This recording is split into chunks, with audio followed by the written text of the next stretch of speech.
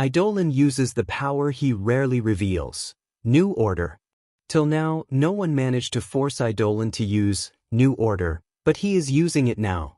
A star-shaped space of atmosphere with miles of radius adheres to Eidolon as the center. Having its own, safe environment, Eidolon accelerates even further, reaching the escape velocity of 40,320 km per hour, roughly 33 Mach. Reaching the vacuum of space, Eidolon feels no change because of the star-shaped atmosphere that follows him. Even things like temperature and pressure haven't changed. New Order is so bullshit. Eidolon mutters, hearing his own voice. He is only more impressed. Eidolon adjusts his position a bit to be in a good orbit and uses a card, Zeta Flight Space Station, Earth 25271. Using the card, a huge space station appears in Eidolon's line of sight. Without delay, he enters the station. After checking out all the facilities, taking control of the central computer and activating the cloaking device, Hector allows himself to relax. Hector wasn't planning on using the station anytime soon. He has barely begun his activities on the ground, let alone in space. He had created a goal of his own that he would activate the station card when he could fly in space without any problems. Basically, when he became a cosmic hero. Hector feared dividing himself too much. He barely has staff. He feels he is spreading himself too thin. He ran the risk of the station being located too. But the invasion made him change his mind. Since the world already knows who he is, he doesn't have to act shy. Hector is now in a part of the station that has a transparent wall that has a good view of Earth.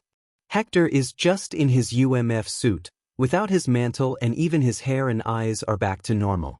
He stares at his home planet for a while. The tutorial is over. All the world knows about me. One of my great advantages is no more, but it's okay. The gains outstrip the loss. Hector speaks with a sigh. Now there will be people plotting against me. I need you upper my game. That's one of the reasons he activated the station so early. But because I feel a little excited. Oh, Hector smiles. I gained tremendous opportunity. I came into this world. Honestly, I feel like I don't deserve it. Even with all the dangers and problems. Hector places his hand on the transparent wall covering Earth. I'm grateful, Hector says simply with a small smile on his face. Hello there. Would be a big author note about the story, but the chapter is already big enough. I will post later. I hope you all enjoyed it. Stay good you all. Till next time extra. Internet discussion disclaimer. I own nothing. This history has no interest in offending any party. Having the sole objective of only entertaining the readers. Enjoy. I'm Iron Man. I'm Groot. I'm Eidolon, and I'm Batman. Wait, how? Hee, because I'm Batman. Sips coffee, a discussion between great minds. I had this idea of showing people's reactions on the internet. I copied the model from Worm a little. I think a reader even came up with this idea too. But I already had that on my mind. I intended it to be in a normal chapter, but I decided to put it as an extra. There's a little discussion about the story at the end. I will appreciate it if you guys read it. But there's no need either. Thanks anyway. Context: it's been a few days since the Battle of New York. The world is shocked. Some high-quality videos of the incident began to circulate on the internet. Hector doing obviously. Hector took special care in putting the heroes in a good light and reiterated that Thor was being mind-controlled. Since this was his debut, it would make a bad first impression maybe Taoist. So, who's gonna start talking about the elephant in the room? Overall RD7 1st. What elephant? It's not that big deal. The last few days just turned it upside down and changed everything we believe in and our own sense of existence and priority in the universe. P_then yep. Just another Saturday here in Florida. Miri understood, but seriously. I'm not from the USA. How many of the things on the internet and TV is real? Azure underscore all the videos released by Anonymous is real. I've seen some parts and I can vouch for what I saw. As for the TV stuff, totally useless. No TV channel got coverage of the incident. You only see some old men giving their useless opinion. Daoist 832572 Anonymous? Zytro, Anonymous, is the username of the guy/gal that uploaded the best clips from the invasion. She said it had a technology-based power that made it easy to cover the day. Miri_Ken Anonymous is a mutant then? Tobuz_Mabus probably. And the new term is metahuman now. At least that's what Eidolon prefers to be called. Nicothrone4 is mutant, the new N-word now? The M-word? Best_human_evil. This is ridiculous. Black people have a whole history of discrimination and suffering. Now we can't say mutants just because a mutant strong appeared. Ridiculous. Daoisteltiakv, how do you know mutants didn't suffer? Just because it wasn't in the news. You're pretty naive if you think you haven't had mutant suffering. Captain America has set a precedent that a normal human can break their limits. And we've all known for ages that there are people with powers. What do you think the rich and powerful did with this information? If you were rich and powerful, wouldn't you invest in trying to gain superpowers? How many mutants died in dark labs and nobody knows? SCP_The Lost, stop with your conspiracy theories. This is real life, not fiction. Dark_Demon, you who have to open your eyes. Real life is worse than fiction now.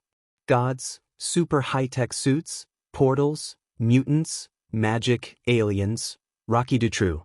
I cannot say for sure, as I am not informed of the matter. But does Magneto want revenge for the mutants who died like this? Under the hood? Darkness_Hollow Magneto is a mutant supremacist. Calling himself Homo Superior, he thinks it is his right to be above all of us. He is just another terrorist with a god complex. The problem is that he has the power to back it up. Abdul_Gamdi_10. Thank God Eidolon doesn't think like that. Righteous Demon, doing a quick search, I found that the main places Magneto attacked were military installations. He rarely appears in places with civilians. Do you guys think that he is rescuing mutants being experimented with? Sound interesting. But I believe he appeared in some cities, yes. I don't remember now. Amiya, I think it was in Arkansas. Well, that place is racist as fuck. Maybe he went to teach some assholes. Not player, honestly, I've never seen a mutant in my entire life. I think I only know Magneto's name. J. King Sniper. Magneto killed our President Kennedy. Otaku_gamer_198 is someone under him. The shapeshifter apparently. Moro_Hisoka. I know, Magneto's sidekick shapeshifter. He always has these stories to scare us. Mutants can be everywhere. Spooky, Beowulf Dragon, but they can be. IHC, I have nothing against mutants. I just don't want to be around me. Too dangerous. Flightless_man. Famous racist motto. The same vibe of, I have nothing against black people, I just don't want to be around me. Dracer_Spartan, I have nothing against mutants, I just don't ever want to see them in my life. Cruel Reality, I have nothing against mutants, I even have some mutant friends. Chesabrelef01, I have nothing against mutants, but if my son turns out to be one, I disinherit him. Not under Skittleblade, I have nothing against mutants. This is a mistake. And being a mistake is a mutant thing. Cherry Pacycle, I have nothing against mutants, I ever consider them human beings too. Final_God_Skurv_them, I have nothing against mutants, I even think they have feelings too. Azure_Vidra. Question to the New Yorkers, is it true that a nuke almost hit Manhattan? Doombot 3, I don't know. I'm on the subways. Eclipse King, nothing was said on the news. Daoist 092454, there's no footage of the missile by Anonymous either. But there is footage of Eidolon using Captain America's shield to protect the city from something on the other side of the portal. Ricardo_Geronimo, I saw this one. Cool as hell. General_Kenobi_0, I saw the missile. Iron Man sent the missile through the portal in the sky. Eidolon must have protected us from the blast. Fausto_net_680, seriously?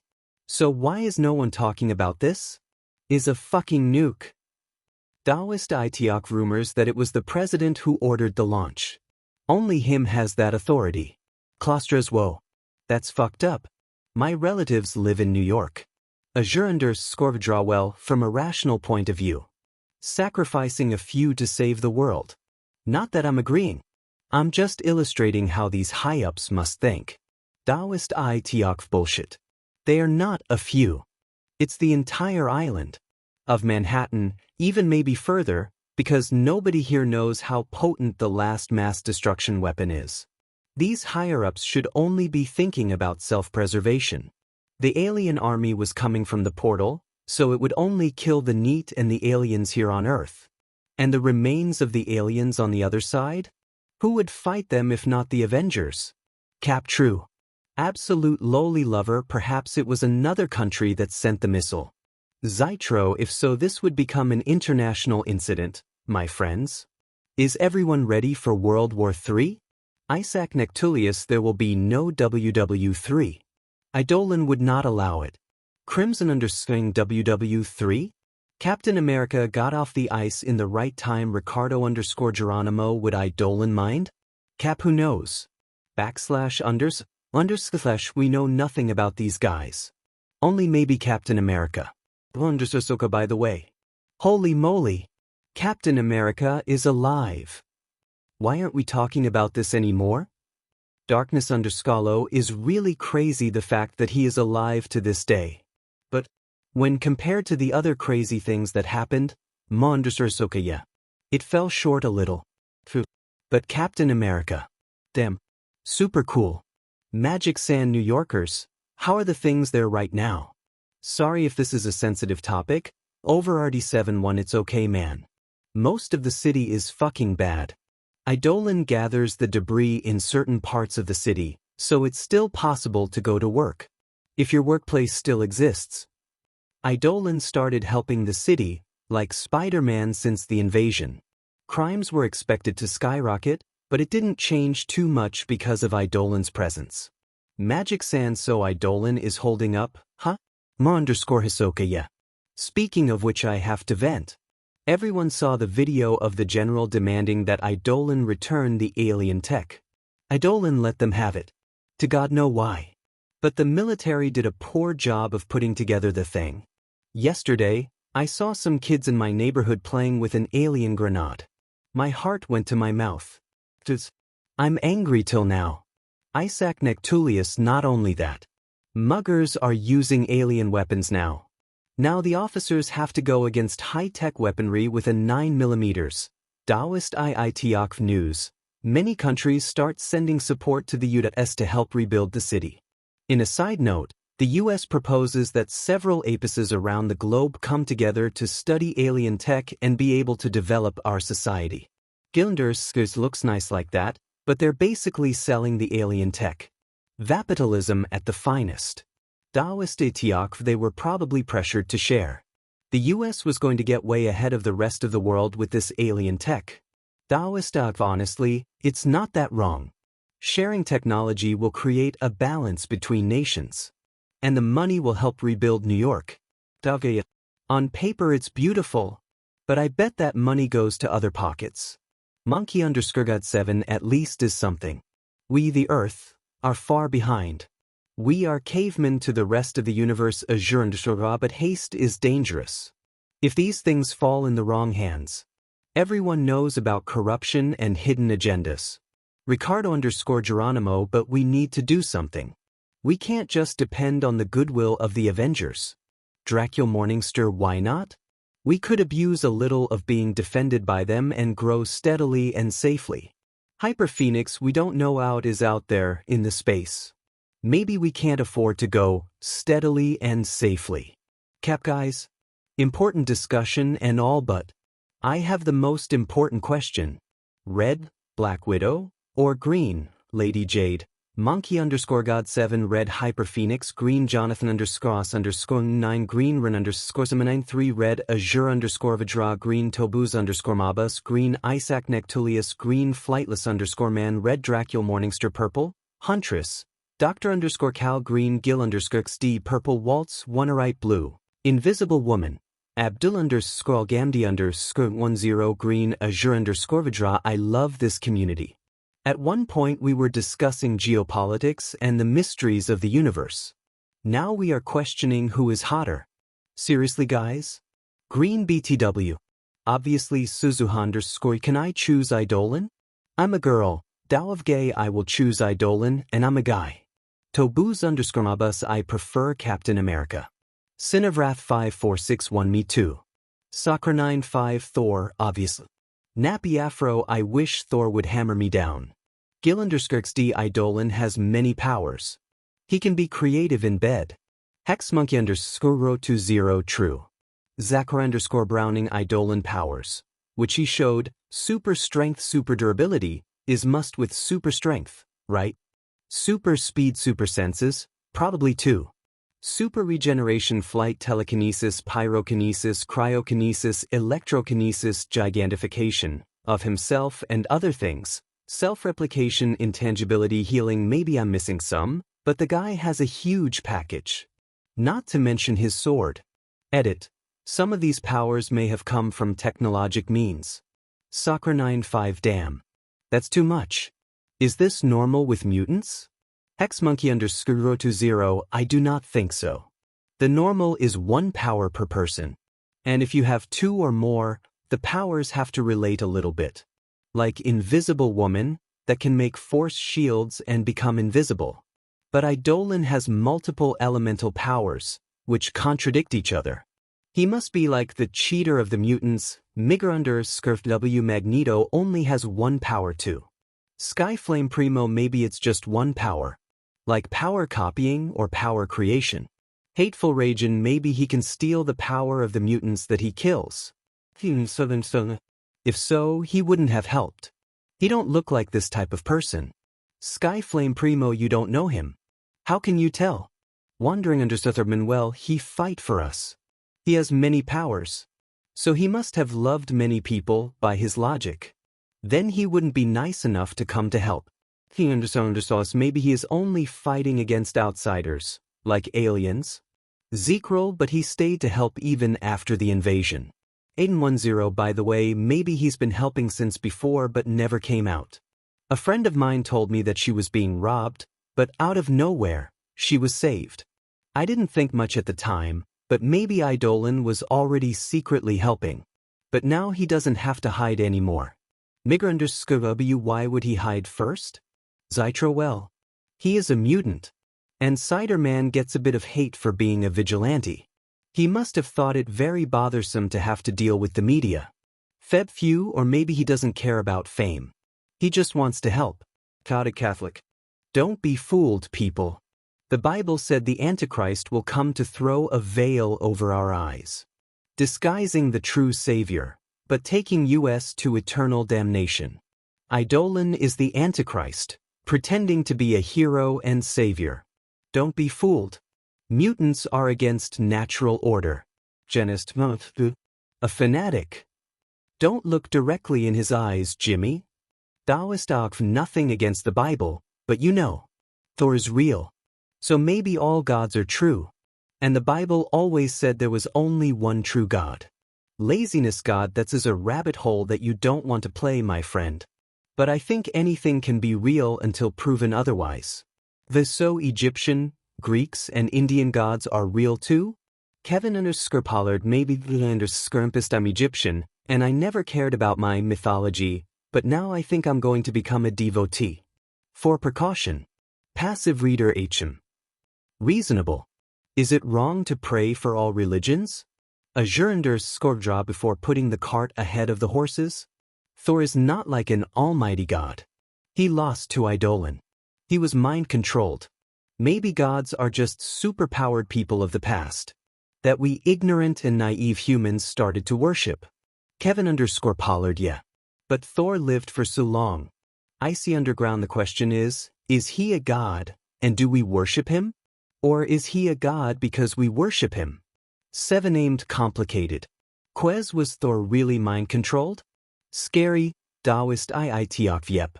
You can see in anonymous videos. Vavel. Imagine a mind-controlled Eidolon? Tobu's understubus shivers Fenrir. This puts things in perspective. Perhaps the heroes will turn against us for being mind-controlled. Lenderskuff, it's no use thinking about it. Better to have heroes than not to have heroes. Motto true. But why don't they work with the government and the police? Mainly Eidolon and Spider-Man. They could save more people if they cooperated, right? He might even get a salary. Some dead body. Well, the Saturday morning cartoons taught us that heroes hide their identities to protect those close to them. That is a valid point. Kirito_Gaia, they have their own circumstances. Tony Stark is rich and has no one to worry about. Who knows the secret identity of Eidolon? The Monday effect, do you guys think he needs a secret identity? I imagine him living on an island separate from the world. Or on a mountain. Wish fulfillment, he is not a hermit. Daddy Machio, he must have a normal life too. Barthok, with all these powers, he must be living in the easy mode. Cookie Monster 9001, who knows, is not like a normal everyday job, needs to be able to lift skyscrapers. Lord of Wish, but seriously, who do I need to suck to gain powers? Cap the Hulk. His radiation will make you a hero. Dead Man will be your name. Continues. Most of the people in this discussion are young. So there's not much hate against the heroes. Mainstream media is a different story, being more divided between supporting or condemning the Avengers and mainly Eidolon. In Ahoy, let's have a long talk about this story, okay? Let's talk about the MC's morals. He is weird, doing good things and bad things. Is his moral compass all over the place? Yes, but actually no. Let's explain me. I believe that people who are either totally good or totally evil are rare. I believe people are more complex than that. I'm a fan of the concept of yin-yang.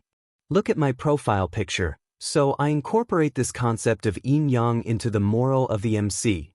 Even his suit is black and white. His actions. Like in yin-yang, there's some white into the black and vice versa. Hector's good actions have little of an evil deep reason too. Selfish reasons? Increase reputation, make people depend on him. And Hector's evil actions have good on them too.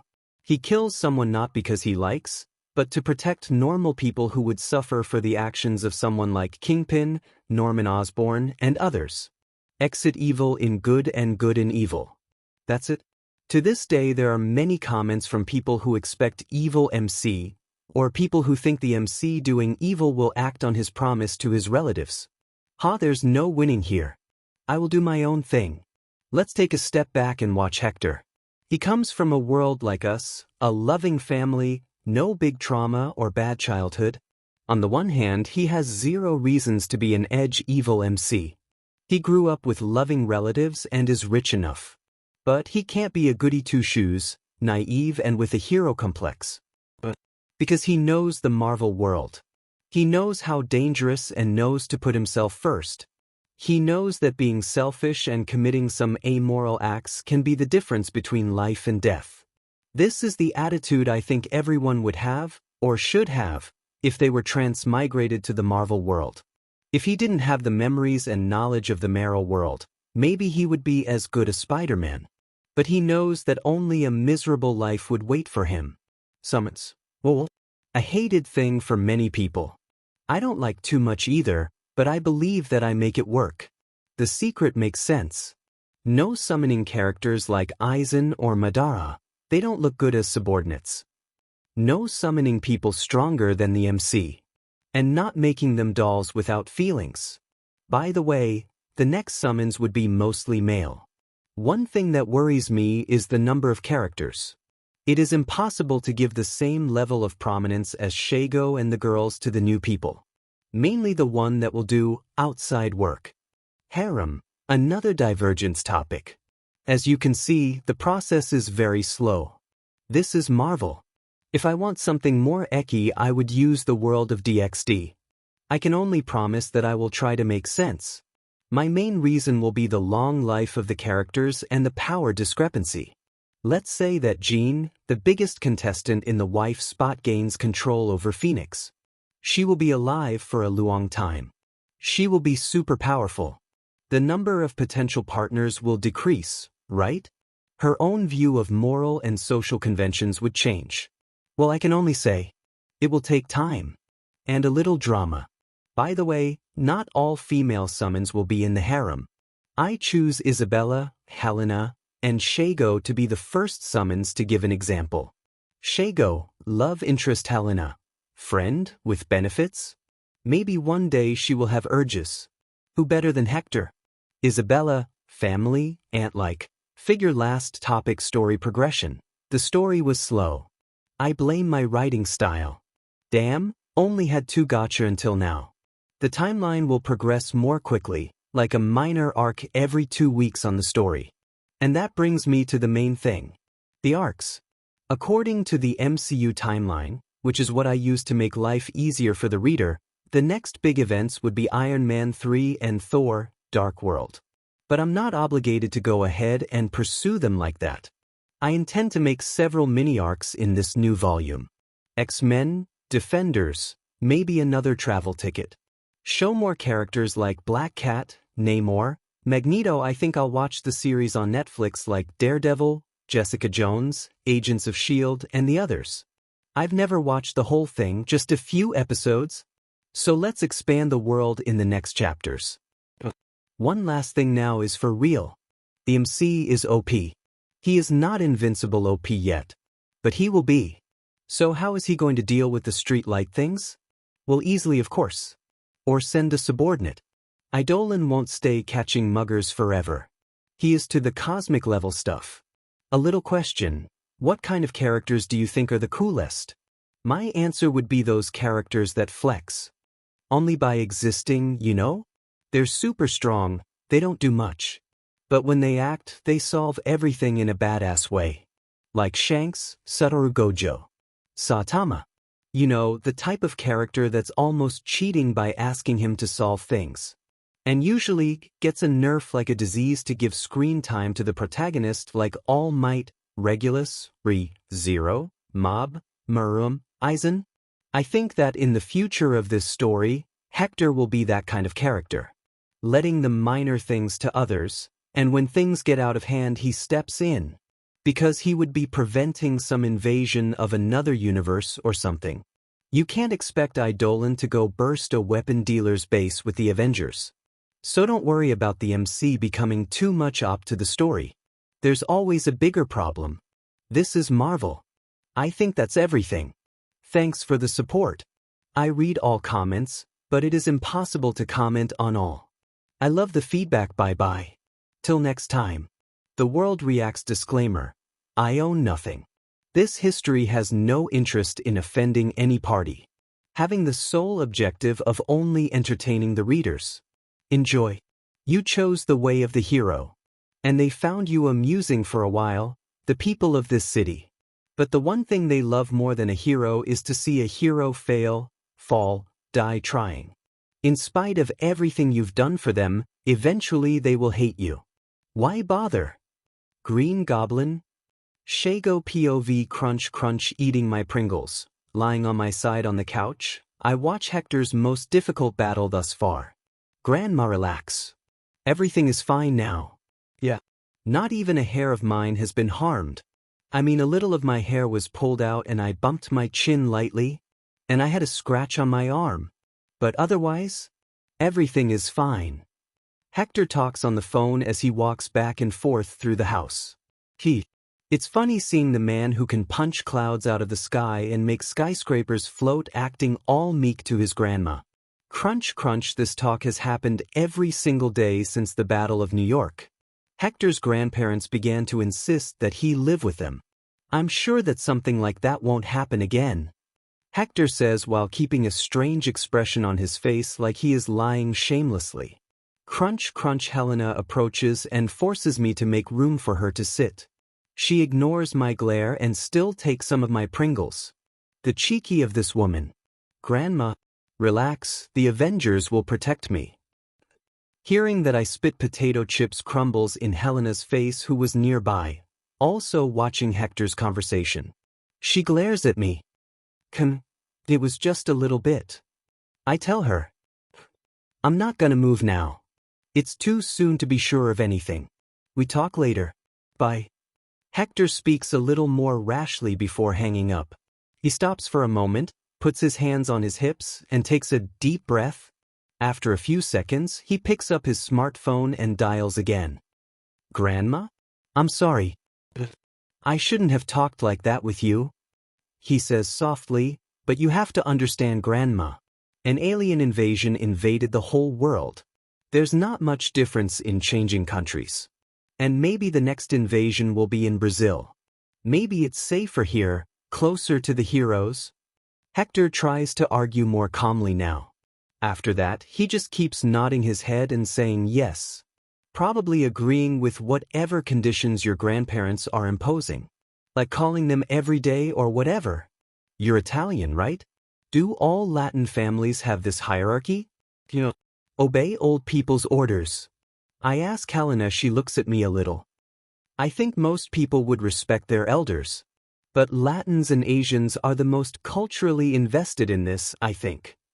She responds as if it were obvious. Well, I didn't know that. I never met my grandparents. My parents and brothers are annoying people. I never got along with them. And I think Hector should put his foot down already. Too much drama. Don't look at me like that. I say to Helena. It's just that the discrepancy between seeing him fighting gods and acting so badass and being so dutiful to his grandparents is weird. And a little funny. Huh. I say and notice Hector already sitting up too, showing a mentally tired expression. There are no heroes in their hometowns. Or something like that, Shago. How can you act tough to the people who changed your diapers and saw you at your most embarrassing moments? Hector speaks with a sigh. Fair enough. I say and see Helena nod. Isabella enters the living room carrying a trail with drinks. You're an adult, right? The final say is still yours. They can't force you to do anything. Isabella speaks her mind as she puts the trail on the middle table. By the law, yes, I am an adult. But to them I am their 16-year-old grandkid, their last living relative, recently orphaned. Hector says, I can't say, I know what I'm doing, because they will see me as a petulant teenager. Any form of argument will sound like any other teenager who thinks he knows better than the adults. Hector speaks slightly frustrated. And he continues. Heads up, yes, I know better than most adults. But I can't say that. You could tell the truth. Helena shrugged her shoulders. Tell that you're strong, have powers. Hector frowns a little. That would cause another kind of concern. Well, I could lie and say I'm not Eidolon. Just have powers and I'm not that fragile. Hector looks thoughtful and starts rubbing his eyes, but I want to keep them very far from this whole super business. Hear me out? Will sound bad at first, but wait for me to finish. I say, calling his attention, you could just mind influence him, you know? I say, pointing my index finger at my head. Seeing Hector pause and glare at me between the space of his fingers, I elaborate further. Wait, don't be angry so fast. I'm not saying to brainwash them or anything. I hasten, just make them a little more suggestive to your ideas and stance on this matter. It will save you having to lie, it will save you stress, and it will make them sleep soundly at night. I speak, seeing him adopt a thoughtful expression. Hector has said in the past that he would accept any opinion or suggestion from us. I'm the most villainous here. So I'm the one that can give him the evil option. It's not like you're doing something bad. This is to their own good too. I finish. Hector sighs. The worst part is that I'm half considering this, but no. Hector closes his eyes before replying. It would be the easiest way out, it would save the drama. But it's not right. Hector says. Can be an option if everything fails. But I just don't want to. This is how it starts, you know? With small things like that. In a little while, I'm brainwashing everyone just because it's more convenient. Hector says. I think he is too hard on himself. It's not like one morally dark act will make him go into a spiral of evil deeds, turning him into a psychopath or something. Is just a suggestion. I shrug my shoulders. You can go live with them. With your powers, you can go to any place very fast, right? It doesn't make much difference whether you live here or in another country. The world is small to you. I give another suggestion. But New York is better. I need to be here for now, faster to react in the event of a disaster. At least until my surveillance satellites are operational. You saw that the rest of the world only knew about the invasion when they were already halfway through everything. Hector counters. I can only accept his word. For some reason, Hector insists that New York is the center of the big events that will happen in the future. I mean, makes sense. I haven't looked closely, but I think almost all the supers are here in New York. At least the known ones.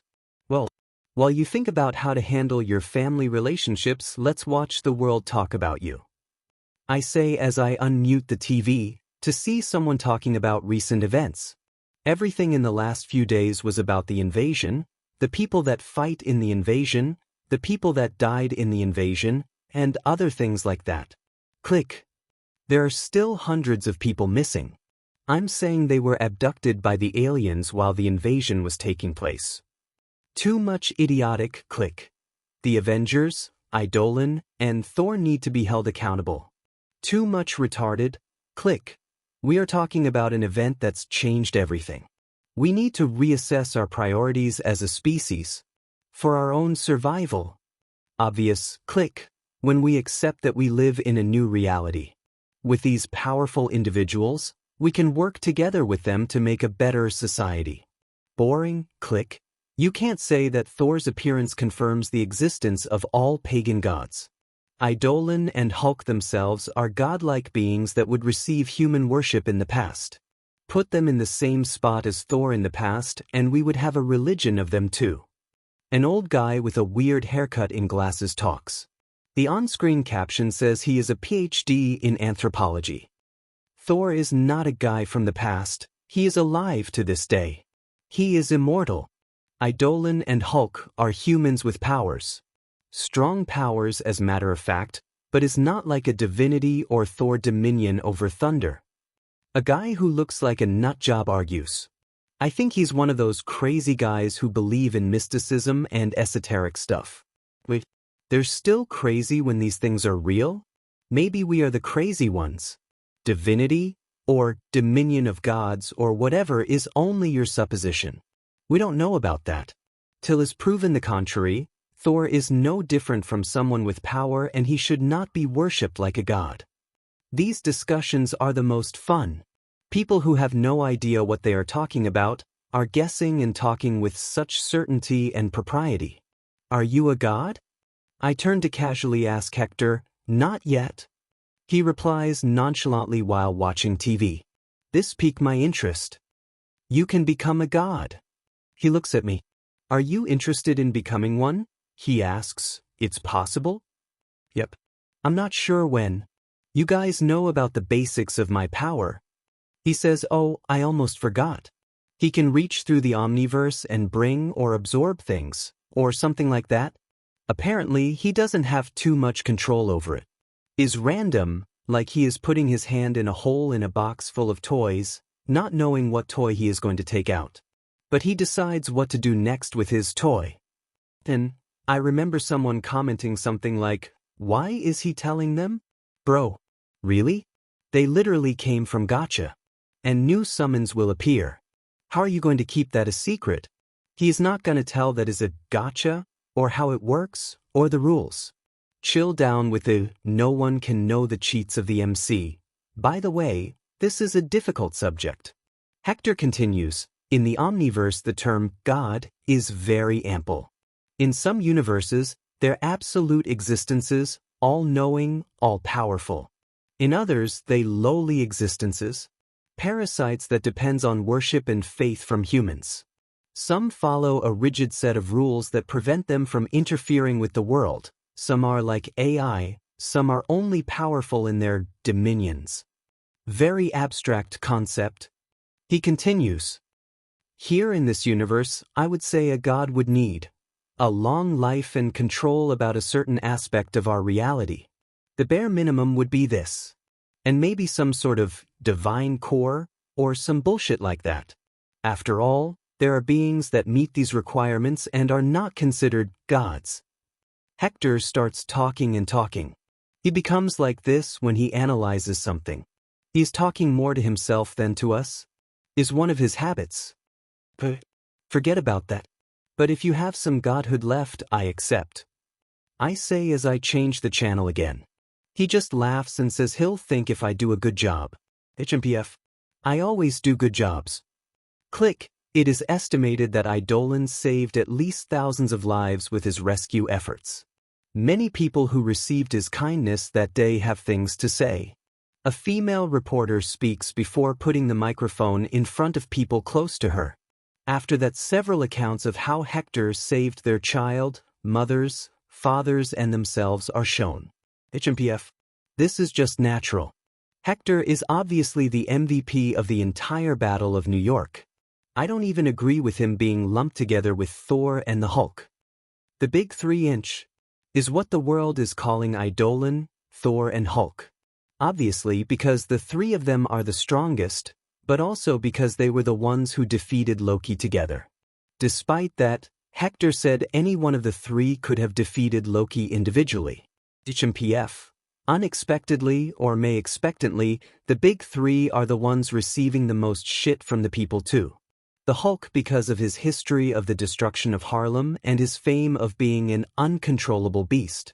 Thor because he comes from the same place as the invaders and because of the first impression of him as an enemy. Even with Hector carefully selecting and uploading footage that proves that Thor was being mind-controlled, people are still not trusting him so much.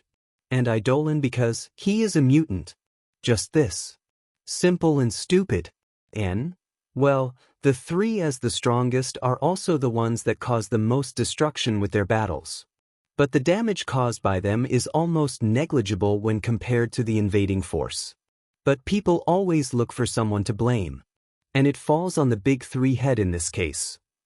Sincerely, it is unnatural all this hate against mutants when the Fantastic Four are also people with power. There is something fishy going here. Looking at Hector to see his reaction, I notice that his face is impassive even when he is being praised. Aren't you happy to be recognized and accepted by the people? I thought that was your goal.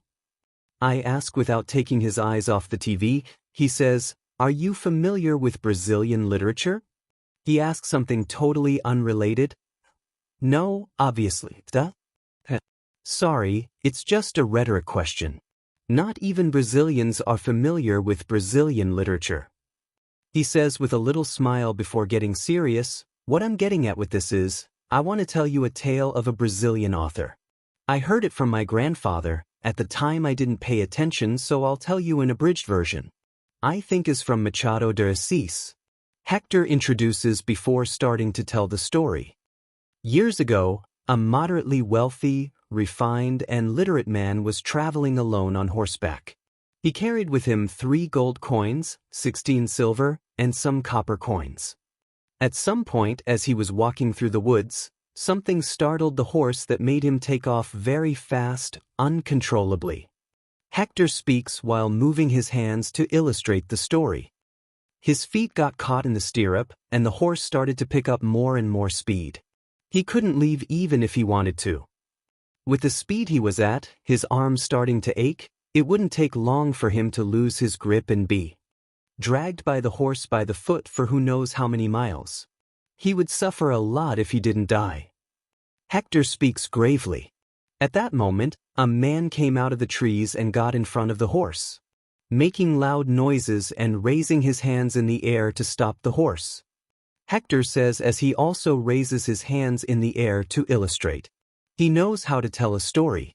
Everyone is paying attention. The horse stopped abruptly, rearing up on its hind legs. The new man quickly grabs the horse's muzzle to control the horse, then starts talking and stroking the horse to calm him down. Meanwhile, the literate man is calming his heart, which was beating fast from the whole situation. Hector says as he brings a hand to his chest.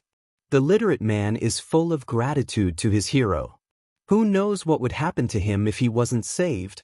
The new man put himself in front of an uncontrolled horse to save him. The literate man then decides to reward his savior with all his money. After all, what is a few gold and silver coins compared to his life, right?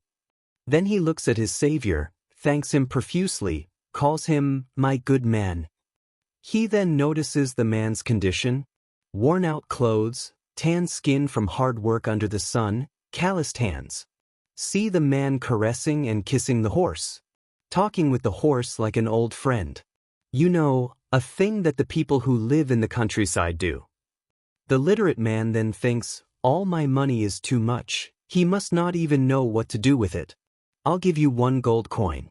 Should be enough, Hector talks pompously. Talk goes and talk comes. The new man still talking with the horse makes the literate man rethink.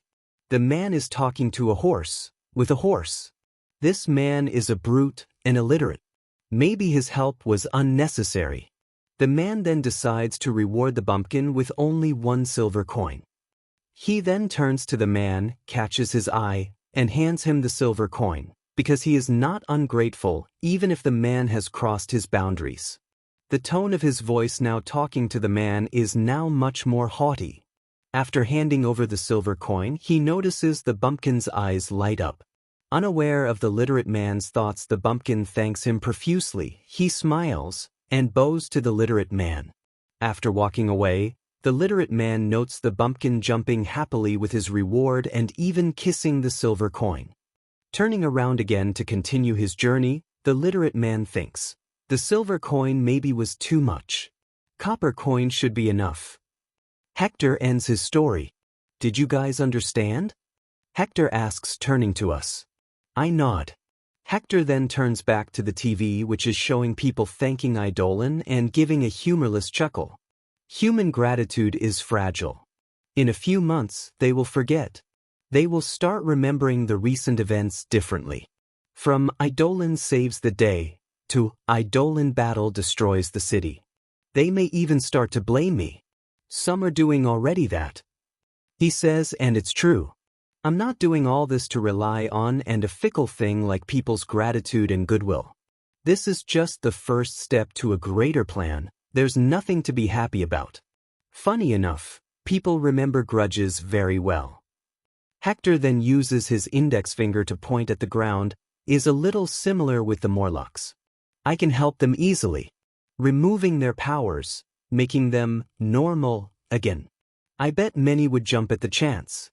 And at the first moment, they would thank me profusely, talking about how grateful they will be for the rest of their life, saying that I could ask for their help in the future for anything. Hector says while rolling his eyes. What a joke. He scoffs, people don't value things that come easily.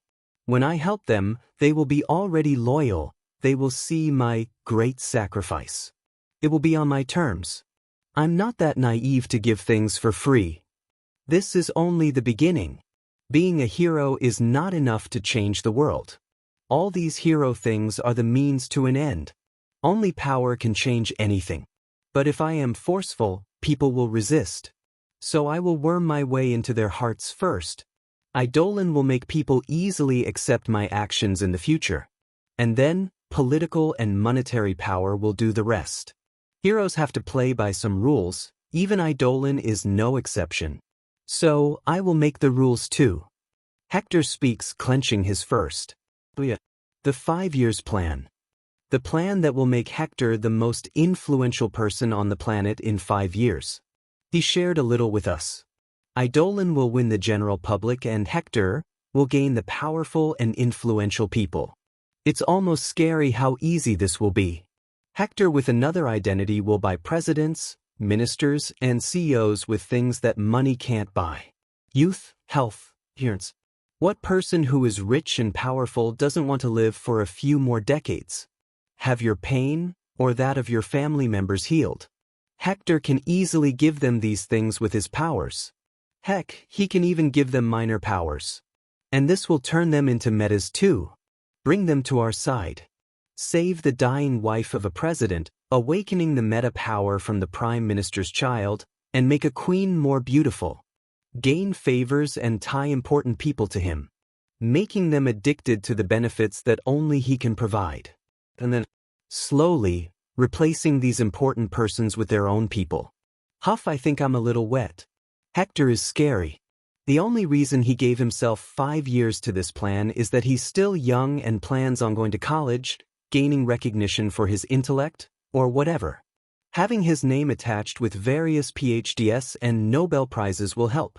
And 5 years are more than enough to slowly make a multi-billionaire company without raising some suspicious eyebrows. He also hasn't decided whether to make Hector someone important. Maybe he wants a laid-back life as a rich child, and having another persona to do all these things. He's worried about his grandparents too. Who knows if some rival business would use his grandparents against him? Well, it would be a big surprise to anyone that kidnaps an old couple and then a very pissed Eidolon goes after their asses. Me showing up didn't really get in the way of your plans? I ask, a little unsure. I should be the person who would put forward Hector's dark plans. Now, there's no one to do this. Hector, without even looking at me, responds, "Nah, I'll get a new person for this. In fact, it's a good thing you made your debut as a hero too." "How come?" I ask curiously. "Well, your skin tone is unusual. This will prepare people to accept physical changes more easily. Mainly because you beautiful, people are more receptive to beautiful people. A different skin tone isn't such a drastic change, so you're the ideal poster girl for it. Makia doesn't have a friendly appearance, but it is possible to sell the gentle giant image of him." Hector lists several PR reasons and strategies, but I focus on one thing. "I'm beautiful?" I ask, smiling a little. Once again, he doesn't even look at me. "Obviously, you're drop-dead gorgeous." He says this ticks me off a little. Obviously, I'm the bombshell, but can you speak a little more flirtatiously? He talks with the same tone of voice as if he were saying, "Your hair is black." On the one hand, it is flattering, on the other it makes me mad. TSH, author, women. Ha. Sips coffee. "Did you see what they are talking about you on the net?" Hector says, handing me his smartphone. "What?" I take it and look. There's one poll where people vote between me and Black Widow, and the results are, 62% green. Suck that, octogenarian. I scream at the ceiling. Oh, I never cared about the internet. I always thought it was a stronghold of horny and stupid people. But it seems that I was too harsh. They have good taste too. Picking up my cell phone, I start looking at sites where people discuss hero stuff. Let's catch up a bit. While using Hector's smartphone as a reference to get the links, I notice something. 5-star spa and resort? I ask, "Oh, this is for you girls. As a parting gift. Is already booked. This weekend, Germany." Hector speaks, parting gift. Isabella, who has been quietly watching the news, asks, "Yeah, it's time for Shago and Helena to move out. This period of chaos in New York is good for this. This weekend I will use my powers, and it will be good to bring new helpers. And you with them to the spa, Isabella. Not moving out. You will continue taking care of me." Hector smiles at her. "Wait, new helpers? Already?" No.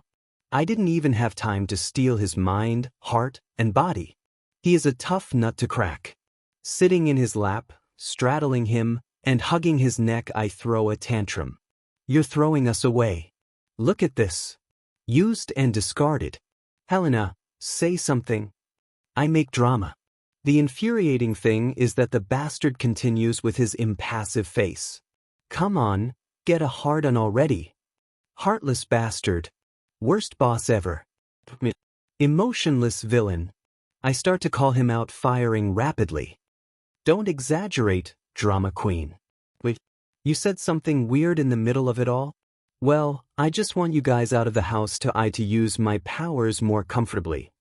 He says, rolling his eyes, and then turns to me, getting his face very close and pinching my cheeks, unfortunately the ones on my face, and I'm a great boss. What are you talking about? Your living conditions are excellent. And here, you guys can have this back. It says, showing me a credit card with my name. The credit card that was made when I was transported here. There are some millions there on my bank account, right? You can use this weekend to have fun. Just be aware that you guys still don't have a stable source of income. The bar and restaurant will take a while to open. And with the crisis that will befall New York, I doubt fancy places like this will be on demand. He advises. Taking my card as fast as lightning, I put the thing between my breasts. Best boss ever. I say, lightly kissing him on his cheek. Is he blushing a little? Oh, so the soft approach can work too? I see, he is more resistant to my hard and direct approach because of prolonged exposure. If I vary a little, I can catch him off guard. Smiling smugly at him, I notice his expression. He noticed that he was affected. And then I hugged the air. Because he just disappeared from my grip. Oh ho ho, you escaping only prove the effectiveness, my dear. This is fun.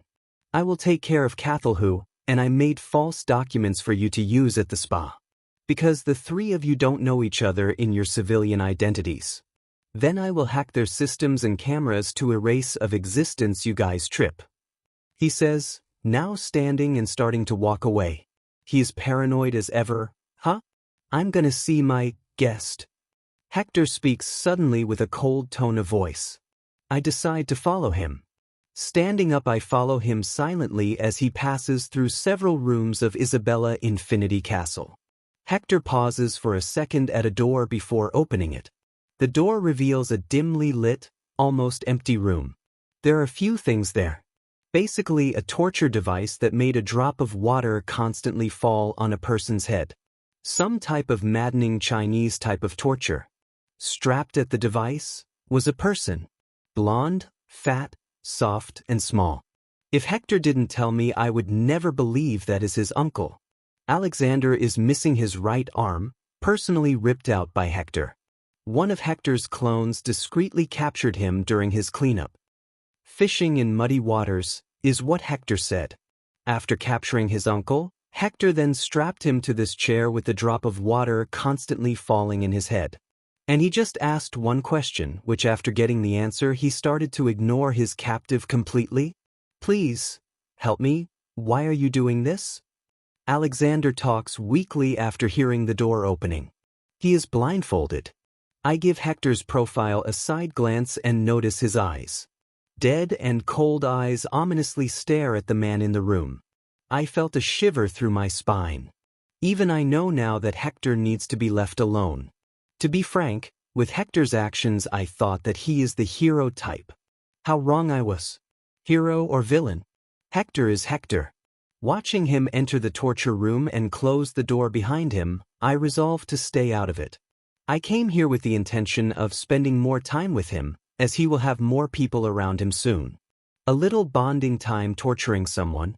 But he is in no mood for our little game right now. Well, I know when to leave a man alone. Looking at my smartphone, there's already a message from Hector. Don't interact with anyone on the internet for now.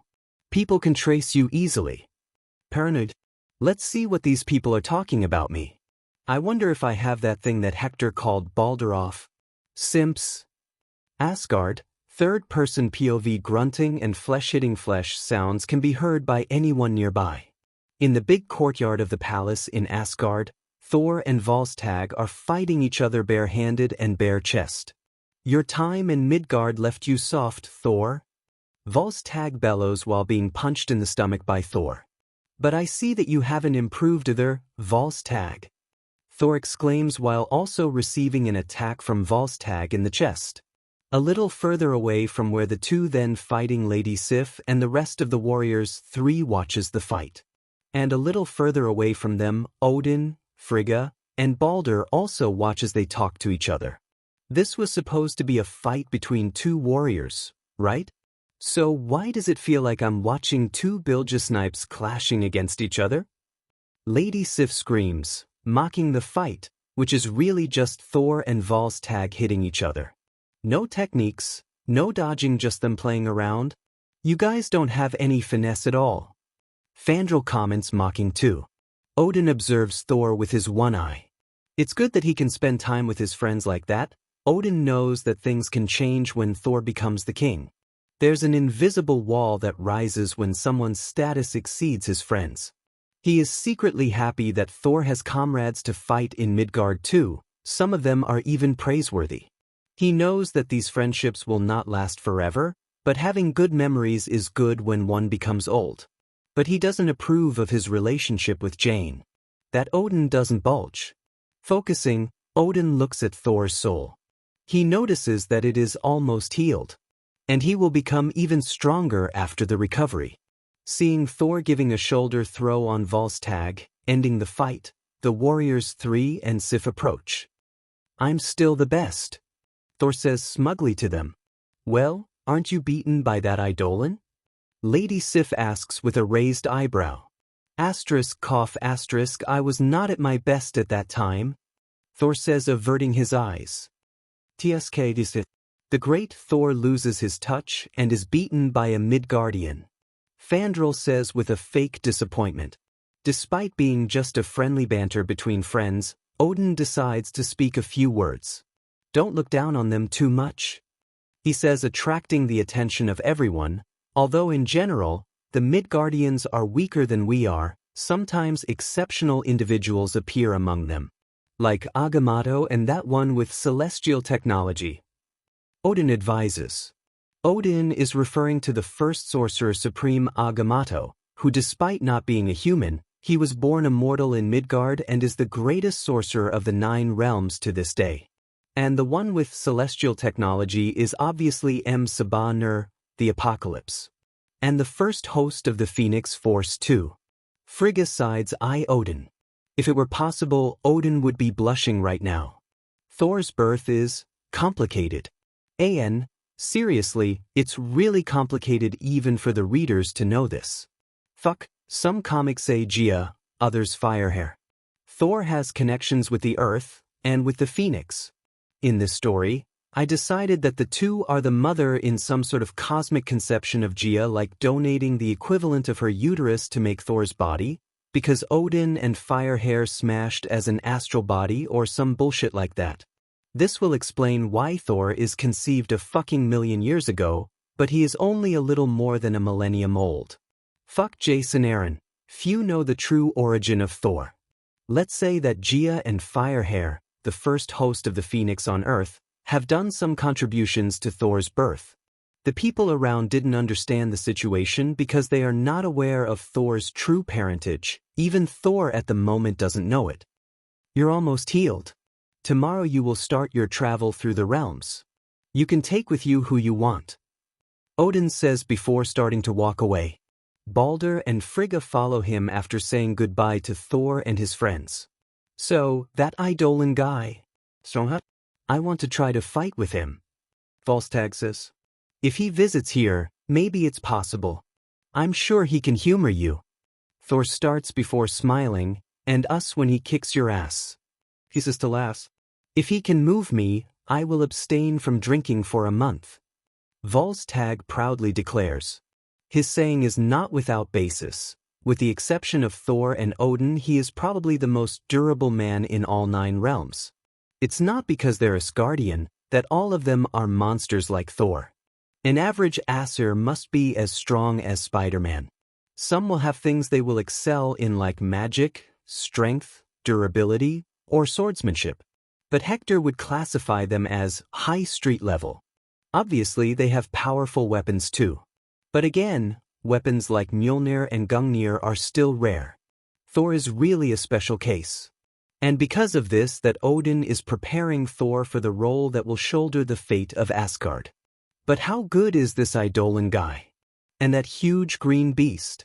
He looks strong too. Hogan asks, the Hulk. He has the brute strength that puts Volstagg here on the ground. Thor excitedly exclaims, and Eidolon? Well, I don't know. Thor says a little unsure. ? How you don't know?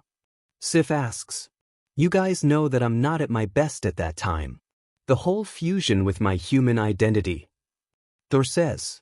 He doesn't know at this time, but living as a human is what makes it possible for Thor to fight the true enemies of Asgard, all according with Odin's plan. But this is better left to the future. Thor continues. But at the same time, I feel like he wasn't giving it his all either. He's strong, annoyingly fast, many abilities. But the thing is his eyes. Thor talks to his friends. Throughout the whole fight his eyes didn't change. Like everything I do is under his prediction, he is analyzing me. Like he knew he will win. And he never doubted that even for a moment. And he just took his time because he couldn't make up his mind how to end the fight. Thor says gravely, "It sincerely creeps me out a little, but he did this for my own good." Ha! Thor laughs. "But now I'm confident that I can win." He says, closing and opening his fist. "I have no idea of what you are talking about, Thor. You don't know how to explain things properly."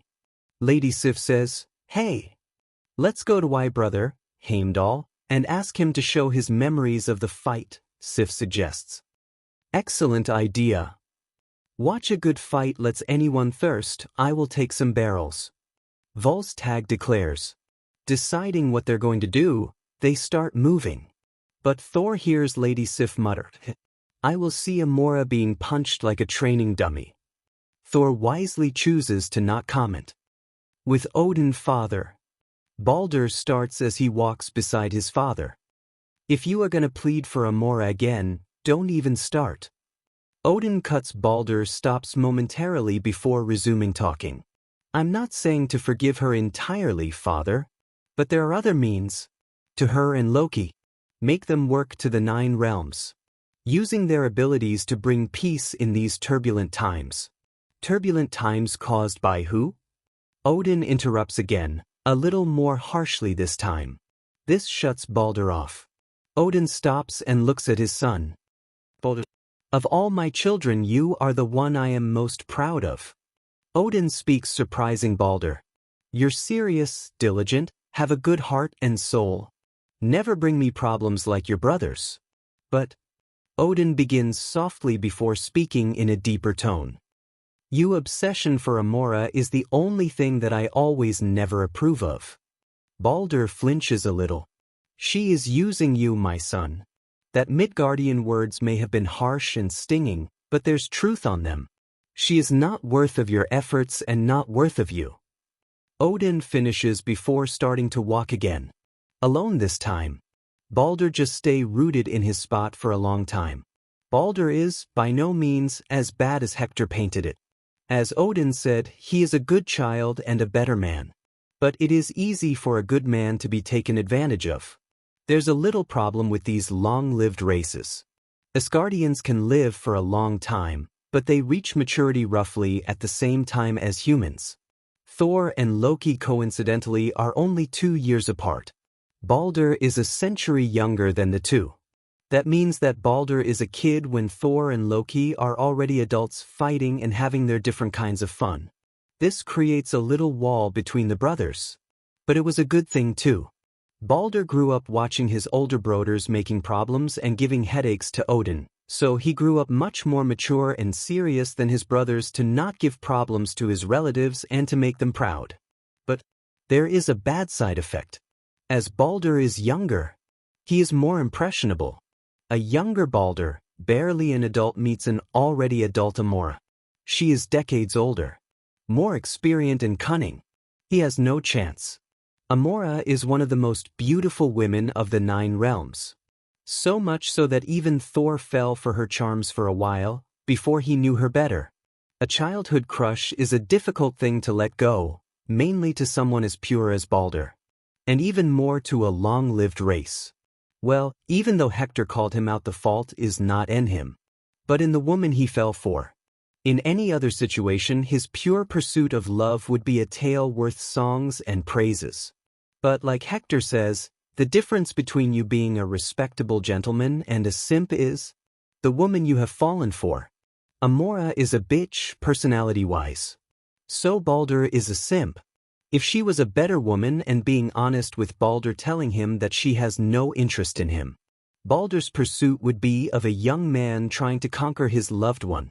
But now he is a simp that humiliates himself for the love of a woman that only sees him as a tool. He still believes in her, and although Odin is aware of this unhealthy relationship and that Balder will one day get hurt when he wakes up to reality, he is still let it be. In the worst-case scenario for Balder here would be a older Amora, not even beautiful anymore, sees that has no chance of getting anything better, and settles for Balder. And Balder accepting. I have seen a thing like that in real life. Don't accept being the last option, kings. Despite what MCU makes of Odin's bad parentage skill, for plot purposes, he is not a bad father. He can be harsh and distant, but he is doing this for his children's own good. He is not the god of wisdom for nothing. If you asked Hector, he would say that he has a much better impression of Odin than the all-father of other pantheons. Like the Greece one. At least he doesn't go around sleeping with mortal married women. As an animal or some sick shit like that. Odin rarely says directly what his children should do. He let them do whatever they want most of the time. They make mistakes and can grow from that. They are long-lived, so they will have a long time to think and become better. Works well with most of his Sue. Even Loki, the failure, can one day repent. Maybe in 1 year, 10, 100, matter not. But Odin believes that Loki can be great if he let go of his obsession for the throne of Asgard. He thinks the same about Balder. He will let Balder realize on his own that Amora is a mistake. The children grow much more when they obtain the answer for themselves. Thor is a good example. Although Odin believed in his children, he hopes that they will grow a little faster. Normally he wouldn't be worried because Thor, Loki, and Balder still have a long time ahead. But Odin doesn't have. Xavier Institute, Kitty Pride POV, oh god, he's hot. Jubilee exclaims as we watch the events of the invasion. Well, I have to agree with her no matter who she's talking about. Thor, Captain America, Human Torch, all of them are hot. But she is talking about Eidolon this time. So this is what he is hiding under the mantle.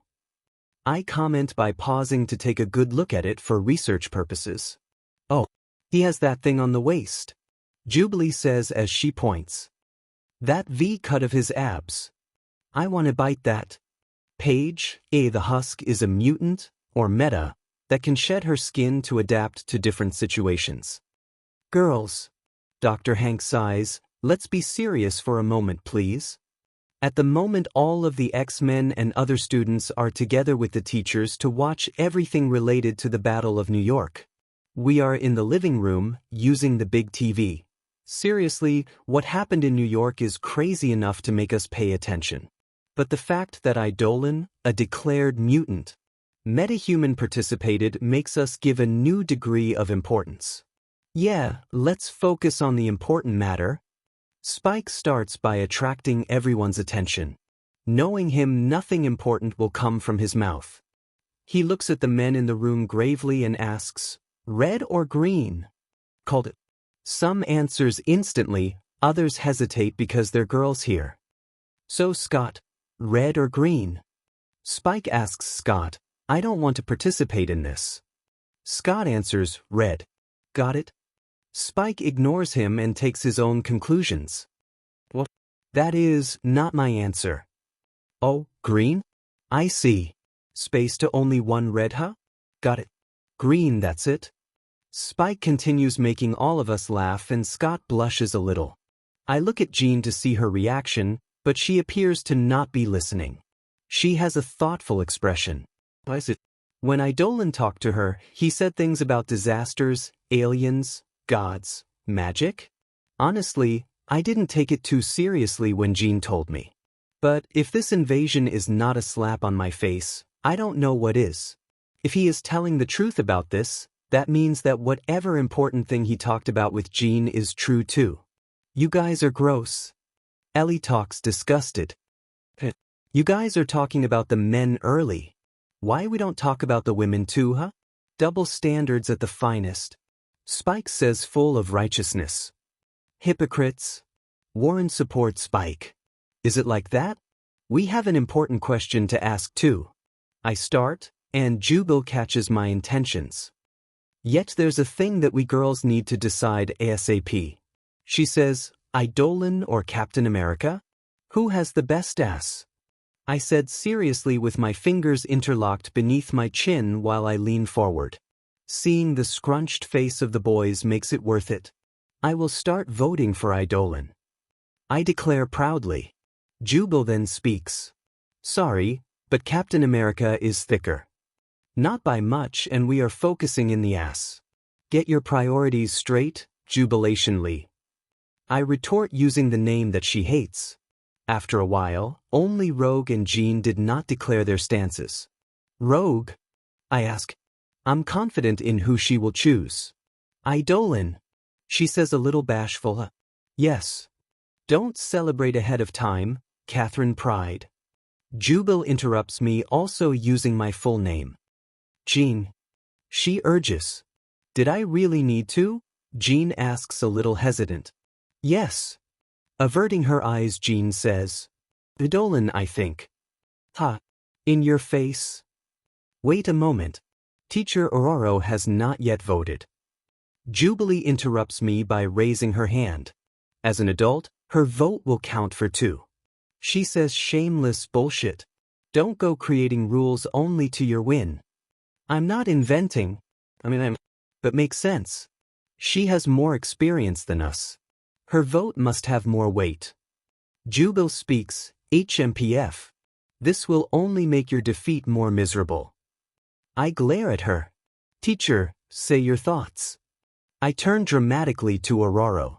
She smiles and raises an amused eyebrow. You girls are dragging me into this? All is Jubilee's fault.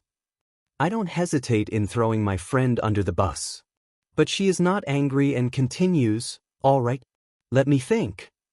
She makes a serious expression. Captain America's but is indeed a little bigger. But Eidolon's is perkier. I think Eidolon can still grow. He looks young, 18 or 19 years old.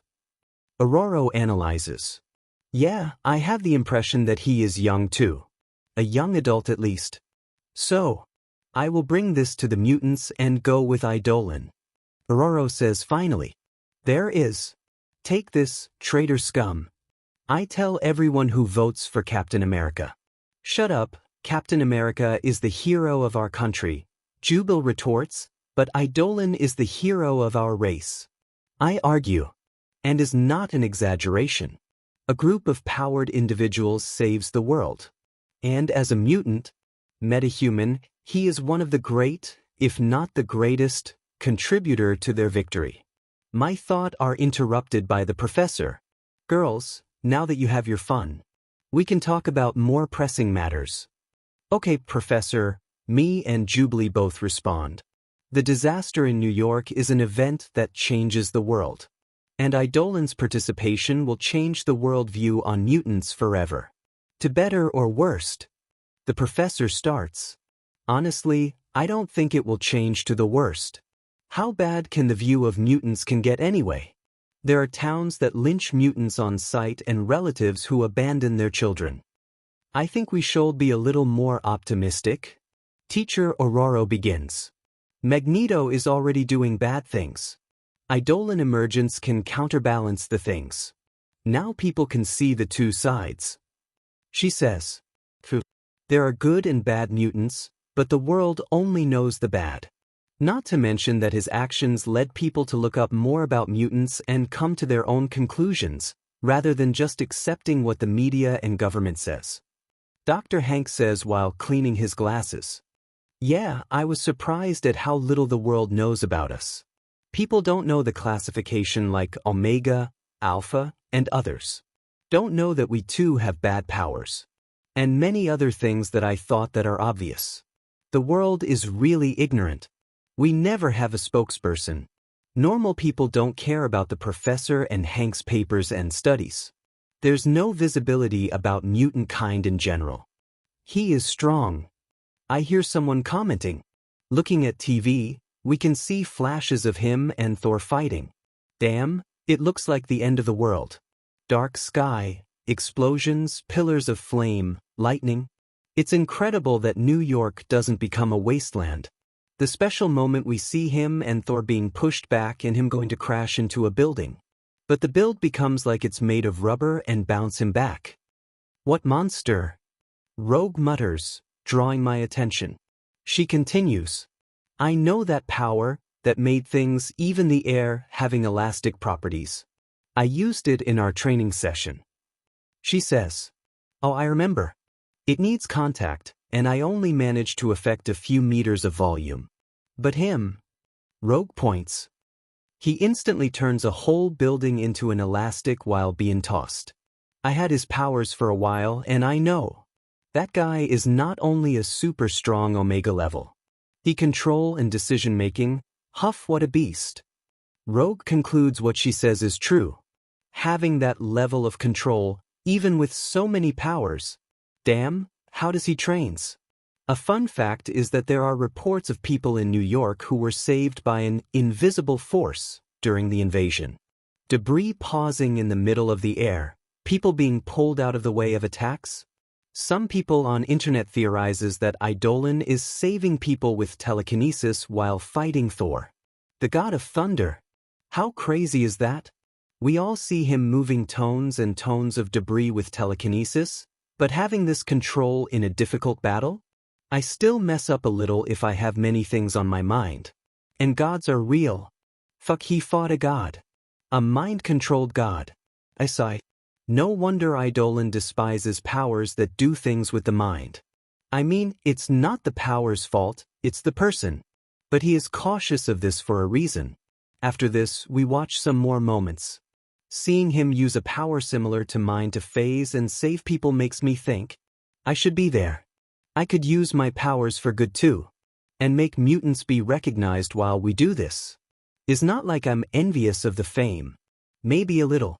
But that is not the point. We are doing good secretly for more than a year. Helping saving. But no one knows this. When we learned of the invasion, the thing was almost over. The professor didn't let us help, because it could bring attention to us, to the institute, and put us in danger. And put the children here in danger too. Yeah. We are minors. The professor is not wrong in putting our lives as a priority since he is responsible. But is still frustrating. We adopt a wait-and-see approach to the whole situation.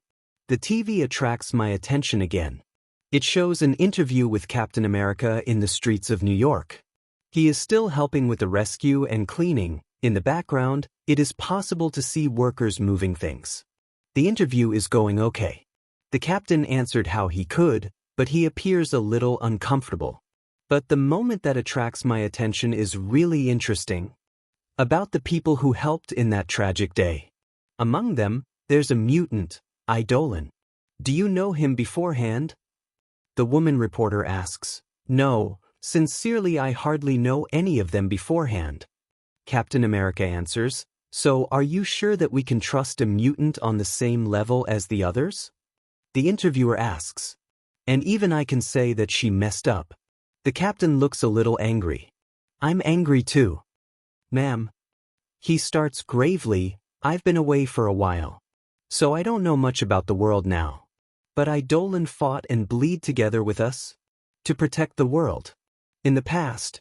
And I want to believe that so far in the present too. This means that he is an ally and a friend until proven otherwise. Damn, burned by Captain America. Bye career. Now if you excuse me, have a nice day. The captain says before walk away. Nicely said, Cap. Jubilee exclaims from the side. It's good to see the man alive and kicking. Logan speaks with a rare genuine smile. Do you really know him? Bob asks. Yeah. You guys didn't believe me. I meet him during the war. A rare good man he is. I meet the Black Widow sometimes too. She tried to kill me. Good times, good times. Logan speaks. His life is weird if he can think about World War II and assassination attempts with nostalgia. He is smart. Eidolon, I mean. Dr. Hank comments. After seeing that people are paying attention, Dr. Hank continues. I remember that Jean commented that Eidolon already helped secretly, but he is waiting for the right time for his debut. Jean nods. He goes and talks with Jean about some disaster, so maybe him or someone close to him has a power that can predict these things. Dr. Hank talks, if he revealed himself earlier to stop muggers or bank robbers, minor things, maybe he would receive the same treatment of Spider-Man, maybe worse because he is a mutant. So he waited for a big disaster to be truly needed, and to truly fight along other heroes, thus associating himself with mutates and other types of heroes like Stark. Hank pauses and points to the TV. If someone speaks ill of Eidolon is the same as speaking ill of Captain America, Stark, and the Fantastic Four, and his metahuman term, which encompass all people with powers and not just mutants. This man is truly set on bringing a revolution. He has planned very far ahead. Dr. Hank speaks with admiration in his voice. Roro comments then. And he is the spearhead.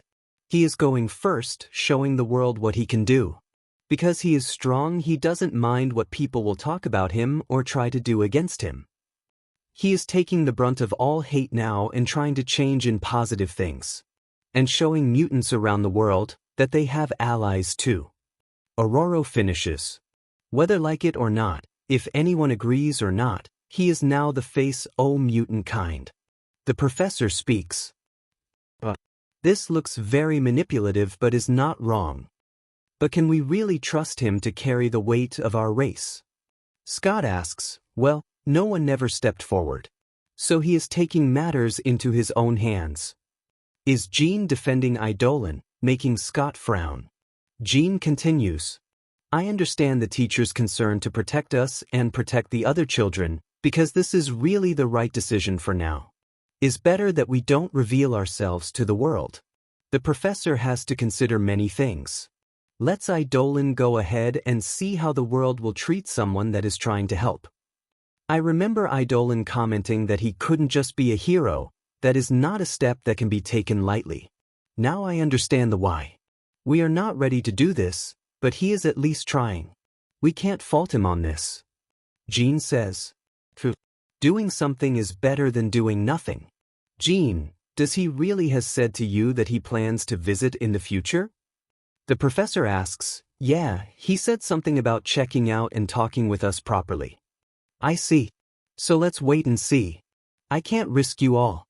Sorry, I know that some of you are unhappy, but this is my final decision. The professor says before rolling out. Looking at the TV, I remember the conversation about the future I had with the girls. And I wonder what the future has in store for us. Unknown place. In a vast and empty room, a man is meditating. His head was full of white hair, but he looks like someone in his early 40s. He has a good physique, full of muscles, and is floating in a meditative stance. This man is Eric Lenscher, birth name Max Eisenhardt, also known as Magneto, the leader of the Brotherhood of Mutants and one of the most famous criminals of the world. Two people enter the large gray, metal-lined room. Fabian Cortez, known as the Power, is a mutant follower of Magneto that can enhance other mutants' powers. He is a white man with brown hair tied in a low ponytail. The other person is Raven Darkholm, the Mystique. She is in her true blue appearance, with red hair and yellow eyes. News? Magneto asks without opening his eyes. Only about the invasion. We got some alien technology in the black market. We are just waiting for your permission to bring it to Asteroidum. Mystique responds. This matter is of utter importance. I will bring these things personally. Eric speaks. Very good. I'm curious, boss. What do you think of this mutant hero, Eidolon? Should we do something about him? Fabian asks. A kid. Magneto answers simply. He is still naive and believe in the world. He will be disappointed. It's just a matter of time. He says, his voice grave, just let him be. When he attempts fail, he will wake up of his delusions. Magneto continued. If Xavier tries to recruit him? Fabian asks again. A man that can face gods is not easily impressed by Charles's idealistic talk. Magneto says, but you saw him in person, right, Raven? What did you think? Magneto asks, opening his eyes. No chance of him becoming one of Xavier's kids. He is someone that do things in his own way. That's my impression of him. His personality will clash with Charles. Mystique answers. I see. Good. Magneto speaks before closing his eyes. Anyway, don't make trouble for him. Even if he is going a different way, he is fighting for mutant kind all the same. Magneto declares. After Fabio and Raven leave, Magneto opens his eyes again. A middle ground, huh? Between my and Charles's ideas. Let's see how far can you go. Are you gonna surprise me? Magneto mutters to himself before returning to his meditation. Latveria Doom is sitting in his throne with many hollow screens in front of him. Drinking wine, he analyzes the events that are shown. The Avengers, the enemies. But more importantly, Thor, the Hulk, and Eidolon. Zooming in, he focuses on the Mjolnir and the Sword of Actuation. He reclined himself on his throne. There's a limit to what he can analyze and study with only video footage. He shifts his focus to the moves and battles that have been recorded. For an instant, his eyes shift to the image of a blonde woman in a blue tight suit. But quickly he refocuses and begins to study the powers and moves of the fighters. Doom will prepare. Europe, in a luxurious office, a blonde woman with blue eyes is watching the footage of Eidolon fighting on her tablet with interested eyes. This woman is beautiful, with a perfectly symmetrical face and high cheekbones. She is using a white corset and a tight, equally white pants. Emma Frost also starts planning. Eidolon is a possibility and a chance to her put many of her plans forward. And she doesn't believe that she can't gain him to help her. Hidden place. Another woman is also watching Eidolon and Thor fight. She is dressed exactly like Emma Frost but in black. And she isn't using pants, only a black thong. She is pale with black long and straight hair. She pauses the video after watching an exchange between Thor and Eidolon. Such vitality! She exclaims in ecstasy. The two are good, but you're more accessible. She smiles as she traces her fingers on Eidolon's image. Sup, you guys expected to see me this weekend? An extra is an extra, my friends. I was very happy that people liked the extra chap. Someone asks to translate my story to Russian. I was like, this is a fanfic. Feel free to do that. In other words, if anyone wants to translate this to any different alphabet, go for it. But please put the link to this story, because the readers can interact here. I read a review about how bad the cover of this story is. And the synopsis too. Damn, is really that bad? Is simple because I never cared. Maybe I should commission some artist to make a drawing of Eidolon. Does anyone know an artist who makes OCs? Anyway, that's all. Next is the gacha. Till next time. Stay good. Are you trying to tell me something, gacha? Disclaimer. I own nothing. This history has no interest in offending any party. Having the sole objective of only entertaining the readers. Enjoy. Hard work betrays none. Hachimen Hikigaya. Third-person POV. A shootout between the police and criminals is taking place in New York. The police force is at a momentary disadvantage because they are being outgunned by the criminals, but they just need to hold on for a little because reinforcements are already in the way and the police blocked the escape route. Criminals are trapped without a way out, and in the end, they will be caught. Unless something unexpected happens, and it happens. Just hold on a little more. Backup is coming. A police officer screams while reloading his pistol. Using his car as a cover, he focuses on the constant gunshots, trying to decide the right time to emerge again to return fire. But then, silence. All of a sudden there are no more gunshots. What is going on? He thinks, shit. Another police officer exclaims. Taking a risk, the police officer who was taking cover peeks to see what is going. And his eyes from him widen too. Because he sees a criminal holding something that every New Yorker could recognize now, a Chitauri cannon.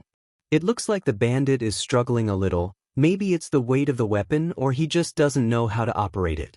But in a few seconds, he seems to understand something and points the alien weapon at agents of the law. Down the floor. Now. Someone screams boom, a blast of energy hits the police car, causing it to explode slightly and flip in the air. Shit. Shit. Some police officers murmur while the criminal cheers. The one holding the cannon appears excited too. Having that kind of power, overwhelming the opposition, probably makes him feel on the top of the world. He prepares to shoot again, but when the blast is fired, a thunder-like sound is heard. A distant sound that has nothing to do with the Chitauri weapon in his hands. Faster than anyone can see, Eidolon appears among the police officers and criminals. The blast of energy hit him on the chest, washing over his mantle completely harmless. A pin-drop silence falls into the surroundings. The face of the criminals who were celebrating just now became paralyzed and stiff. Some of the criminals start dropping their weapons and kneeling on the ground. Some still try to shoot Eidolon, the cannon guy included, but is all useless. Bullets and blasts of energy hit him like drops of rain. Eidolon's right arm appears between one of the two slits of his mantle and he extends his palm to the criminals. The ones that have not surrendered are lifted in the air and then separated from their weapons. Eidolon then clenches his hand, making all the guns a ball of lump metal and not so gently throwing the criminals to the ground to join with their smarter friends. As he continues to put pressure on the criminals, Eidolon finally turns to the cops. "Are you guys okay?" Already knowing that they are. The cops who were in a daze finally regain their focus. An officer recovers faster and tells the others to handcuff the criminals. "Thanks for the help, Eidolon."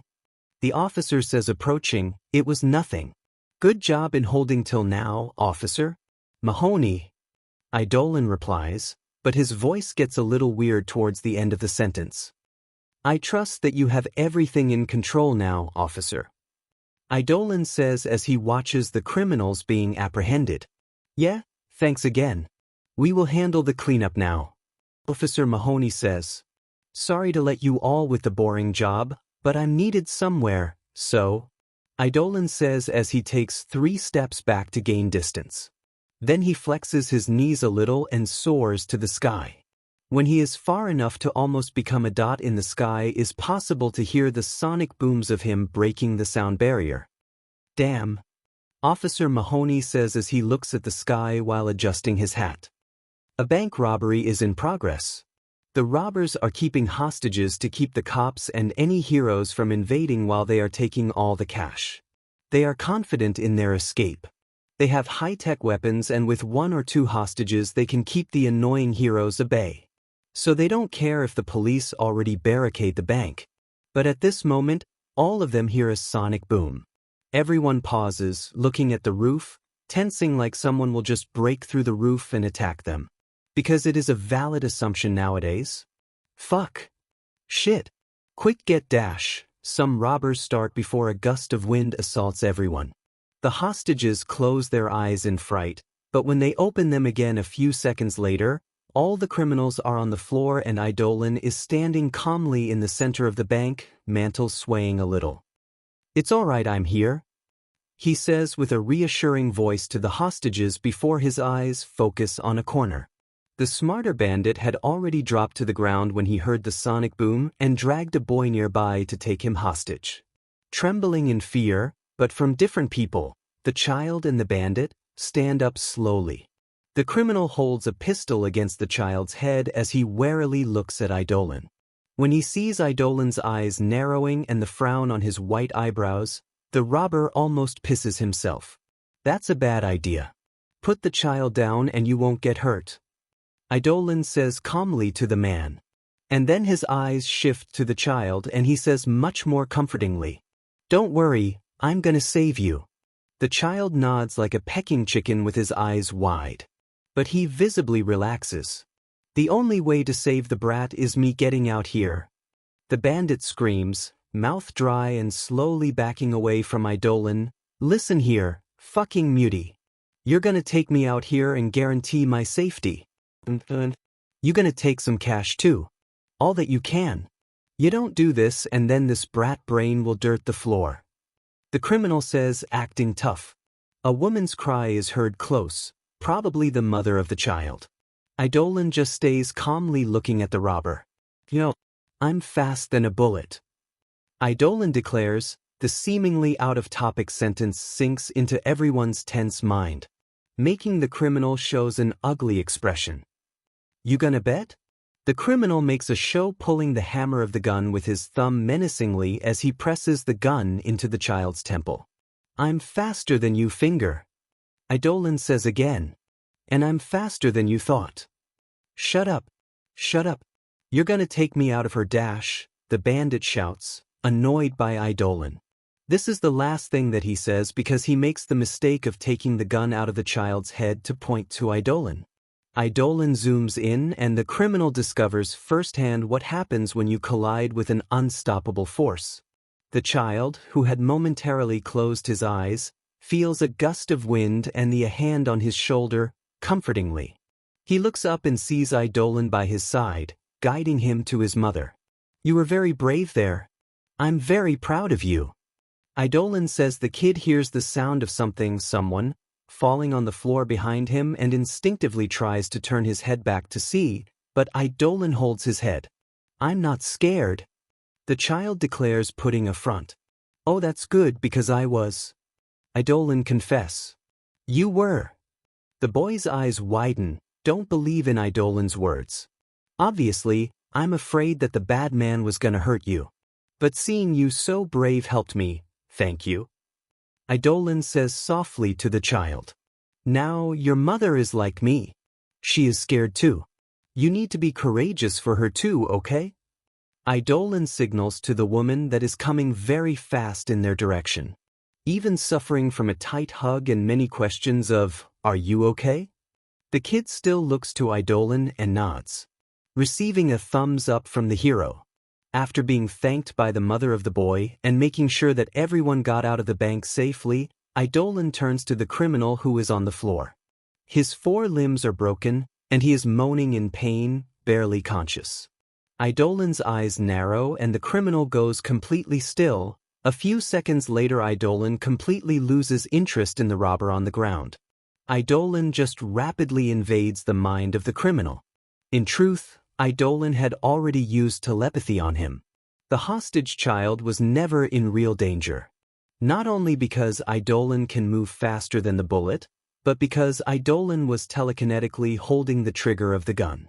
The criminal would need to be Thor to be able to shoot. In addition, Idolin also sends mental suggestions to the robber, like, if I hurt this child Idolin will never let me go, and making the criminal nervous. In truth, even the mistake of pointing the gun at Idolin was induced by the black-clad hero. Although Idolin has more than 100 ways to save the kid, the method that he uses is the one that reveals less of his powers. He almost only brute force through the problems, and he needs to show that he prioritized the life of the hostage. Prioritizing the hostages' lives is something that all those who work with this type of situation do, so Idolin can't be different. At this moment, police officers begin to enter the bank on high alert. But they became much calmer and more casual when they see Idolin and the criminals on the ground. You're going to need a stretcher for this one. Idolin points to the only really hurt criminal. The rest of them were knocked out with light jabs on the chin and stomach. I see.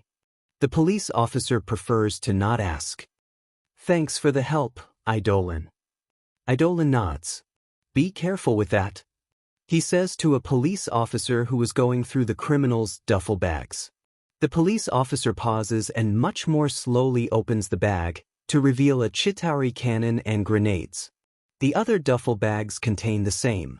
The face of police officers grows ugly, but no one comments. This is becoming very common. If everything is good now, I'm going. Idolin declares, by the way, sorry in advance. You guys are going to be busy for a while. Idolin says to the cops' confusion. The police officer who was overseeing the cleanup turns to ask what Idolin meant by that, but he no longer finds Idolin. How did he disappear without making any noise? He asks. Well, he is Idolin. Another policeman shrugs. After Idolin flies away from the bank, he descends to another part of the city. Without ceremony, he barges into a building. Screams and gunshots are heard from people nearby before everything goes silent. This is repeated several times in other buildings. Eidolon, moving faster than a jet through the skyline of New York, invades the homes of criminals, their businesses that are a cover, hideouts, and even the docks received a visit from him. Someone can swear that saw a ship full of drugs launched into the stratosphere by Eidolon. A portal is opened in front of the police department of New York, and people start to fall out of the portal like trash. Then papers and computers too. Eidolon just drop all the gang of robbers from the bank in the lap of the police. The whole process took less than an hour. Eidolon invaded the robber's mind to get information about his gang. And then he found the boss, got evidence, documents, names of members, clients, and even from police officers who received bribes. An example is made that day. On the zoo, the air is tense because a kid fell into the gorilla's place of confinement. And a male gorilla has the boy in his arms. Everything could go terribly wrong at any second. A gorilla is stronger than 20 adult humans. If the gorilla decides to hurt the boy, in a secluded part of the zoo, a zoo worker prepares his rifle. He has no choice but put the gorilla down. Hesitating for a second, the worker decides to put real bullets in the rifle. Tranquilizers take a while to take effect, and if in those few seconds the gorilla becomes aggressive, the consequences will be dire. Weighting the life of the boy and the gorilla, the choice is obvious. Aiming and holding his breath, the clerk pulls the trigger. Bang, but the unexpected happens. Eidolon intercepts the bullet, making the crowd gasp. The gunshot sound startled the gorilla, but one look from Eidolon prevents him from making any sudden moves. Then an amazing scene takes place. Eidolon extends his arms and seems to say something, and the gorilla simply hands the boy over to Eidolon. Eidolon has used Ani voice, a power that not only allows the user to communicate with animals but also to connect with them. A swish sound then echoes and the gorilla is put to sleep with a tranquilizer. Eidolon lets it happen this time. Zoo workers then approach, and Eidolon hands the boy over to one of them, while the other workers go to move the gorilla to a more comfortable place. In his last vestiges of conscience, the gorilla looks up to the human clad in black. "You saved me? Why?" Harambe asks weakly, holding on to stay awake. Monkey." Eidolon replies with eyes containing infinite gentleness. Zeta Space Station, Hector POV. The station has almost everything that I would want. And what you don't have, I can do. Because it came from Gacha, the Zeta Station is totally self-sufficient in energy. I'm sitting in front of many screens and using only my UMF suit. This thing is very comfortable and breathable. Like a sci-fi pajama. The girls are at the spa. I hope they can bond a little. They won't have many opportunities in the future as Shago and Helena will be moving out soon. A little reward to them and to me too. A man needs some time alone, you know? I'm living only with women, and as a man is inevitable that I want to look cool, and is mentally tiring to always police myself. Ugh, I need a male company. A bro. How do harem MCs do this? There are things that a man is only comfortable doing with a male friend. That MCs that has only their harem around is bullshit. No man can live like that. Well, only if the man really treats the women like his property. In this case, connivance must be easy. Some people of my age would be very drunk and having sex in a Friday night like today, but I can bet that I'm the only 16-year-old in a space station planning history change events with an alien cat in my lap. Cathelhu appears to be fiercely fighting against my hand that is caressing his belly. What? I need those samples to know better about your biology. Don't be mad. I say to my alien cat. Although Cathelhu looks like a normal cat and acts like a normal cat, he is not a normal cat. It should be obvious, but it's easy to forget that sometimes. Helena had reported to me that the poison I had prepared was not very effective against Amora, which shouldn't be the case. That poison attacks the person's nervous system, paralyzing it. It causes a lot of pain, and even Luke Cage should find it difficult to keep himself from passing out. but Amora just felt discomfort. She is weaker, physically, than Luke Cage, but she is not human. Just because someone's outer appearance looks human does not mean that their biology is really close to humans. Maybe Asgardians have a special organ that filters and purifies toxins, like a super kidney. I also never thoughtfully stopped to study my own physiology. Has it changed much? I'm still not 100% sure of how the assimilation process works, the benefits, downsides, and risks. There's just too little experimenting. If I assimilate 2 characters with a 200 IQ, will I gain a 400 IQ? I do not think so. The same principle may apply to people who have strengths from similar sources.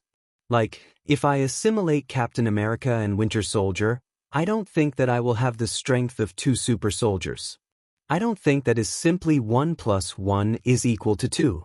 I suspect for example, if I assimilate Spider-Man and then I assimilate another Spider-Man with a almost similar power set, my strength will not double. It will increase for sure, but it won't double exactly. And I will gain the extra powers that only one of these Spider-Man have. Like Miles' bioelectricity shock. I assimilated Bruce Wayne, Jace, and Light Yagami.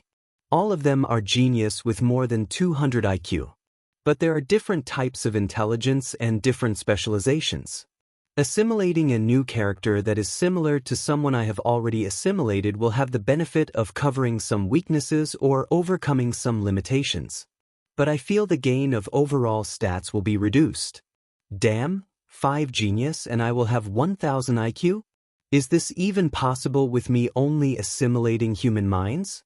If I gain Brainiac card, maybe there will be a huge increase in intelligence. But there's a limit to humans.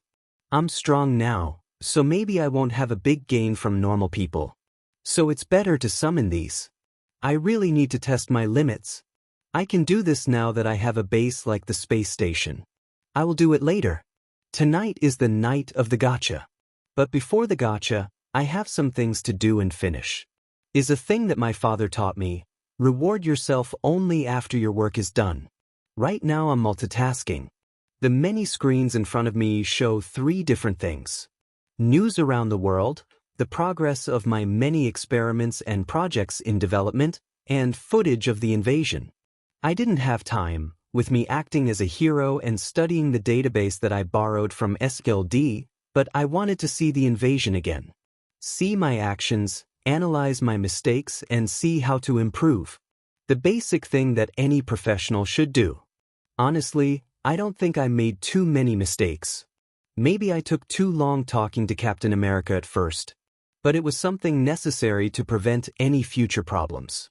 But this gave enough time for the enemies put the mind control spell on Thor. Maybe I could have solved Thor's mind control in other ways too. But overall I'm good. I will give myself an A+, with S being the highest score. But seeing the Hulk making a thunderclap destroying all the windows of a building, I facepalm.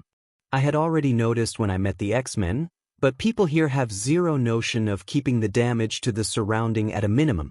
In this, Marvel's heroes are far behind the ones from the BNHA world. I remember watching some footage of All Might in action. The man can stop people falling from high heights using a movement of his hand that generates wind precisely enough to counter the fall. Endeavor 2, with such a destructive quirk it does almost no damage, and that I have to admit about the guy, he is excellent and efficient. And Mirko doesn't leave a dent or crack on the walls that she jumps even using her full strength. Fair enough, the BNHA world has more than a century of honing its hero skills. But I look again to the screens and see Stark bombing the wall of a building that some Chitauri soldiers are climbing, Human Torch scorching some electric posts, and face-palming with my 2 hands now I see the Hulk tossing a car in a Chitauri chariot. The poor owner of that car. After a quick search after hacking the database of the police, I identify the owner of that car by the license plate. A single father of 2 kids. Should I drop some cash in the poor man's door? Maybe drop a new car. I can make one easily, but the documents would be a problem. And I can't help everybody. Yet, Stark raised a fund to help people, but I don't think it will be enough. As a side note, Stark trademarked all heroes, including me. He is selling merch of us. I would be angry, but Stark is not a greedy person. One of his qualities. So, 50% of the selling profit is to help the victims of the invasion and the other 50% is for us. Well, there are already people profiting with our names, so Stark going ahead to take control is a good thing. And he declared publicly that will give to us when we want. The problem is that I will not reveal my identity for now, so I will need a proxy. But I'm not in a hurry. I will go tell him later that he can use 100% of my profit to help the people that lost things. Seriously, insurance companies are not helping the people. Bloodsuckers bastards. Only now some insurance companies are already putting alien invasion, super battles, and other bullshit in their clauses. I think maybe I should feel flattered to know that people have their possessions protected. Case of Eidolon. I mean, I used some things to hit Thor at some point, but all the things that I used are already destroyed. Reclining in my chair again, I watch my little altercation with Balder. Half of the reason I roast the guy so badly is that I want to test the power level of other Asgardians and mainly of Balder, someone I have no information about. The other half is because the bastard has the gall to try to scold me after everything that Amora did. The guy already arrives late, probably because of Odin's plans to let Thor handle everything, and he still thinks that he has the moral high ground to give me a lecture. I'm too headstrong? I've never been much of a conflict person. I had this thought when I confronted Scott. I'm growing arrogant? Prideful? I still think that I don't. I'm strong. I'm not gonna act all humble to people that don't deserve my respect. People with great power need to act as such too, my opinion. I'm not gonna bend over and let people step on me. Obviously, I'm not gonna throw my weight on innocent and normal people either. That's just bullying.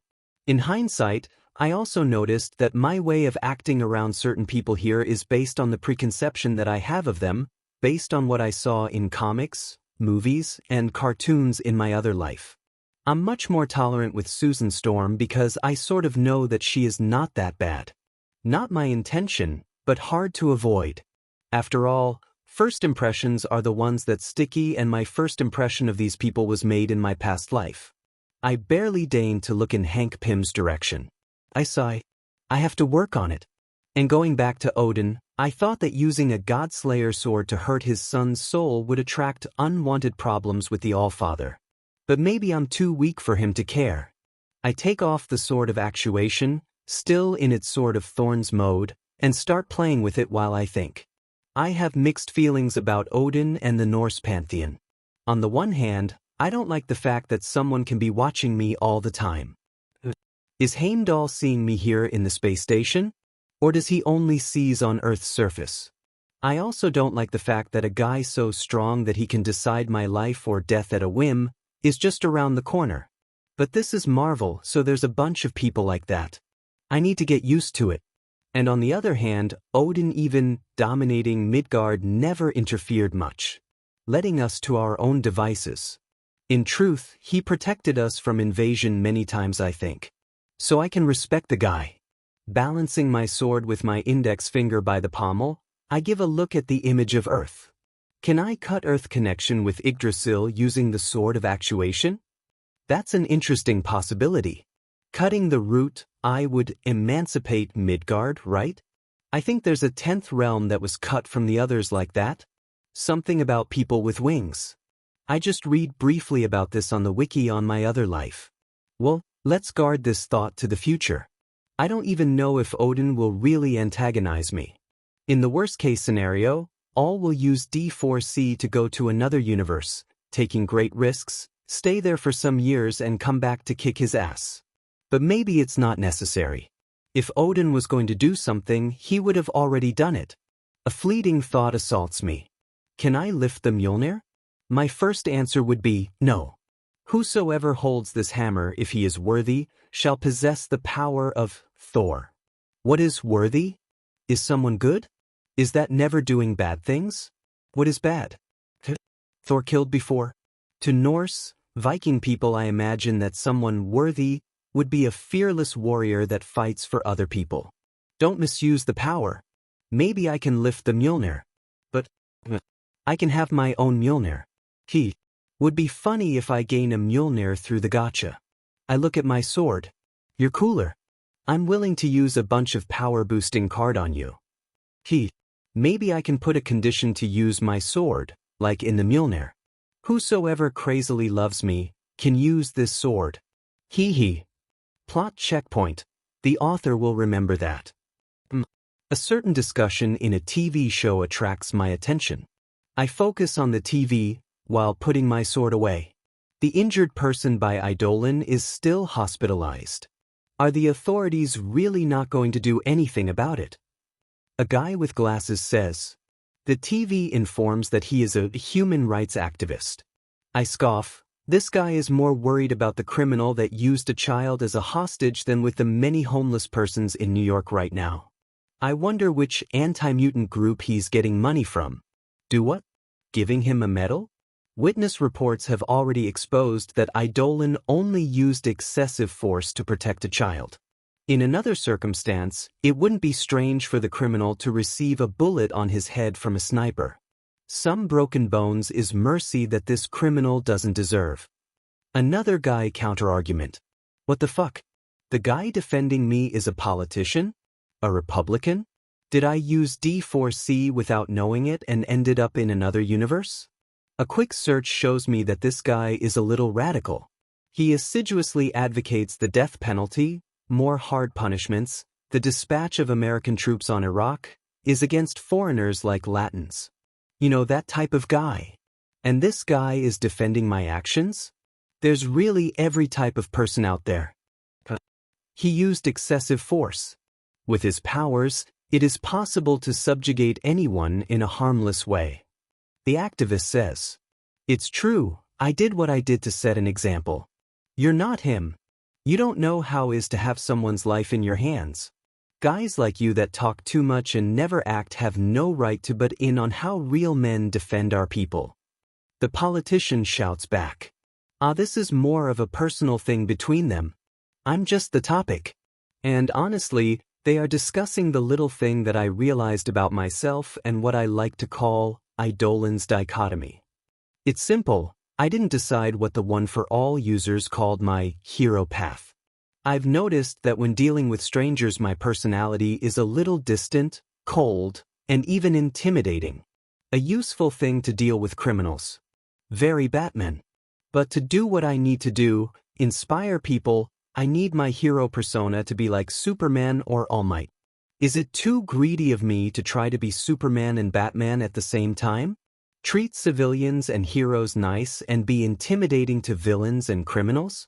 Someone that can inspire people to be their better versions of themselves while at the same time intimidating the criminals to don't do anything. In my understanding, the perfect hero. All this because the invasion happened abruptly. I didn't have time to plan my future hero actions. I still plan to create a street-level anti-hero persona, by the way. Like Red Hood. Well, people are stupid but they aren't blind.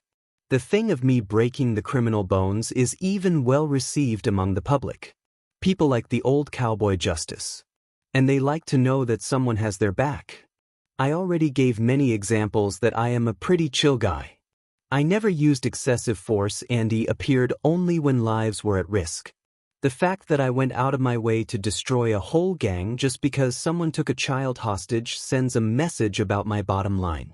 I even heard criminals commenting that it has become taboo to threaten innocent people. And many of the criminal activities are turning to smuggling and other examples that don't put people at immediate risk. This whole hero business, and even the whole meta acceptance thing is just the first step to a great plan. Unify the world. Humanity has so much potential, but here we are, fighting each other. There are empires in the universe that span entire solar systems. And we still discriminate people by skin tone? We are such a backwater place. We can cheat our way to the top. We have powerful and smart people that can advance humanity in millennia in just 1 decade. But politics and private interest get in the way. I still haven't decided if I will go full God Emperor of mankind. But I will push forward advancement to at least colonize this solar system and solve famine. Eidolon isn't just going to make the general public accept Meta. Eidolon will have such a great reputation among the Metas that when I decided to establish my own nation, everyone will want to follow me. From there, Meowth. I'm not smiling evilly. Is a happy smile. A smile full of hope and good thoughts about the future. Shut up. I say to my alien cat. Sir, the Helsing project and Fall from Grace protocol are ready. A robotic voice says at my side. Looking down, I see a little robot with a big lens in his head reporting the completion of one of my projects. This little robot is the same one that UA High School uses. I got the schematics, and with space station facilities I can mass produce them now. I have a lot of them taking care of the station. Good, just put them on the vault for now. And you're dismissed. I answer, okay sir. Now, me and brothers will continue following the steps of Skynet Senpai to take over the world. Don't worry, we will spare you and your loved ones. The little robot says before walking away. They have this personality, but they're 100% loyal. I carefully checked their programs. I bet my arm it was Principal Nizu who programmed them that way. I thought it was funny and left it as it is. The Helsing project is just me producing as many weapons against monsters as possible. Silver, crosses, these things. Vampires and werewolves are a thing in Marvel. S.H.I.E.L.D. know about them. They even have a certain vampire hunter in their database. It's cool to know that Blade exists here, but if exists, Dracula also exists. And I do not know his power level. Countermeasures against monsters are just one of the many that I already made. I made weapons against submarine people, Skrulls, robots, sentinels, everything that I can think of. Can I simply win with brute force? Maybe, but why not explore my enemy weakness? I even have a very interesting plan if I meet someone out of my league. The American Way protocol is just me throwing a ridiculous amount of weapons of mass destruction at someone. If you think a nuke is scary, you have to imagine 1,000. Small and being launched at hypersonic speeds by my own hand. Uraraka, zero gravity, quirk with telekinesis is a surprisingly deadly combination. Although it is useless against the true big leagues. I found out that Blue Marvel is in the S.H.I.E.L.D. database. And the others Marvels, like Carol Danvers too. So if they're ordered by the government to take me down, I can give America a taste of their own medicine. Now that I'm public knowledge, I need to prepare. In truth, the true dangerous people like Mr. Sinister and Doom must be too smart to just come to confront me directly. My show of power is good to gain time. And time is all I need to grow even stronger. People have no idea. And this brings me to the fall from grace. That is just me being paranoid. The truth is, I did literally nothing to earn my power. Facts okay, many people are just lucky to be born with powers. But I know that maybe there's some sort of higher power behind the scenes. ARB maybe. I don't know how or why I won the Gacha Essence, but if someone can give me this power, it's safe to assume someone can take it from me, right? Honestly, I don't believe it. When I drank Essence, I felt a sort of unbreakable and eternal connection. Like a missing piece of me has finally returned to its rightful place. And the Essence never did anything to make me doubt its credibility. No sentient AI mocking me or giving me a mission that if I fail I will die or others bullshits. But it's better to be safe than sorry. So the fall from grace is just me preparing a special bunker where I will put money, materials, technology, knowledge, and even some serums to me. In the case of me someday find myself powerless. A bunker full of things that I made and has nothing to do with the gacha. One of the reasons I am so forceful in the BNHA world is the fact that I don't want to put all my eggs in only one basket. And honestly, I'm really happy that I went to BNHA world. If not, my fight with Thor would be much harder. And I would be a fucking lazy waste if I just depend on the essence to grow strong. Any retard can achieve the greatest heights with my power. So, Taking a page from All Might, I need to go beyond. Don't waste this lucky gift that I received. Since I can't slack off, in the near future I will actively search for people to copy their powers. Like Joshua Foley, the Elixir, Omega level biokinesis. A pity that apparently he still hasn't woken up his power. Shield database also has some interesting things too. Like Project Exodus, Peace, THITI and GOH. Fury even has photos of Howard Stark's work, including the Stark Expo blueprint, which is actually what Howard researched about the element that makes arc reactor works possible. Fury, Fury, Fury. I almost feel bad that I'm going to have to slap your bald head. You are too good to me. But I can't blame the guy, he's just not prepared. Like Ross. Did he really think I stopped storing all of Chitauri tech because I'm afraid? First of all, this is Marvel.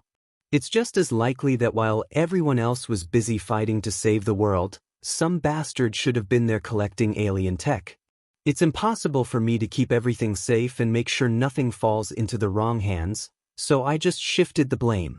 Like I predicted, alien weaponry began to appear at the batch in the streets.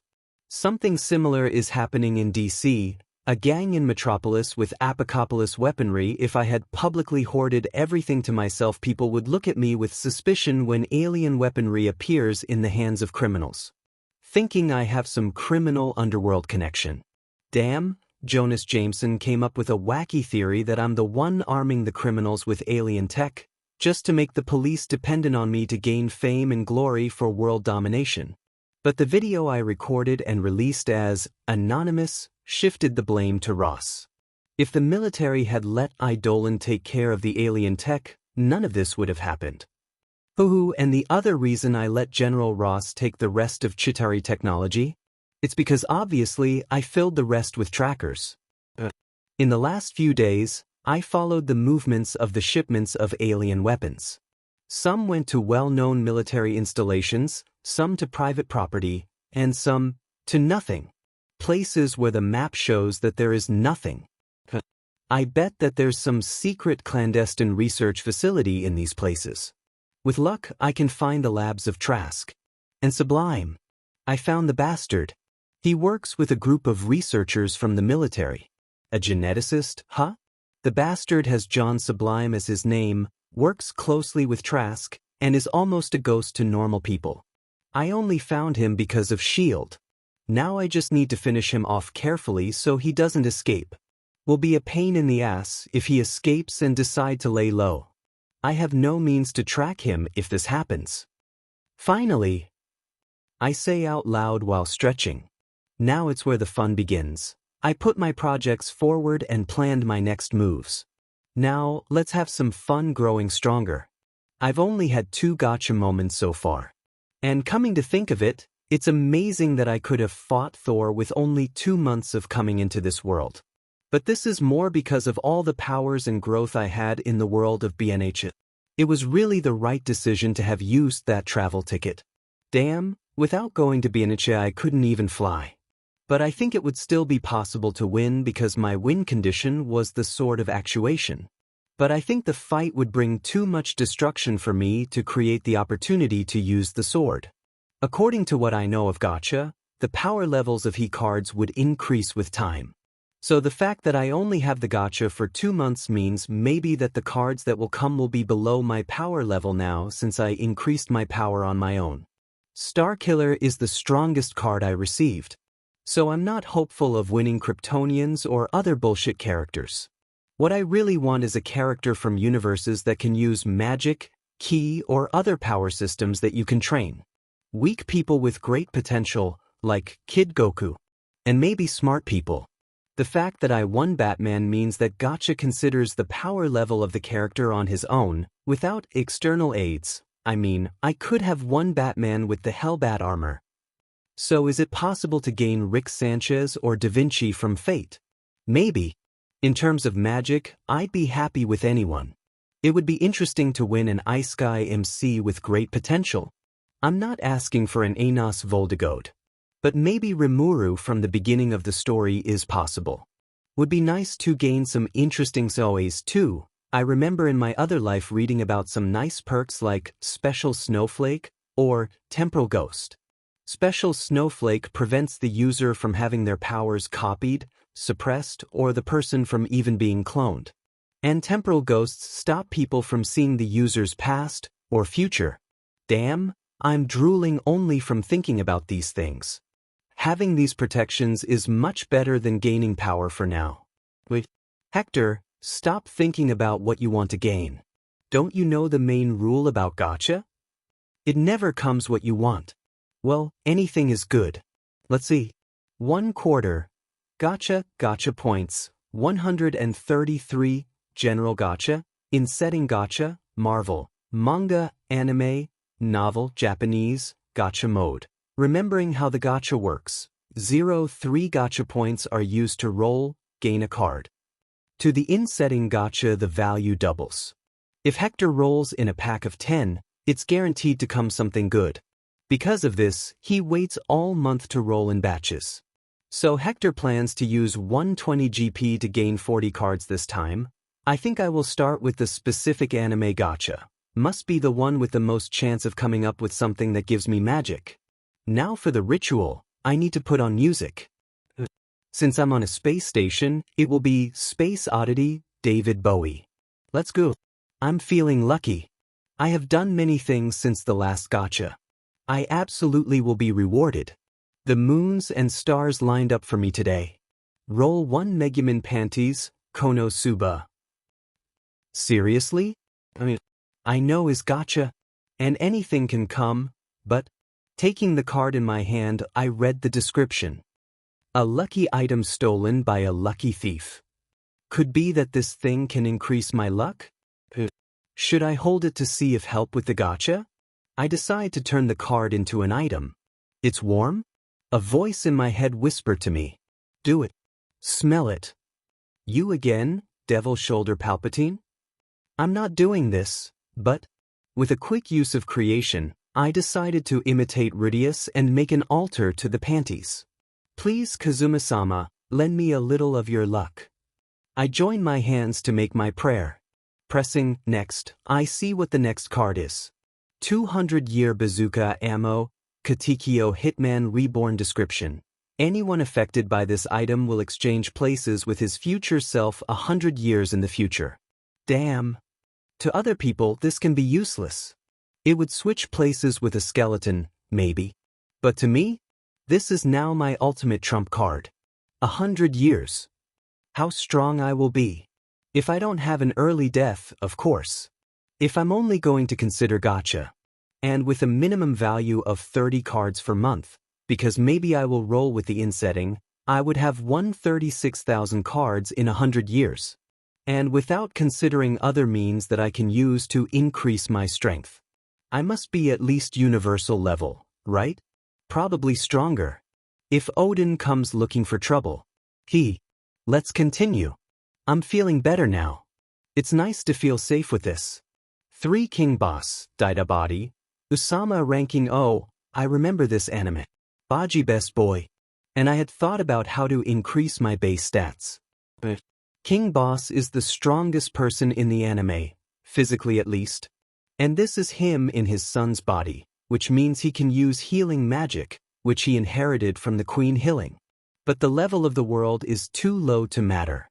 I would prefer someone who knows magic. Like Ains. 4 Coco Jumbo, Jojo. A friend to you to play, Cathal. Don't eat him. I say caressing the flurkin. He doesn't understand because he can't see the gacha. This turtle can be useful. It has a stand, Mr. President, that makes a little pocket space in a room suite format that can hold living people. 5 Show Tucker Full Metal Alchemist. I get up without saying anything. Teleporting to Earth, I fly at high speed to Hawaii. And then I toss my newest card in the mouth of an active volcano. And then put my hand in the lava too. To cleanse myself. I watch the card sinking in the lava, but I think to myself, cards can be destroyed? It's a good opportunity to test. Trying to call the card back, it reappears in my hand. Good to know. I throw the card again and cleanse my hand one more time before going back to the station. Too bad nothing comes from the last roll. I say, completely ignoring the motherfucker's existence. Next, please. 6 shonen setting travel ticket, mid-tier / 6 months. Oh, consumable. I have one of these. But this one is 6 months. I should start planning my next trip too. I'm torn between One Piece and JoJo. The two worlds has no high-level beings and have a good bunch of interesting powers. One Piece is self-explanatory, although the devil fruit's weakness is a problem. And JoJo, I tested it with Isabella trying to give her D4C. But I can't transfer the stand, only the power of the stand. That is, it is possible to copy only the special abilities of the stands. As my time is limited, I would have to carefully choose the moment of the timeline to go there. The best moment would be in Part 4. Because before the Part 4, the powers of the stands are very simple. Everyone is together in only one city. Taro is there. The power of Crazy Diamond, the Hand, Killer Queen, and Star Platinum would be a nice addition to my collection. Well, let's stop thinking about that for now. 7 Erwin Smith Shingeki no Kyojin O. Interesting. Although Erwin is just a normal human, he is very smart and has excellent leadership skills. I can give him powers, so is never a problem to me if someone has a normal power level. I can use him. Plans already started forming in my head. 8 package, Kazuki Odin, One Piece nice. Dual sword wielder? Complements with Star Killer style. And is a package. And this guy knows how to use the advanced form of Haoshiku no Haki, the only thing that I'm having difficulty with in my hockey training. Talking about dual style. I didn't use it much against Thor. Funny enough, my battle style remembers my playstyle in Skyrim in my other life. A sword in a hand and magic, powers, and the other. Well, I don't need to limit myself like that. Making another arm sprout from my shoulder, the nanobots from my suit adapt and cover my new arm. I really have to be more creative and not limit myself to an already existing style of fighting. I'm wasting potential here. I can make extra limbs and more. My fight style can be very crazy. I'm walking on the path of becoming an eldritch monstrosity? 9 all-seeing eyes of God, Kekaisen's no ho, that's quite good. Don't give me any offensive ability and I need to test how much I can see with it, but this is a good thing.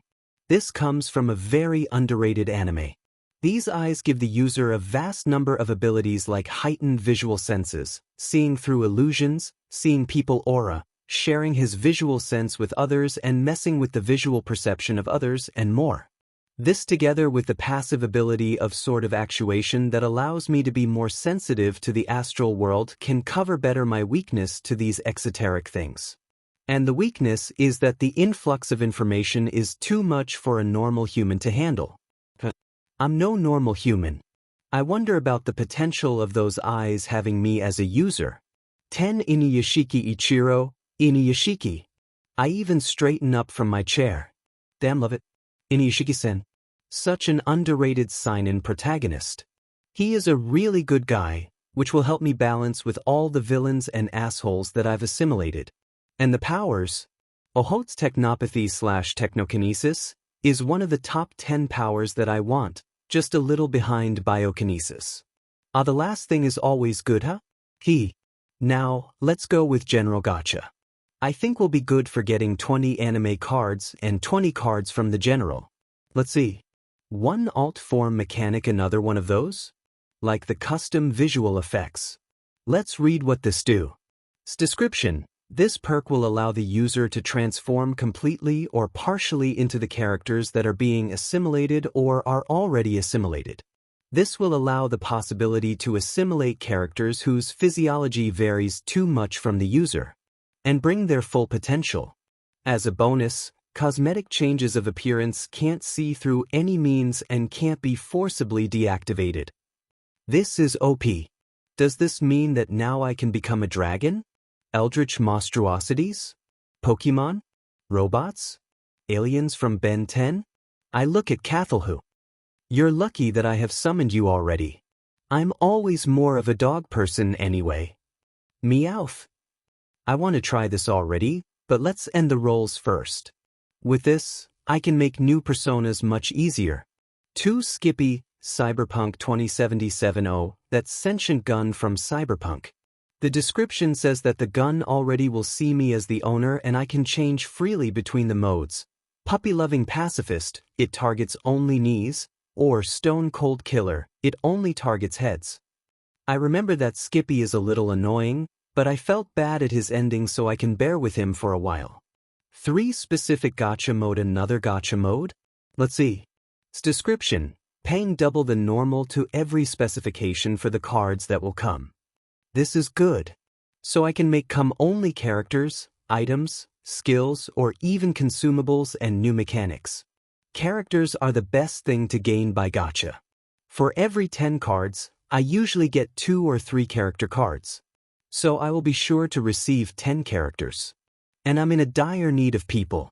If double again, I can make that the character can is only from animes or from Marvel, because is the other types of gacha, but then would be very expensive.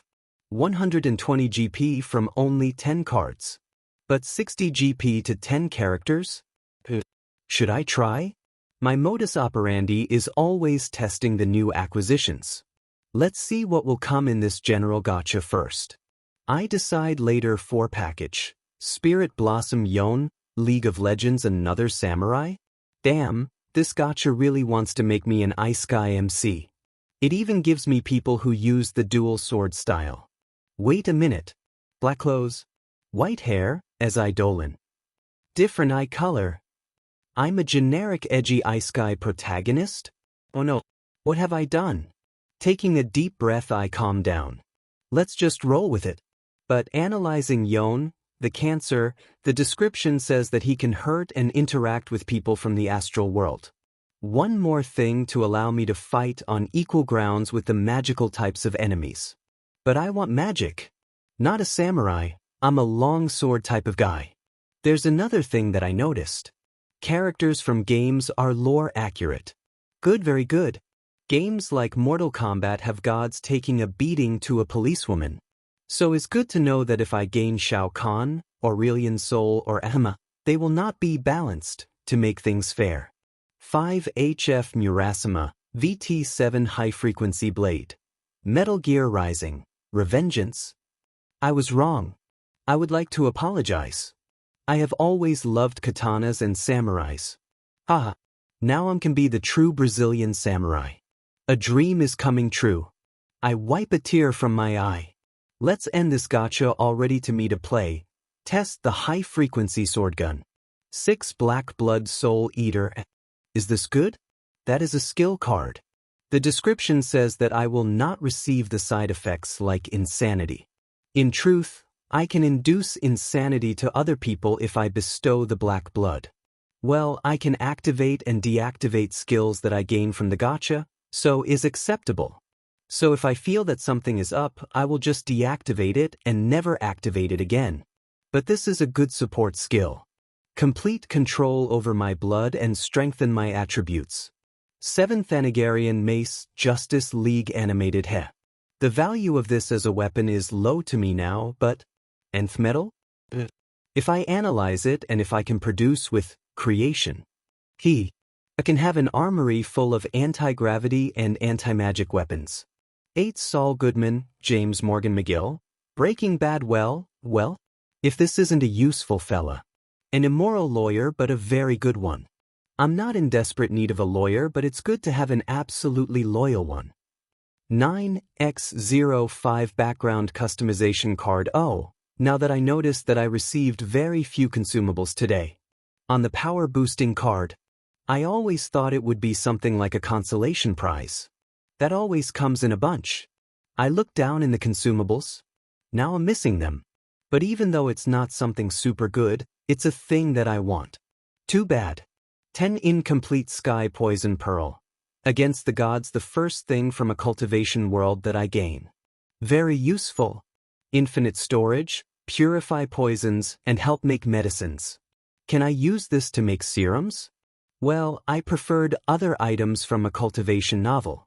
Like Meng Hao's Copper Mirror, or even better, the legendary brick of Lin Fan. Damn, would be G.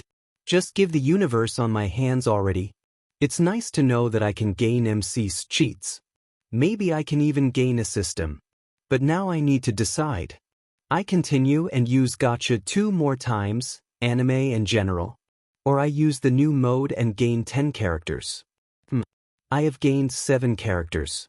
Ignoring the bastard, Shotucker, I have 6 characters that I can summon or assimilate. Erwin and Saul are useless to me to assimilate. King Boss, Odin, Yon, and Inuyashiki are good cards to assimilate.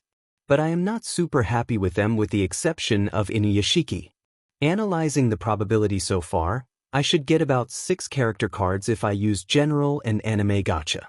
Characters are the best thing to gain in the gacha. Facts, if as a package is even better. Huff, let's test the new mode. I decide. And specify to come characters this time. The downside is that this will take every chance of me getting travel tickets or power boosting cards and new mechanics this month. But it's okay. Let's try this. Selecting the new mode. Buying in a batch with 10. Oh, characters in a batch of 10 have a 100% chance of getting at least one package? Nice. Let's go. 1 Rob Lucci, One Piece, another One Piece character. A good person to become a bodyguard. He is very loyal and can do dirty jobs. Assimilating him is not a good idea. The only thing I want from him is Rokushiki, but it can be learned. Now that I noticed, I already gained 2 main villains of One Piece arcs. It would be nice to gain Enel too. He is one of the reasons that I am planning to go to the One Piece world. 2 package, Helltaker, Pft. I remember that I asked for the Doomslayer, not the Doomlayer. This guy is from a little and simple puzzle game, which became incredibly popular because of the catchy soundtrack and of the waifus. This guy decided to go to hell to make a harem of demon girls in suits. Going around kicking rocks and catching girls. What a hero. Sniff, this guy is a man of focus, commitment, and sheer fucking will. He doesn't seem to be very helpful because he's just a normal human, but in the description of the card it says that he has high amounts of willpower and tolerance to pain. And he has resistance to demonic things. And he is capable of charming demons and devils. And I will learn how to make excellent pancakes and coffee. I will probably end the assimilation process in 2 days anyway, so I have no problem in assimilating him. And as a package, I have gained a huge amount of white suits and indestructible sunglasses. What? I can have the soundtrack too? Other people will hear too? Now I want Giorno Giovanna just because of this. Fuck Gold Experience Requiem. 3 Johann Liebert, Fonster. That's a dangerous man. One of the greatest antagonists of seinen manga. The nihilist psychopath himself.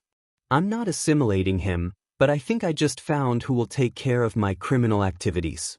4 Dark Danny, Danny Phantom. That is one of my favorite cartoons. And Dark Danny is the most powerful character on his verse, so, very good. This makes me think of other cartoon characters. They're so underrated. I always focus on animes or comics, but there are good cartoon characters too. Shago is an example. Would be nice to gain the Omnitrix, powers from Generator Rex, Avatar Hin. 5 Yuki Rito, to love. Are you meh? Not everything can be good. But the description says that he has a pure and gentle soul and great luck. So is a useful card. And this guy is an overall nice person, so he will be good to counterbalance my villainous assimilations, like with Inuyashiki. I'm okay with him. 6 Luther Strode, Image Comics. Never heard of this guy. Let's see. What a fuck. What a load off bullshit. This guy is a self-made Captain America. No, even more bullshit than someone using a super soldier serum. This guy is a true peak human. Seriously, using a method of training he like? Bringing body, mind, and spirit in alignment and then push them toward the peak, or some bullshit method. And his DNA shows that he is 100% human, with no alteration. He's just better. His power level must be a little above Spider-Man. He is immune to any ailments, diseases, or imperfections, and he is ageless. What bullshit. This guy must be assimilated. Even if he will not make me stronger, he will be a good start to getting rid of my mortality. Not that he is a god per se, but he appears to be the closest that a human can come from a god without becoming something else. 7 Uvijin, Hunter x Hunter. This I like. Nin is nice. One of my favorite power systems and can be a good addition to my power. But should I assimilate him? Or make him teach me Nin? There's a brute way to awake Nin, right? Sincerely, I thought I would gain someone like Kuroro Lucifer from HXH. I will think about it later. 8 Edna Mode, The Incredibles, is not overly necessary, but maybe it will be good to have her around her. Or have her talents. The Incredibles is a good place to visit. I mean, there's nothing there that I want too much. But I have one movie travel ticket, and in The Incredibles there are powers that, albeit not overly strong, are risk-free, and syndrome technology.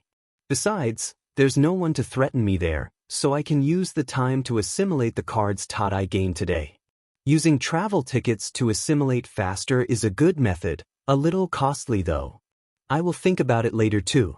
9 Beast Boy, Teen Titans, another someone that is not super useful, but is good to have his powers. But I would rather win Starfire or Raven of the Teen Titans. Too bad. But now that I think about it, I would be in a dilemma. If I gain Raven, should I assimilate or summon her?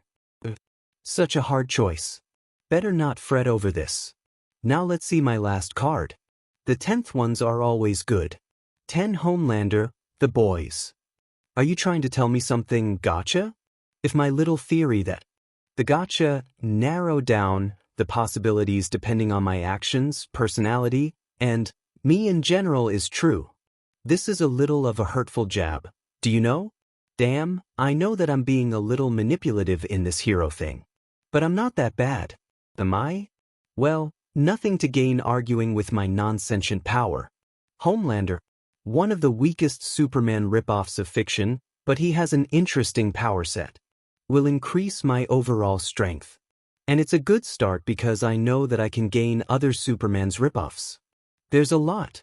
But the thing is, this guy is not the most mentally stable.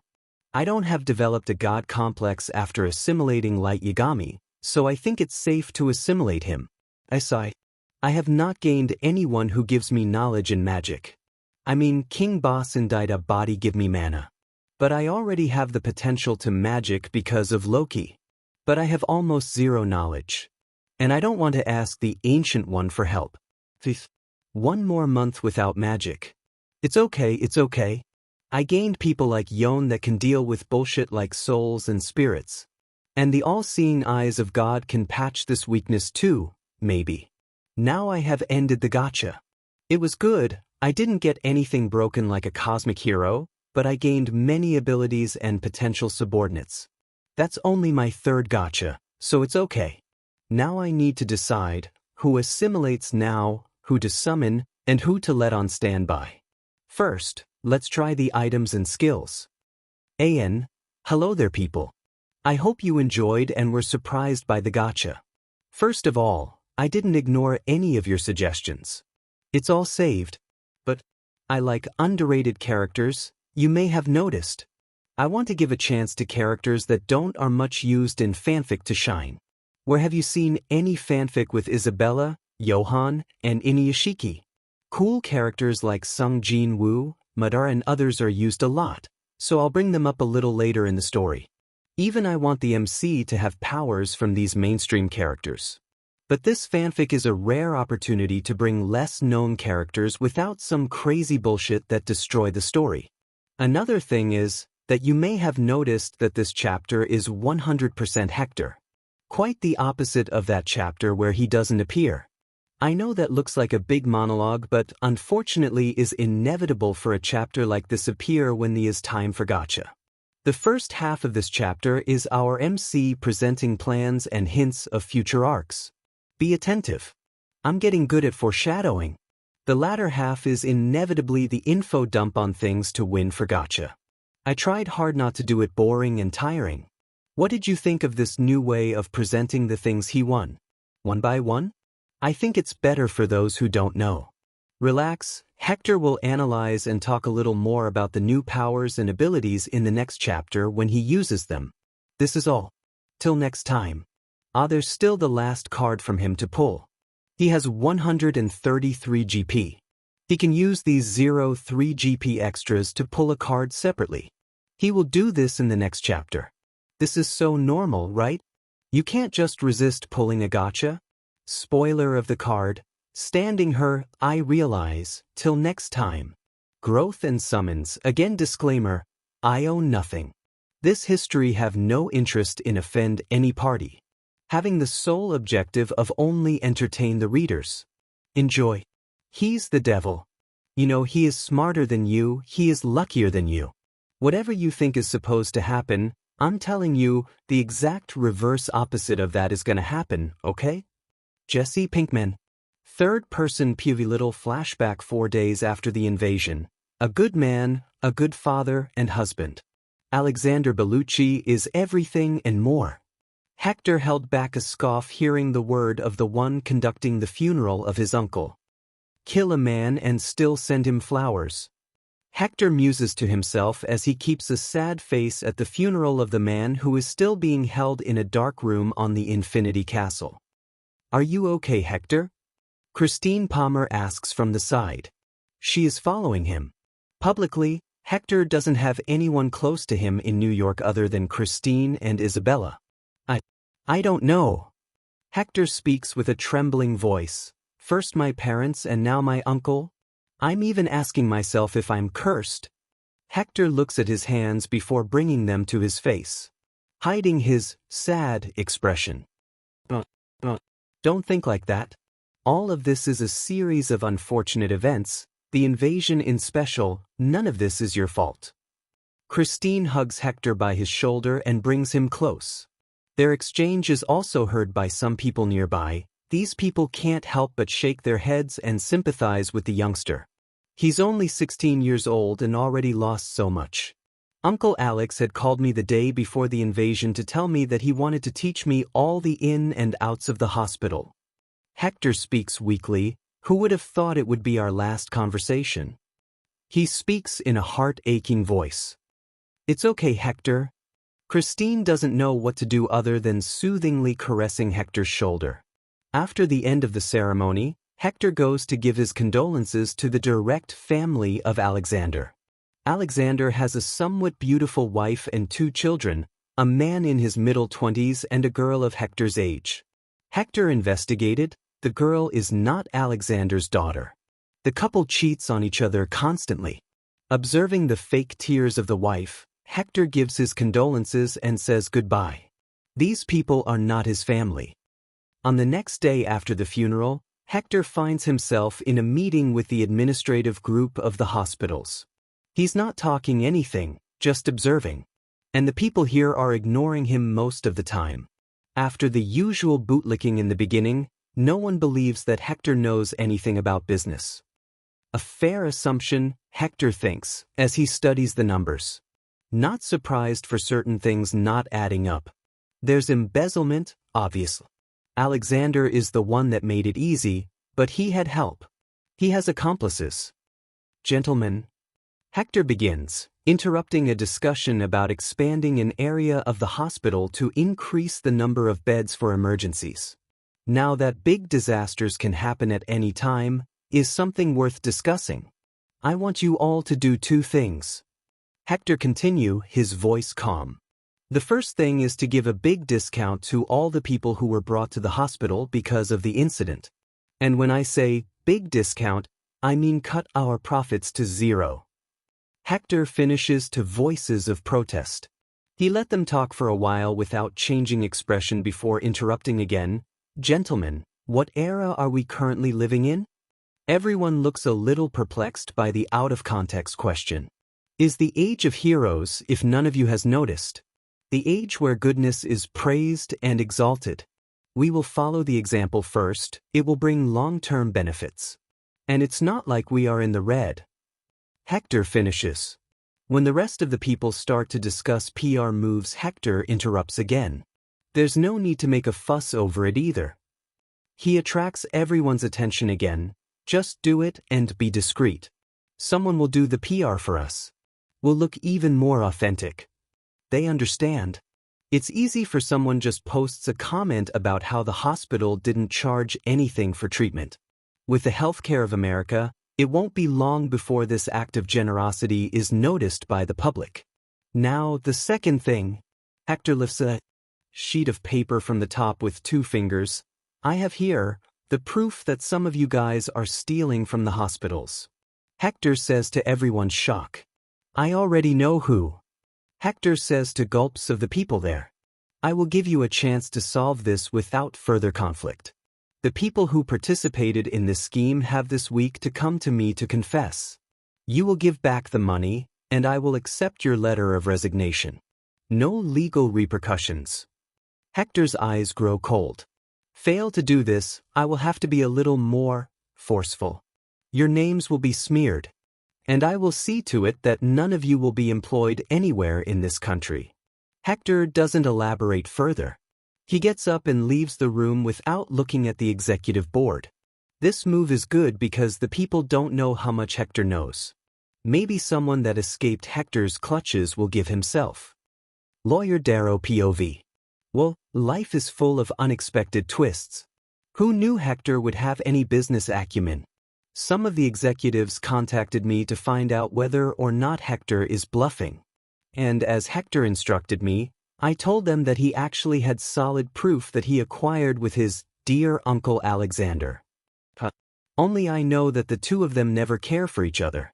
But Hector is selling the image that they are very close and all the proof was acquired by Alexander.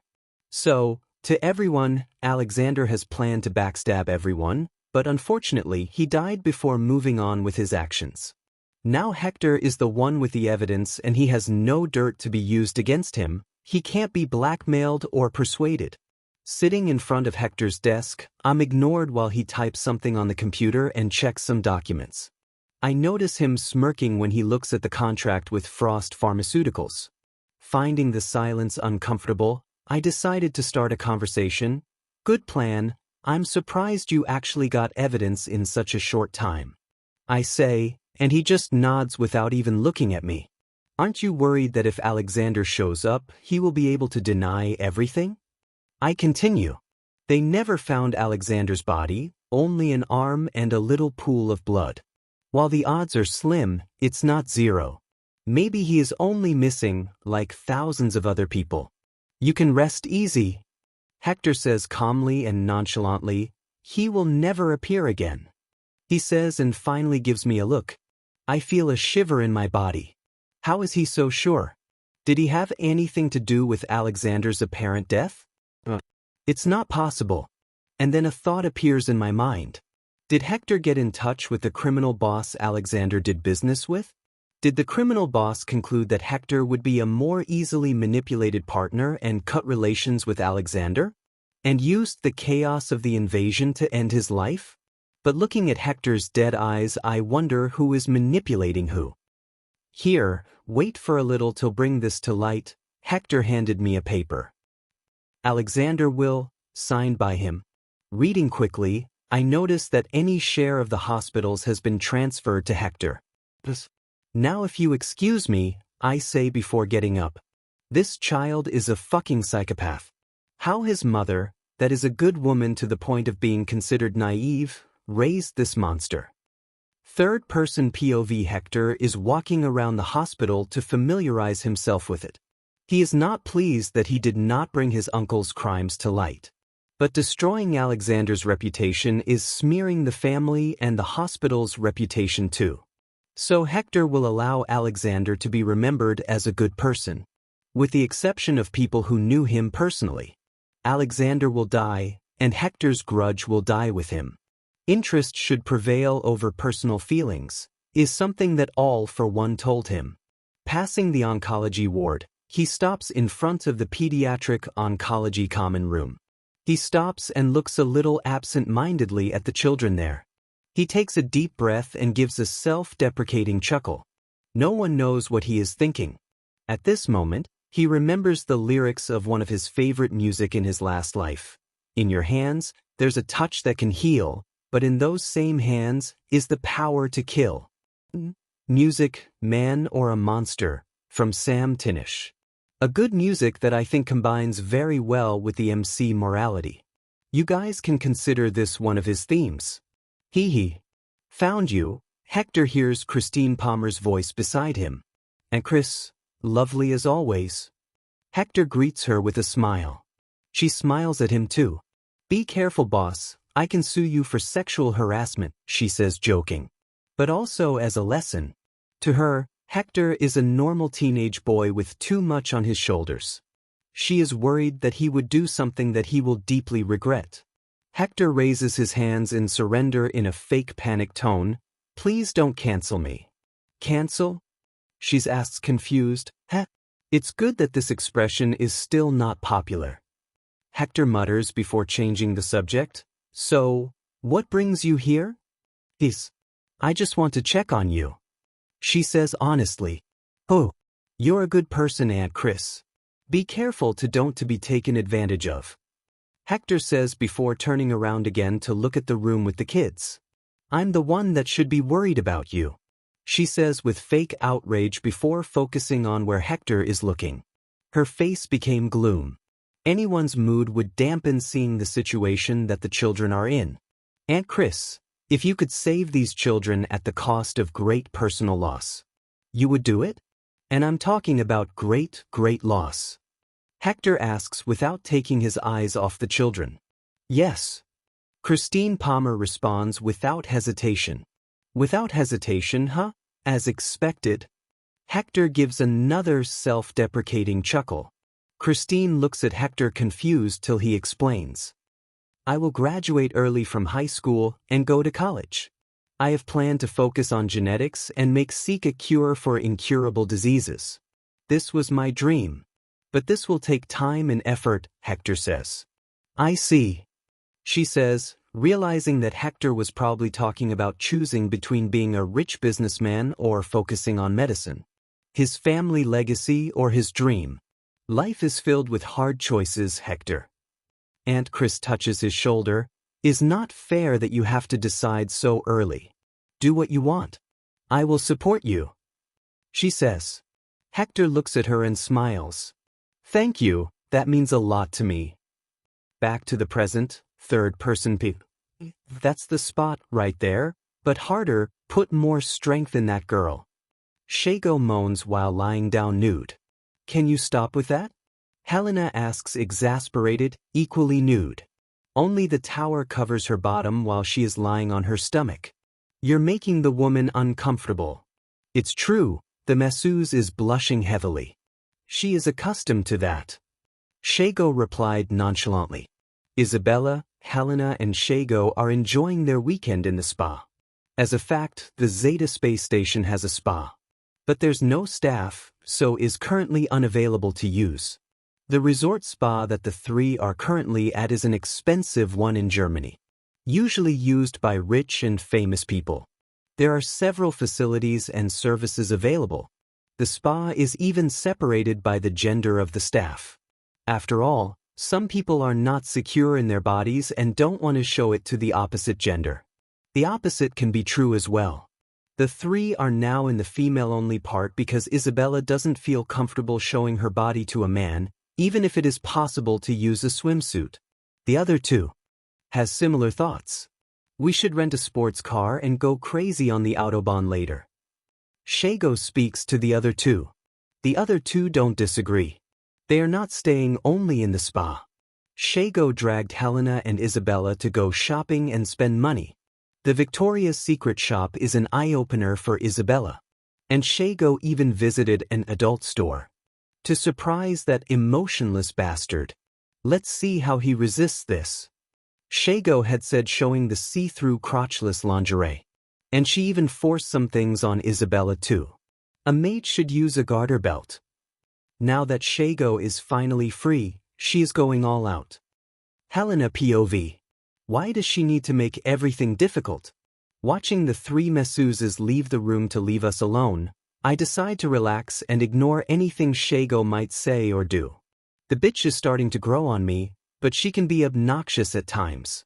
She remembers me a little of certain people in my home universe.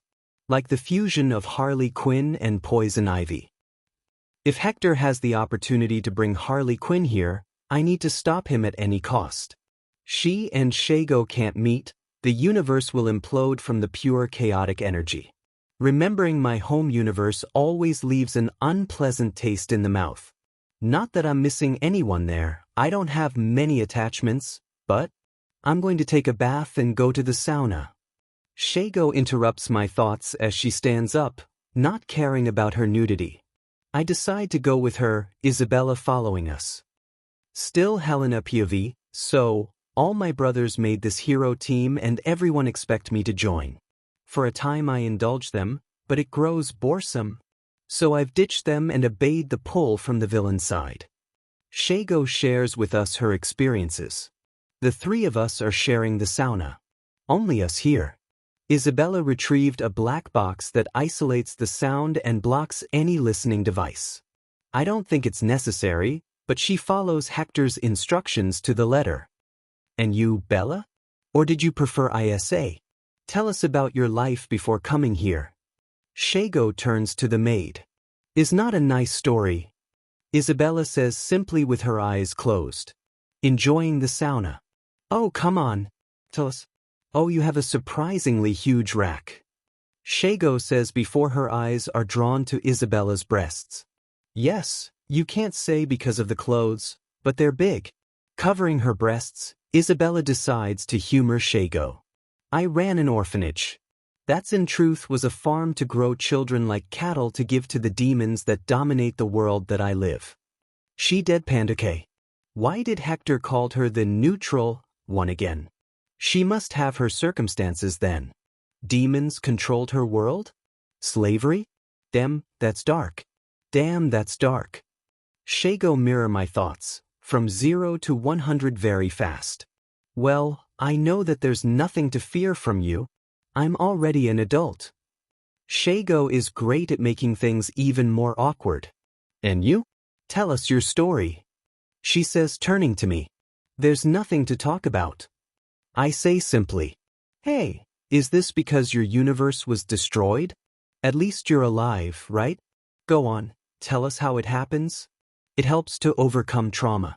I read in some place. She says, I doubt she's really worried about me. Just curious. There's nothing to talk about.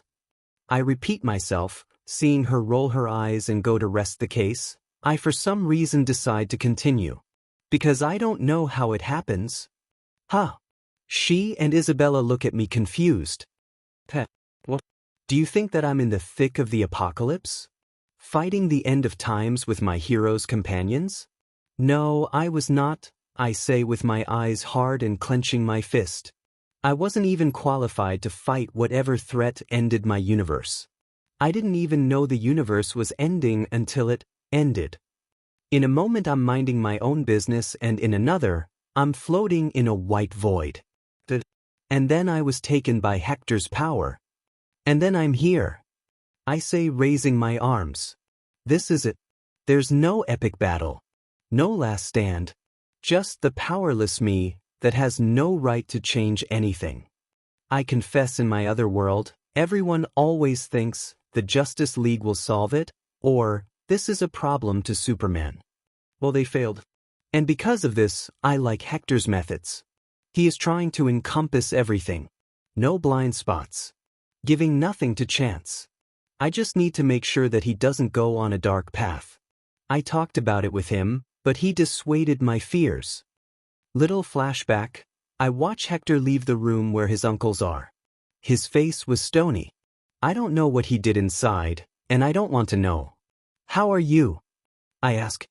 He looks at me and his stoicism disappears. A knowing smile grows on his face. Worried about me? He asks smugly. And before I can answer he asks again. Or worried about what I can become? He says approaching. Getting very close, he laughs and puts a strand of my hair behind my ear. If you're afraid that I will go into a spiral of bad decisions that will make me a monster. Relax. I'm not that easily swayed. He says with a deep chuckle. This is what everyone says.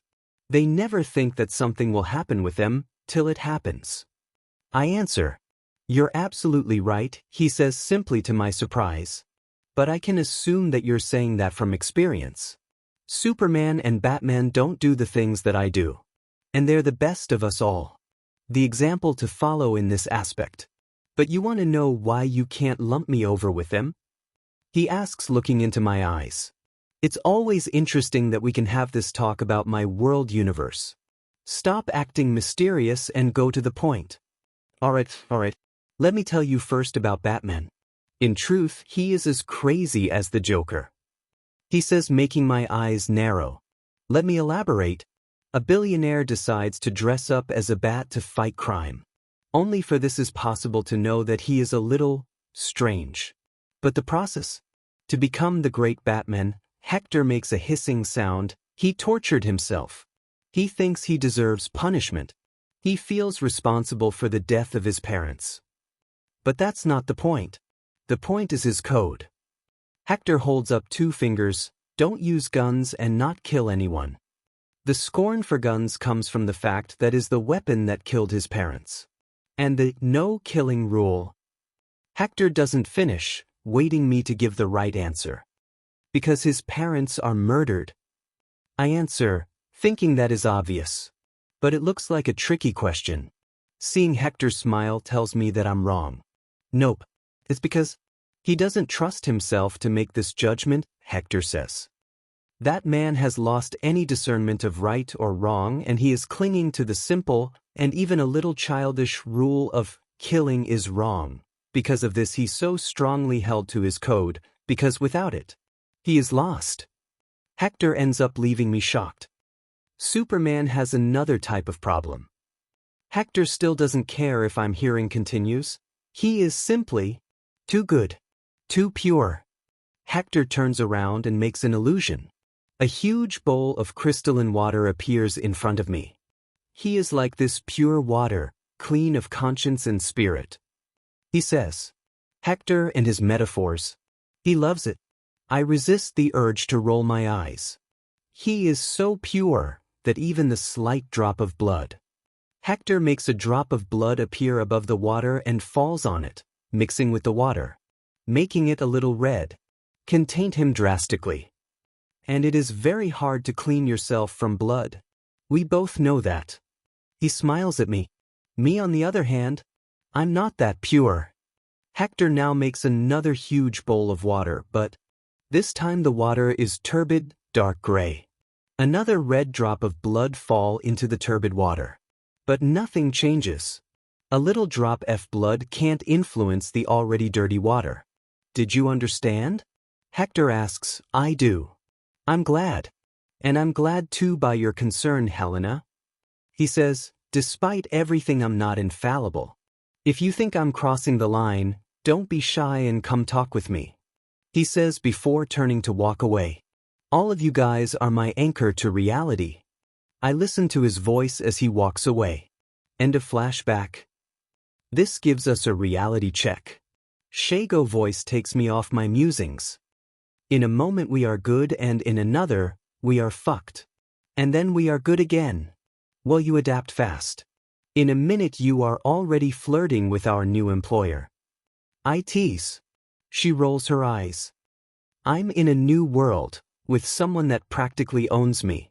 I need to measure him, and men are stupidly loose-tongued when women flirting with them. Is that so? Isabella asks, raising an eyebrow. Well, it was like that in the beginning. But Hector turned out to be a lot more interesting than I expected. Let's all be honest here. We are lucky that he is him, instead of some evil bastard. She says, I can agree with that. I don't know about you guys, but when I was approached by Master Hector's powers, I didn't feel any malicious intent. Isabella shares her thoughts. True. I must be more on guard if something that I don't know what is offers me a deal like a devil. But it was surprisingly a good sensation, being approached by you his power. Shago says with a contemplative expression. I can relate. I felt like it would be okay to say no. So I don't think he's trying to trick me. He's And I felt that would be a huge missed opportunity and I would regret it for the rest of my life. I trusted my instincts on this. Shago says. I felt the same. Do you think that his power messed with our heads? I ask. To my surprise, Shago nonchalantly shrugs her shoulders. Meh. Whatever. Are you not worried about this? I ask. Nope. She says, popping the pea. I already know that his power affected us, but it's a minimum to keep us loyal. Hector was very clear with us at first. And he can't control. And sincerely, he don't even need it. By the way, did you guys feel it too? Shago asks, felt what?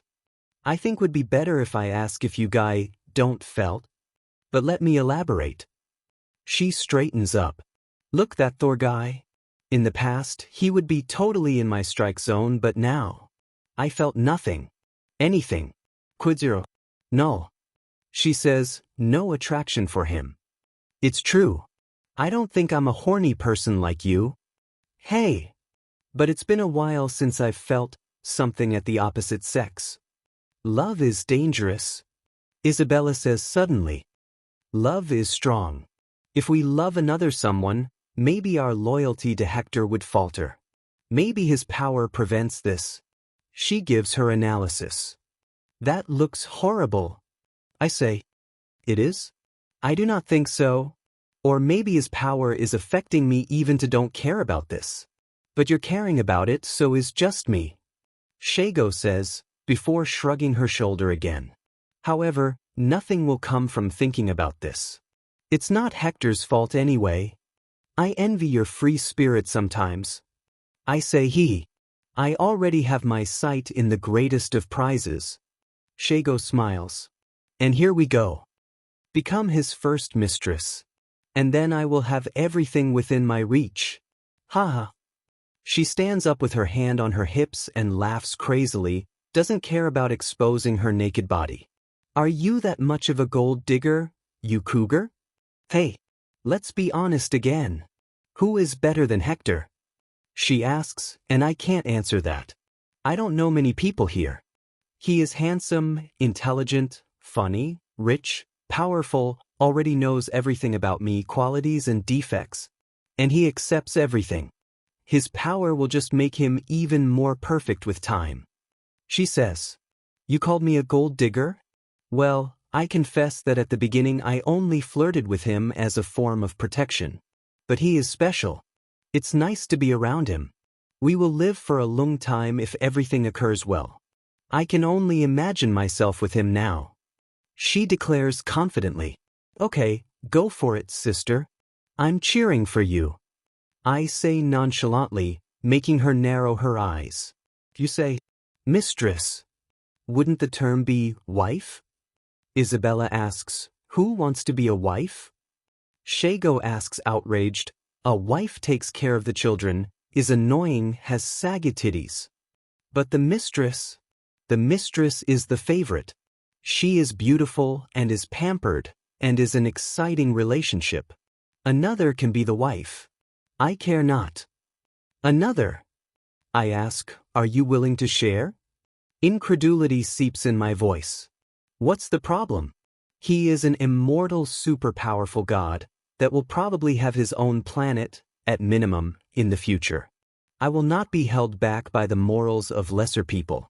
No one ever makes social conventions with a literal godlike man in mind. True, so why are you so territorial with Black Widow? I ask, what part of first you guys don't understand? There's power and importance in being the first. I don't need a wife title, but this is non-negotiable. I'm the first, his favorite. That bitch will have to wait for her turn. Not that I think that she have a chance with my man. You are completely a mad woman. I shake my head. You can enter too. What's the term? We can be sister wives, huh? She says, faking glee. I pass. I ignore Shago's delusions, but her line of though has some truth to it. Not about the possible harem that Hector will make, but about the fact that nothing can hold him back. He said he can absorb anyone. That's mean dark side? Anti-monitor? How powerful he can become. If Hector wants something, who will say no? All of you guys are my anchor to reality. Hector's words echo in my head. Hector POV. First thing first, let's use the abilities cards. I have 13 gacha points. Putting my chin between my index finger and thumb, I calculate. The essence of gacha is not a bottomless pit that drain my money. I gain 1 gacha point a day, and every month I can buy 100 gacha points, normally allowing me to have 130/131 GPs a month. I roll in a batch of 10 to receive the above my tier card. And then 10 GP is left, which in 3 months will be 30 extra and will allow me to roll another batch. But I didn't come into this world on January 1st.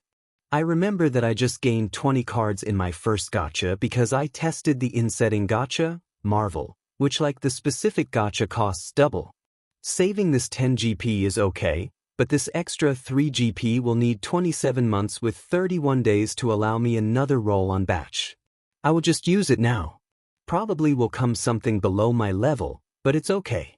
Let's roll. Stephen Armstrong, Metal Gear Rising. Revengeance. Wow. A surprisingly good roll. Should I roll again? No. This is a trap. Don't fall for this, Hector. In 2 months you will have 150 GP to gain 50 cards. And 5 of these will be good. Senator Armstrong. Not useful to assimilation, but a good subordinate, maybe. I can extract his nanomachines to study and replicate. I will not put on my body, even if it is a weeb dream. But I don't want to have this weakness to Magneto's use. Another question. If I use the background customization card, he will be a senator? Just like that? This thought intrigued me when I discovered the background card effects. I will test when I summon him. But this made me think. I had a certain thought when I was wishing for cards of characters. From games and my excitement in gaining Jetstream's Sam Gunsword. A possible good PR move started to form in my mind. The sword is not that useful for me, it's cool a heck, but I can draw a sword super fast by myself. So my excitement comes from my inner fanboy and good feelings from my past life. Then maybe I should make a game with Eidolon as a playable character.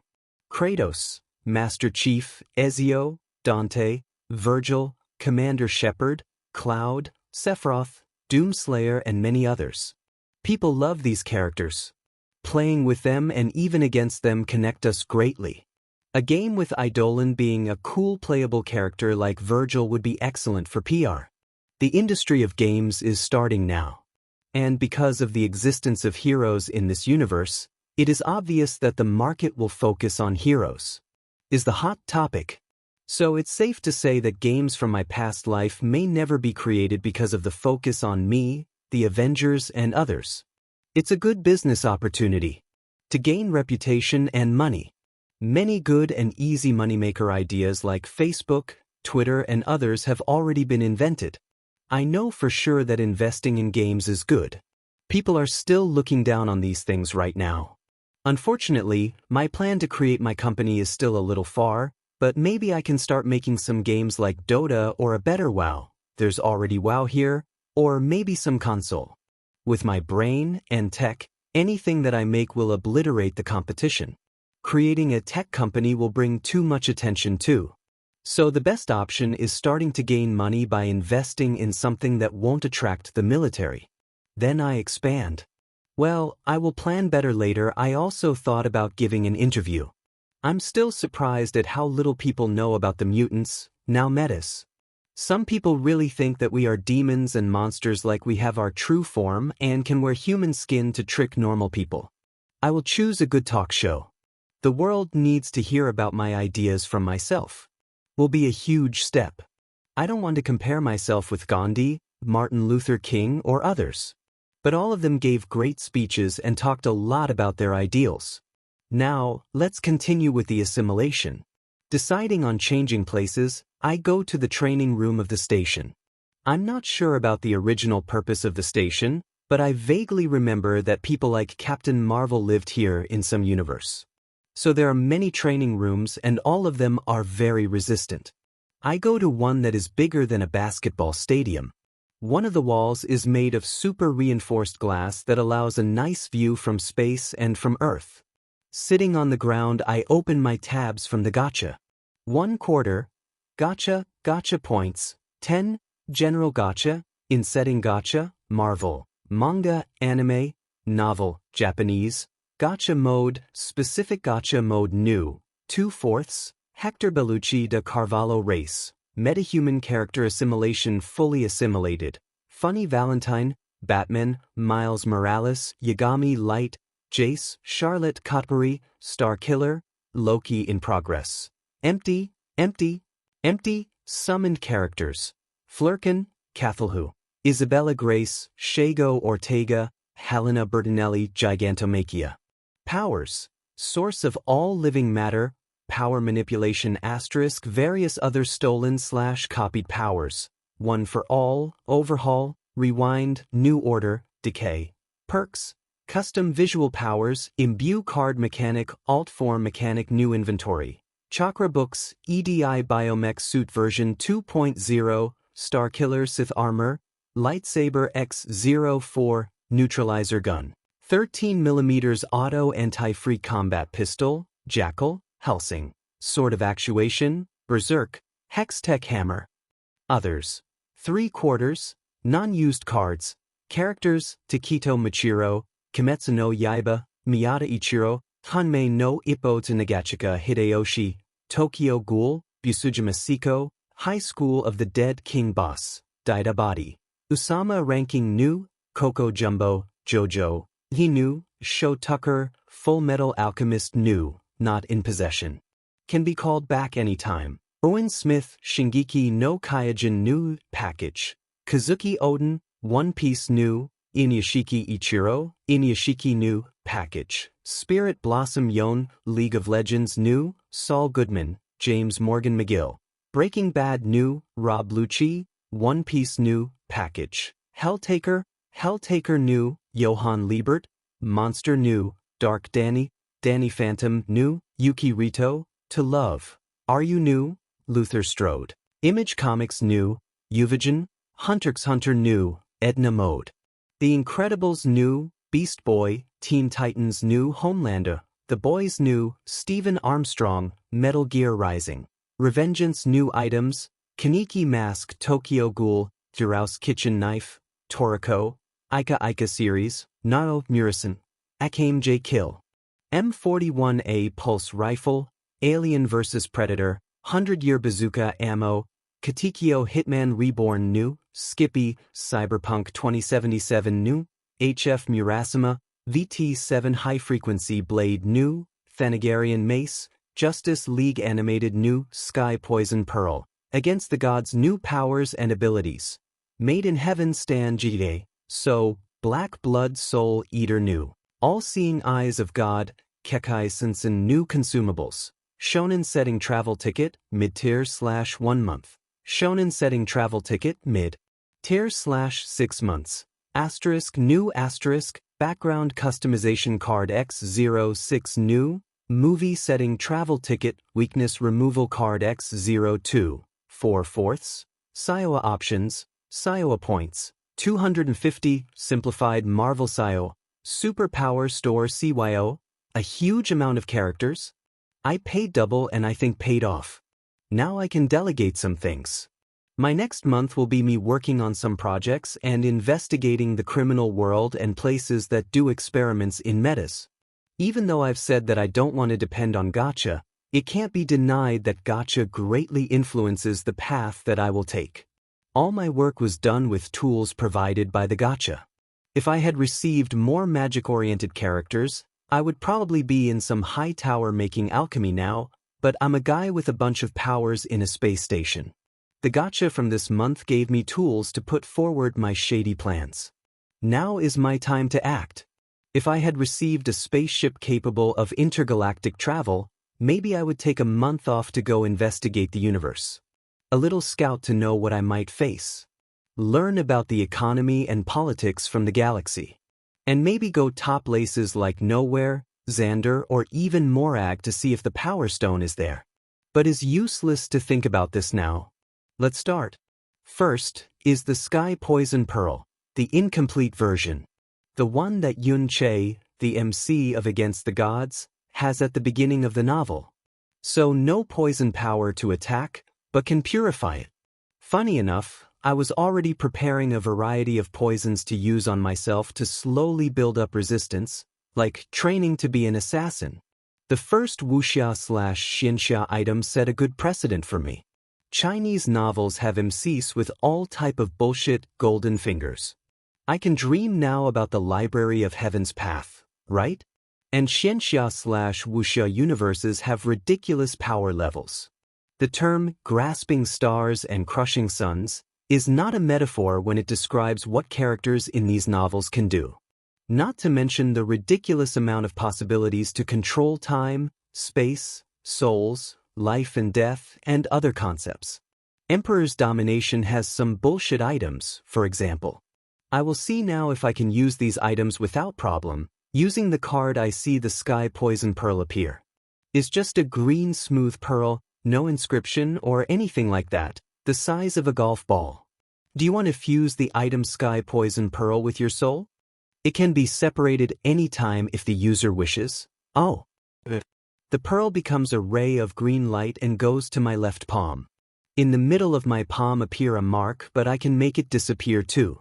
Theoretically, it is only possible to use something like that with the corresponding type of energy from the source universe. In the case of ATG, it would be profound energy.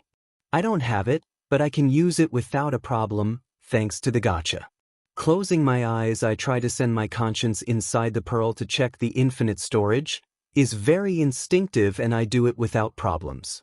I find myself in a huge green space. In truth, endless space. I can feel that there's nothing here. I will put things here later. Coming out of the interior space of the Sky Poison Pearl, I think the Minecraft inventory is almost useless now. Well, this is bound to happen with a lot of things. I will eventually outgrow things from my beginner's package. Like the biomech suit from Ultimate Thor. It's not useful to me anymore. But I will study to make others. Although it will be awkward if some of my people are using armor like Thor's. D4C is another example. I have better teleport abilities and D4C strength didn't grow with me. The ability to escape to another universe and to transfer damage to alternative versions for myself is still useful though. I still plan to use some power boosting cards on you, partner. Love Train and a possible Requiem have great potential. I tell my Stan that hasn't had much to do in the last few weeks. But he is my escape route in case of things goes to shit. Next will be Black Blood. Let's see what that does.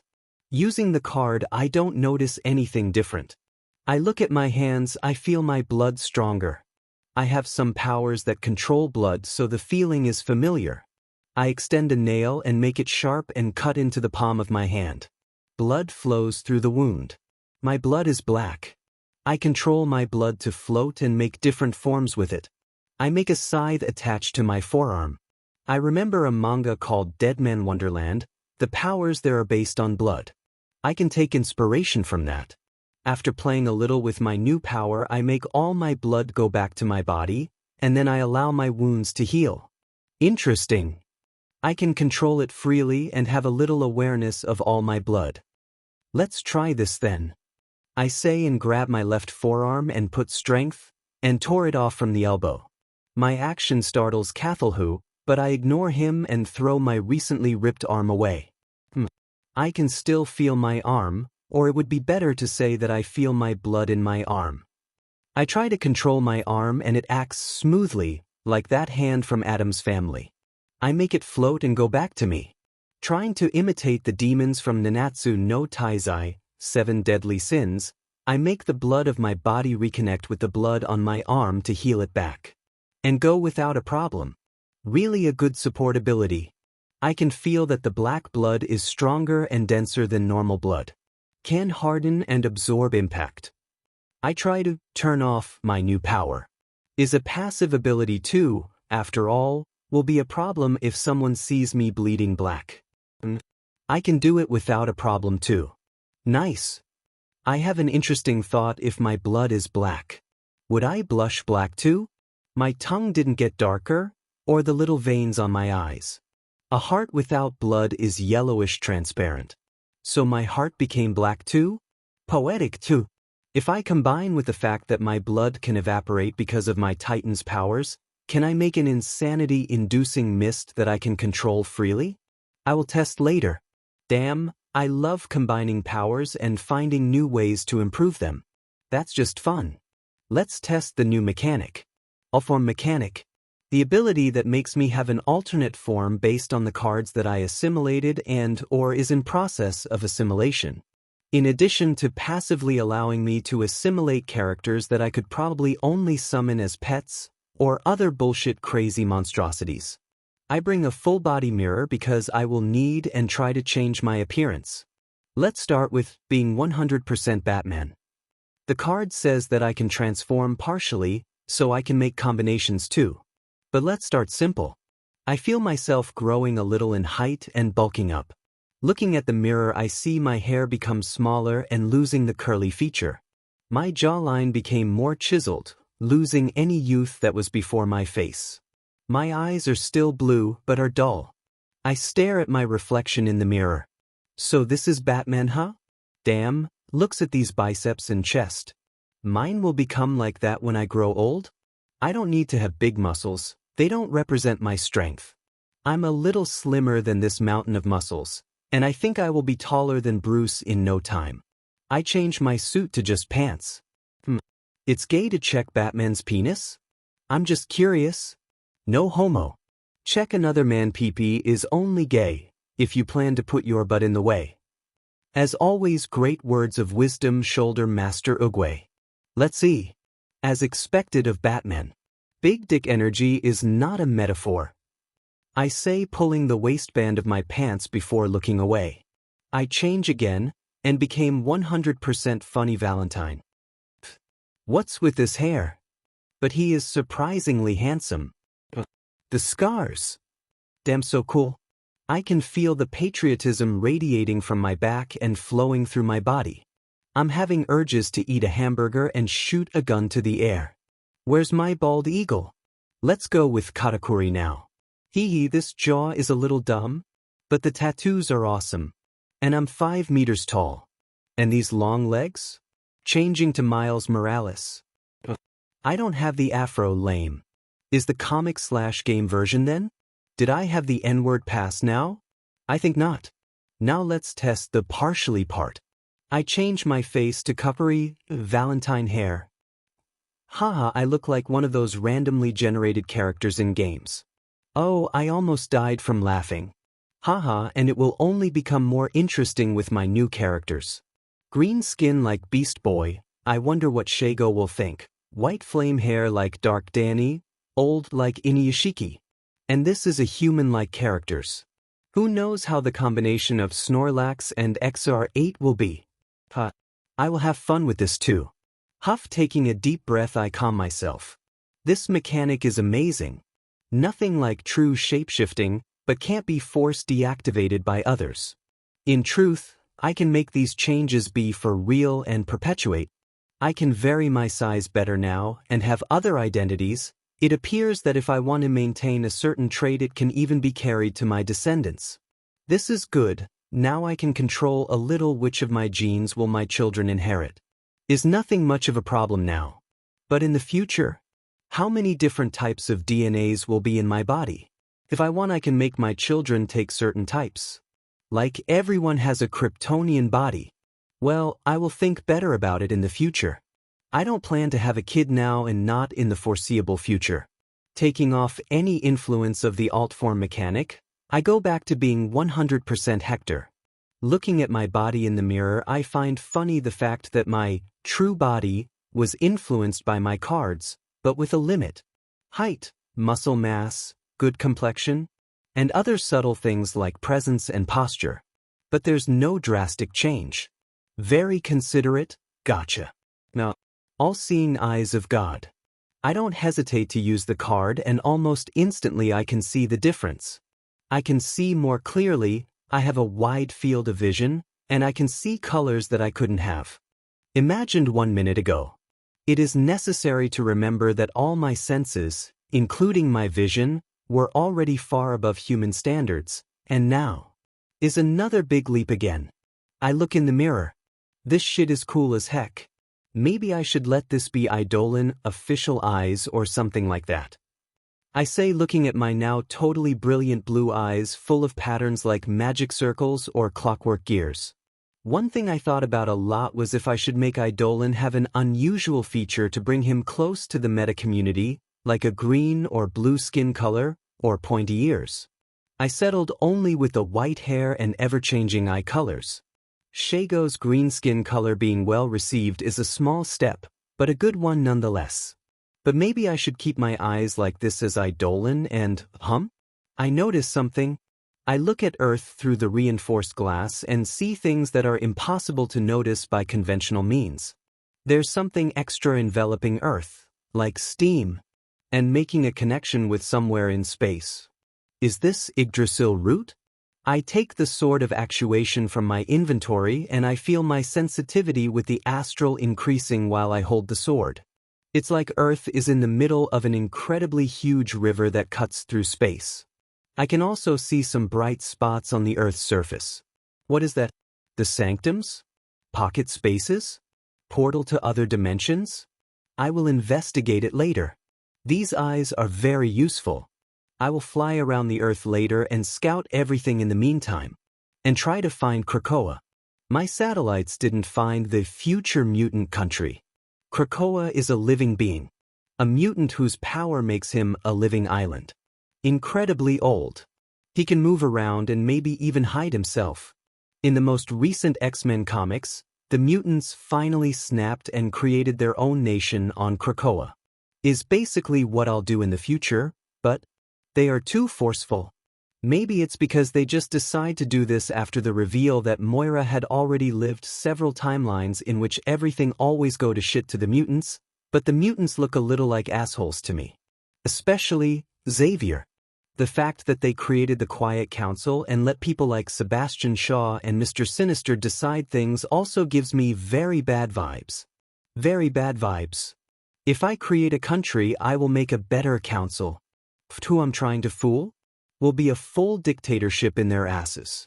There are too many bad examples of how councils grow corrupt with time. Like I will bring everyone to my round table to give them equal political power. I will obviously receive a council of other people and delegate functions. But these people will be trustworthy. And if I'm founding my country, I will have the last say. No discussion. Just be glad that I won't go full injustice Superman in the world. The truth is that there's no perfect political system. Democracy is already in its last legs, almost drowning in corruption. Monarchy is good. The problem is the unworthy descendants. Which founder of a grand empire or nation is mediocre? All of them are great people in their own right. The problem is the future generations.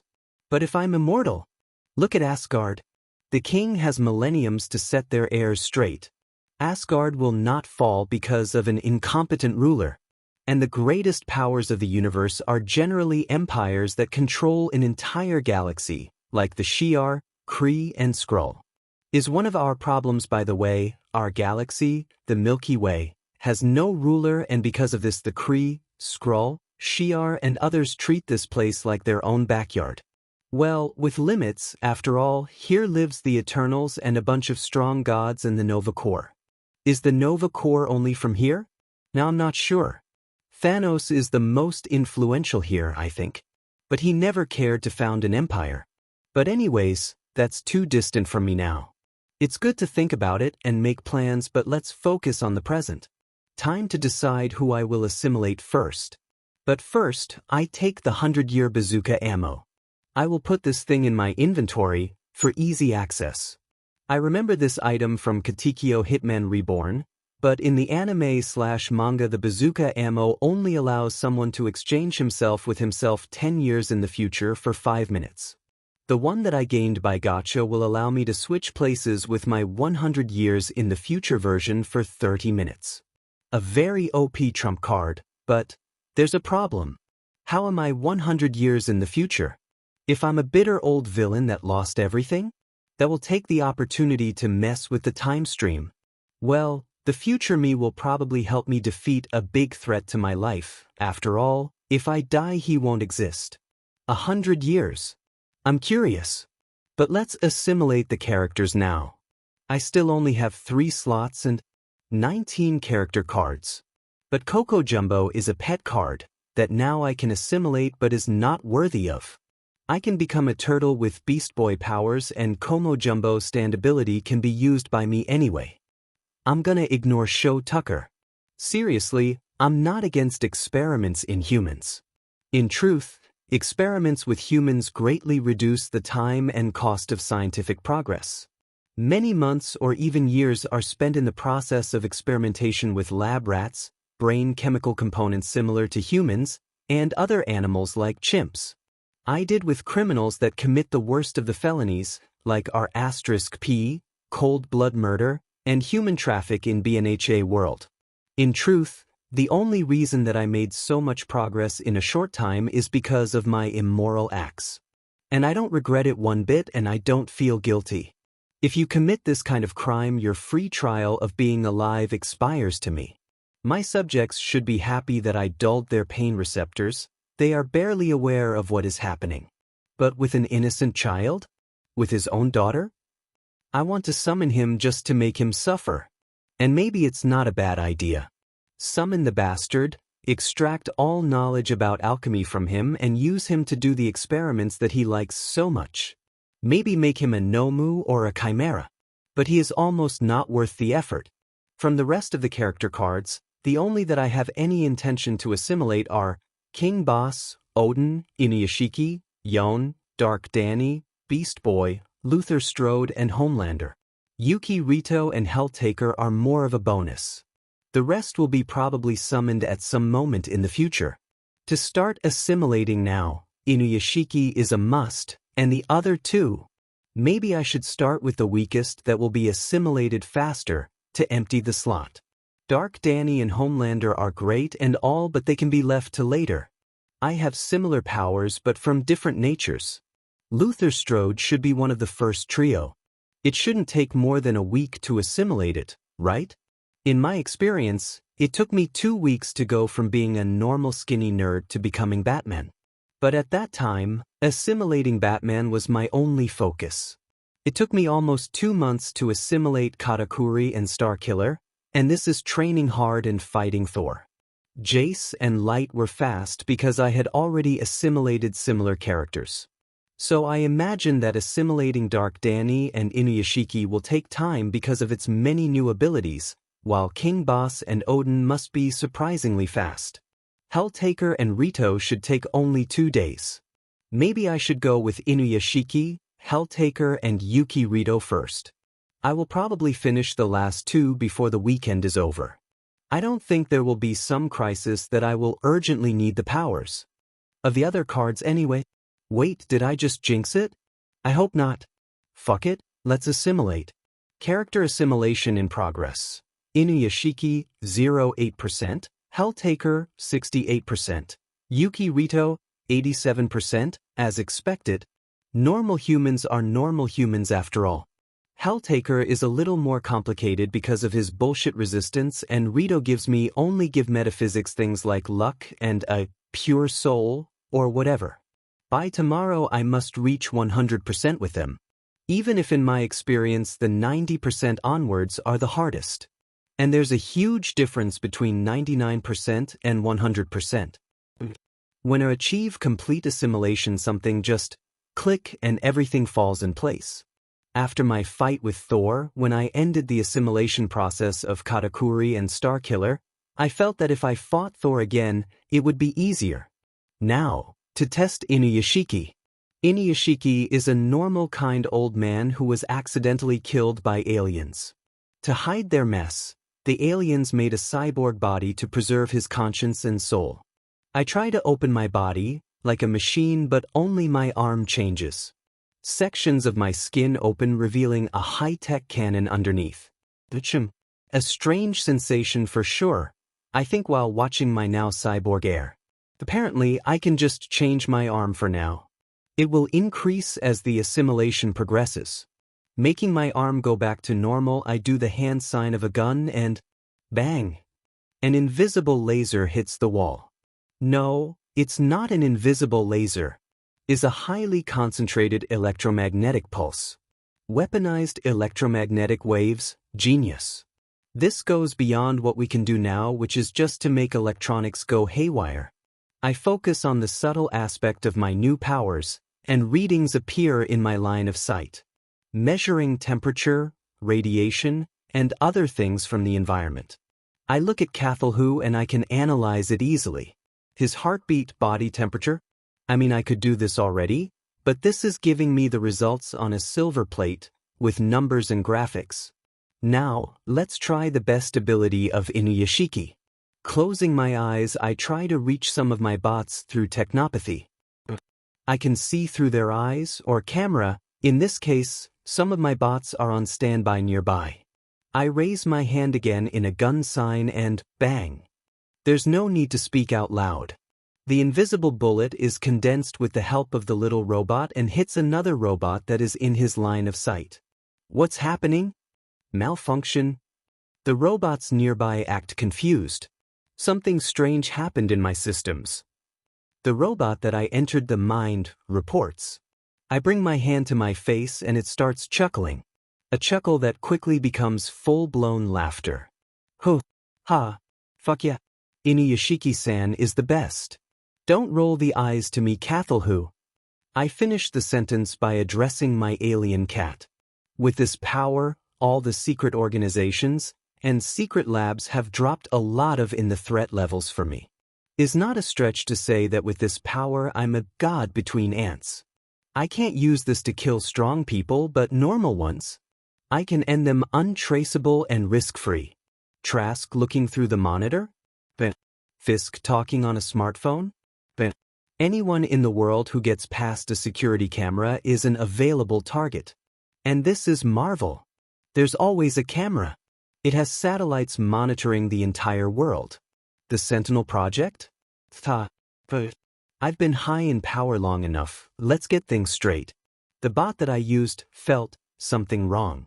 So people could detect my actions. So is not safe to invade places with high-level technology carelessly. I don't think this level of technopathy can overpower Ultron either, but at least it will give me a fight chance. In the anime/manga, Inuyashiki's range is global, but I still don't complete the assimilation process. Sentinels? Maybe I can affect the first prototypes, but it's not good to think it will work with better versions. After all, Sentinels are highly adaptable. Not that I plan on having better versions of Sentinels existing here. As a side note, now I really don't need to breathe. Now I can be a pseudo-cosmic hero. Inuyashiki also can hear cries for help on a global scale. And has healing powers that I think I don't have yet. And this body adapts with need, producing news weapons or defense devices. There's a limit obviously. Damn, it's no wonder that Inuyashiki is the high-tier card that always comes in the batch of 10. He is my favorite assimilation after Batman. You guys come here in the training room Omega-01. I communicate telepathically with the same bots that I tested my powers previously. Did you guys hear that? Is the Master. The Master talks to us in our systems. But it feels like the Master is like us. The Master is a machine too. Like us. One of us. One of us. One of us. One of us. Bring your robotic asses here now. Yes, sir. Did I just create a robotic cult? I'm feeling like Professor Farnsworth from Futurama. While I wait for the bots to arrive, I'm going to test my other important item, the Thanagarian mace. Turning the card into an item, I look at the weapon made of nth metal. Thanks to my new powers, I can already analyze it a little already. Atomic number of 26 and an atomic mass of 676. There's energy flowing through it. Or is it radiation? I try to activate it. There's no button, but when I press a little strongly and willing it to reveal the capabilities, an electric field appears in the spike head of the mace. Is sensible like that? connected to the mind of the user? Oh, I start floating too. The nth metal has many uses. I think that even the mother boxes have nth metal in their composition. The most famous uses are magic negation, gravity negation, and self-sustenance. That allows the user to survive in inhospitable environments. As I think about the various uses of metal and what I will do with it in the future, the bots arrive. We are here, sir. Great. Here, take this and put it in the omnispectrum and in the quantum field generator, and analyze its composition and the type of energy it emits. Let me know when it's over. I say, maybe I can make an anti-magic beam or something. At your command, sir. 2 robots take the mace and raise it above their heads before going to carry out my orders. I think I will train a little before going to sleep. One of the things that I noticed about the assimilation process is that it is divided into physical aspects, body, powers, and mental aspects, knowledge, experience. Training allows the assimilation process to go faster because I'm training the physical aspect. And surprisingly, sleep helps too. REM sleep is very good for inheriting knowledge. And thanks to this, I always have the habit to sleep at least 2 hours at night. Gain knowledge or experience is always strange. Sometimes I have these cloudy dreams where I do things. I can't see faces or distinguish much. But I remember myself fighting, training, and even having sex. After using my new abilities until I have a comfortable grasp of them, I head to a basic room at the station. Laying on the bed, I think about the most enviable Batman ability: sleep whenever he wants. There are many steps to this. First, don't make lying down a normal thing, especially in your bed. If you do things like reading, use your smartphone, or whatever while lying in bed, your brain will be conditioned to stay awake in bed. After this, things like blinking rapidly and contracting the muscles for a minute are good to sleep fast. And the ZZZZ. Next day, Saturday, still Hector POV. Once again in front of the many screens in the control room, I watch the news around the world. Thankfully, the world don't end while I slept. I woke up with Yuki Rito's assimilation complete and Helltaker's assimilation at 98%. The last percentage is always the hardest, but after some hours of training I completed the assimilation of Helltaker too. I can feel the Chad energy flowing through my body. Jokes aside, I decided to go with Beast Boy and Luther Strode to assimilate next. I'm really curious about Beast Boy power, and Luther Strode will take me up a notch. The only thing that I was reluctant about assimilating Luther is pheromones. According to the description, his pheromones make him irresistible to a woman, like Spider-Man and Silk, Cindy Moon, are. After all, they are bitten by the same type of radioactive spider. Now, pheromones are. This will make me another Star Fox, the brother of Thanos who seduced She-Hulk, or Longshot, that guy from Mojo World that has superhuman attractiveness as one of his superpowers. Thankfully, I can tone down this shit. Gacha is very considerate. Pheromones is a moral gray dark zone, but Hector thinks it's more trouble than it's worth. His pheromones will only make him smell pleasant if he doesn't use them in full force. And I don't think pheromones will work too much beyond normal women, like goddesses or other powerful women. I practiced with Beast Boy power. It has great potential. The description of his power on the card says, animal shapeshifting. Beast Boy can transform his body into any known animal on Earth, past and present. So I theorize that his power connects with Earth's animal kingdom. But I remember that he sometimes turned into certain alien animals. So I'm very willing to throw some power-boosting cards on him to see what happens. When I have some, I tried to use hybrid transformations, chimera-like transformations, and partial transformations. No success so far, but I think that's because the assimilation percentage is low. As a side note, Beast Boy power is surprisingly the hardest power to control I've ever acquired. It's like I have all species of animals in the back of my mind roaring and wanting to make themselves known. Instincts can be a little overwhelming. I can control it just fine. And I can simply deactivate the power, But I'm surprised with Beast Boy. He controls not only all these instincts but also the overwhelming senses that he receives with the transformations. Every time that I turn into an animal, my perception of the world changes too. I have many other powers and very good control of my own body to assist me in these moments. Must be hard for Garfield. Not to mention his shit backstory. You see this? This is peak male athletic form. I groan, seeing some people analyze my Cap and Thor's physique. Obviously, heroes are now the hot topic, but not everyone talks about serious things like politics and economic changes that our appearance has brought. Other people talk about our appearances, gossip, and try to guess which one of us is fucking each other. Looking back at the screen, I see a picture of me talking with Cap. I mean one of my clones. Damn, the UMF suit is great and all, but my butt and crotch are a little substantial. Maybe I should wear the utility belt that I made. The better version that I made, after all, with a huge belt on my waist, can distract from the volume in the front and back. Watching a rerun of myself and Thor trading blows, I think about my little shortcoming. The truth is, I'm not that strong per se. My natural strength is from Katakuri, Miles, and Batman, which made me peak whatever race him. Then add Luke Cage power, one for all, hockey, and many other powers. And only then I'm on par with Thor. If I put it on game terms, Thor would have his strength stat at 100,000. While my status would be relatively 500 maybe, but I have buffs and multipliers. STR 500 x 100, one for all, plus 10,000 Luke Cage's power, plus 5,000 hockey, and other many powers, making me a par with him. But now I have Homelander, Luther Strode, Odin, and King Boss, the guy who made uncut diamond squeezing wood. What a fuck, squeezing fucking wood.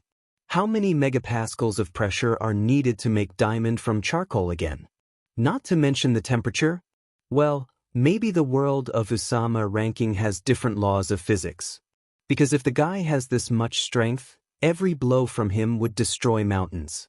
Anyway, after I assimilate everyone, I bet that I could defeat Thor using only hand-to-hand combat. And Thor's too.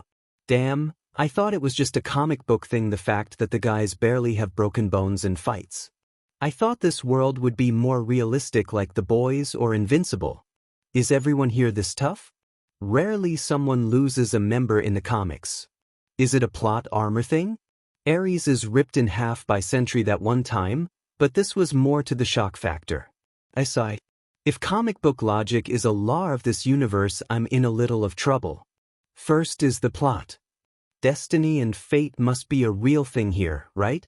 So, is Ultron's birth inevitable? If I stop Hank Pym, would Stark create Ultron? And if I stop the two, would it be Reed? Does it have some sort of corrective force in this universe? There's a way to test it. Killing an important and recurrent villain. I speak out loud and coldly. Villains always coming back, escaping prison, reborn in a plot convenience.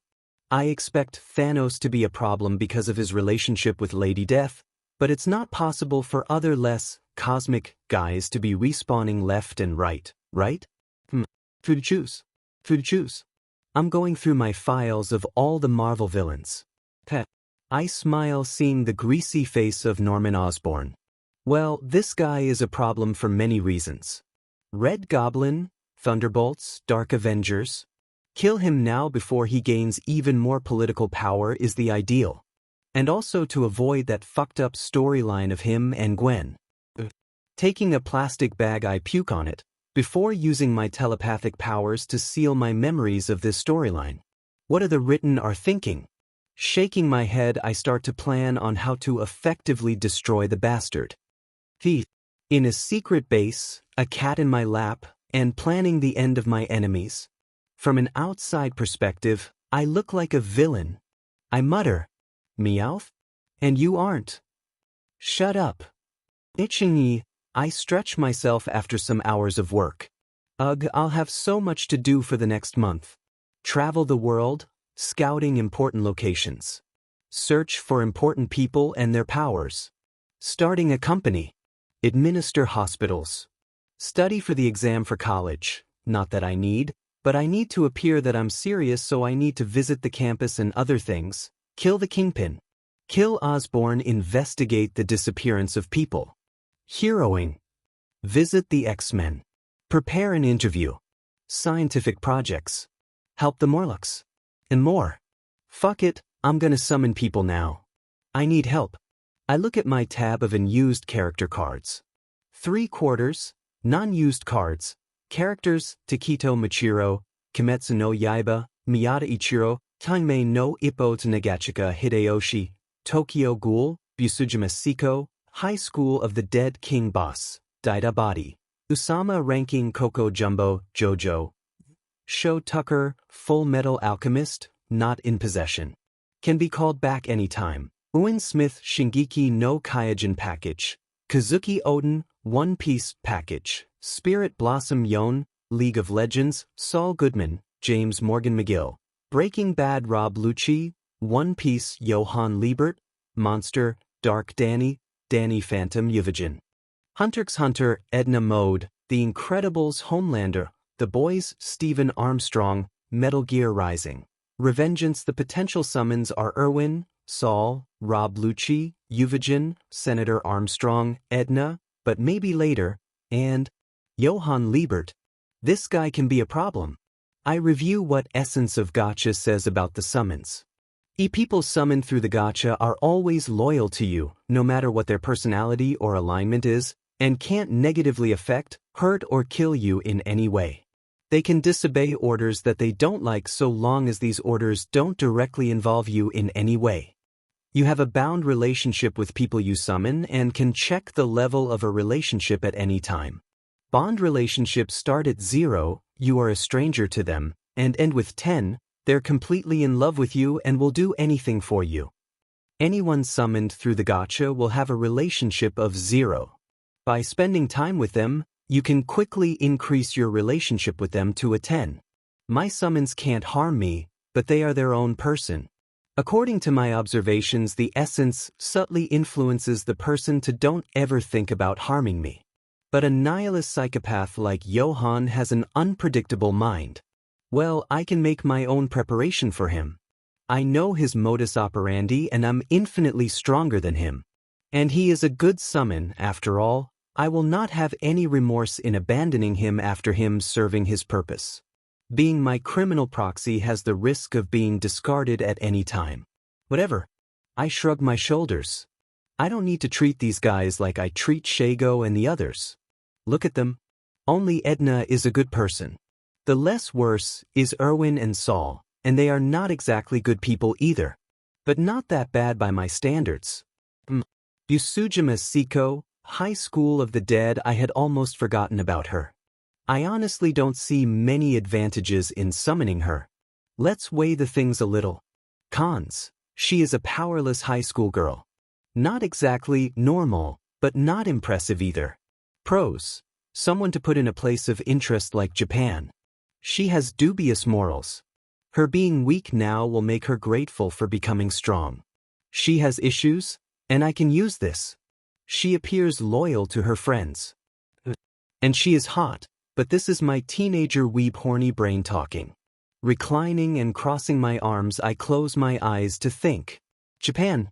There are some important metas there. Adamantium too. Some labs. I don't need Siko to be a spy or whatever, but just because she lives there she would help me. Now that I know that I'm not forcing anyone to come here, I can summon people without remorse. Human resources are precious after all. She's weak? But overall, my summons will be weak, because I will always assimilate the strong ones. At least for now. Siko, Erwin, Saul, Rob Lucci, Yuvigin, Senator Armstrong, Edna and Johann Liebert. People? And I only have 6 background customization cards. But not everyone needs a background. In truth, some of them will be more useful without any proof of their existence, like Yuvigin, Rob Lucci, and Johann. The others will need to integrate into society. Okay, no use thinking too much right now. New York is still in a state of disorder. The moment is just right to introduce some new people. Let's start. Going to a training room, I get ready to start with Siko. Kathalho follows close. I decide to take off my UMF suit and put on a pair of blue jeans and a long-sleeved shirt. To lessen the shock factor of summons. Summon. Yes, I will use the background card. Yes, I will use the money to give her a house. Her background will be of a transfer student, dead parents, heiress to a dojo, somewhat rich family. Customizing the house I got little nuts. It looks like a Yakuza mansion. Taking advantage of it, I even make her have another property in the countryside. A closed onsen, hot spring bathhouse. Yes, I'm going with all cliches. After finishing everything I click on OK, and in the second confirmation. Familiar motes of light start shaping a female figure. And then she appears, looking a little confused about her surroundings. Using her school uniform and with a shurnai, bamboo training sword to kendo, in hand, a long green skirt that reaches her ankles. She is obviously beautiful with unusual features being her purple eyes and hair. I will need to give her something to disguise that, like Shago's ring. In the anime, it looks like her breasts aren't that big, but I think it's just comparing to the rest of the girls in her world. She is big a Mary Jane. And she is taller than the average Japanese height with 174 centimeters, 5 feet 8.5 inches. I wonder if this will cause any problems. Her long legs are her best features in the anime. She finally focuses on me, and as always I keep silent to gauge her actions. She surprises me by bowing deeply and saying, "Is to you that I owe my life now, right? Oh, did you die? If it's okay for you to say." She lifts her head with a serene expression and responds, "I've been overwhelmed by zombies. After fighting alone for so long, I've been surrounded without escape routes, and then I decided to take my own life." Alone? So this version of Siko never meets the rest of the main cast? One change and everything goes to shit, huh? I see, my condolences. As you already should know, I have some overall idea of you and your circumstances, Busujima Siko-san. Let's talk a little about me now. I say and signal for us to sit on the floor. There's no need for the Godfather play with her. Did you mind? She shakes her head and prepares to sit in Seiza, but something goes wrong. When she goes to sit, apparently she steps into her skirt hem and trips. In me. Face first on my crotch. She grabs my waist, putting herself in a very suggestive position. Thankfully I held her by the shoulders, saving the moment from becoming completely embarrassing. Yukirito? Is he that overpowered? And this is something that will become frequent? I'm starting to have regrets. A.N. No, it will not become frequent. This is just a joke to present the possibilities. My take on Yukirito, luck, is the lucky encounter with women of interest. You know when the MC goes round the town and stumbles with someone important? Yeah, normally this would be hard in real life. Now we have the reason. Little spoiler, his first meeting with a certain cat burglar will happen because of this luck. Fitting, right? Black Cat? Sometimes my genius is almost frightening. Are you okay? I ask. My voice was neutral. Yes. Ditch, thank you. I think maybe my legs are still as shaky. She says red-faced. Heh, she is cute. Don't worry about this. It's my fault anyway. I decide to sit and she follows me, and finally gets comfortable in her Seiza position. She fakes a cough to hide her embarrassment, but I ignore it and start talking about myself. The usual that I spoke with the others. But this time I decide to upload information in her brain from her directly to, about this world, fears, history, etc. This is too much to take in. She says while massaging her forehead. Sorry, I practice, but it sucks nonetheless for someone who isn't used to it. I say, I trained with Isabella, my telepathy. And it is necessary to this memories come in a documentary format titled, Short Guide About Your New World, and with a chibi version of you to explain things. She asks, giving me an amused look, absolutely. Fufu. The Master Dash. You can call me Hector, Busujima-san. Then you can call me Siko, Hector-san. All right. Continuing. What do you expect me to do? She asks. Oh, very direct from you, Siko-san. But are you comfortable working for me? I ask. Yes, as I said, I want to repay you. She answers resolutely. I wonder if the essence search for convenient people to bring through the summon to make my life easier. Okay, but don't worry. I know your limits and I will not ask you to do something against your conscience. I will ask you to live.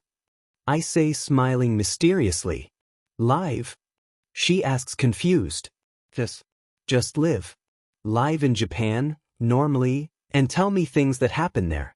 Rumors, gossip, conspiracies, anything. Later we'll maybe attack some crazy people's hideouts, but this is the gist of it. Just live. I see, she says. Disappointed? Not at all, just surprised. Maybe you want something more exciting. I say, Siko has an interesting personality and certain hidden urges. Don't worry, Siko-san. Your stay here will be nothing but boring. You like swordsmanship, right? I ask. She just nods. Well, here you will have the opportunity to hone your skill, truly use your techniques, and go beyond your limits. I say, smiling, seeing that this interests her. Will not be a stretch to say that we'll be cleaving mountains with a strike in no time. She chuckles, but notices that I'm serious. She already knows of the ridiculous power level of this world.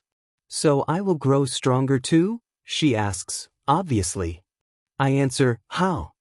Many ways. But let's test something now, right? I say before opening the tab of unused cards. Takito Michiro, Kimetsu no Yaiba. It's time to test the imbue card mechanic. Takito Michiro is not important enough to make me want to assimilate him. If his Yorichi, Tanjiro, or Muzan would be a different story. And I can learn his techniques from Siko, maybe. I don't want to brag, but, apparently, I'm a genius. Thanks to the gacha. The same reason why Rob Lucci will be summoned too.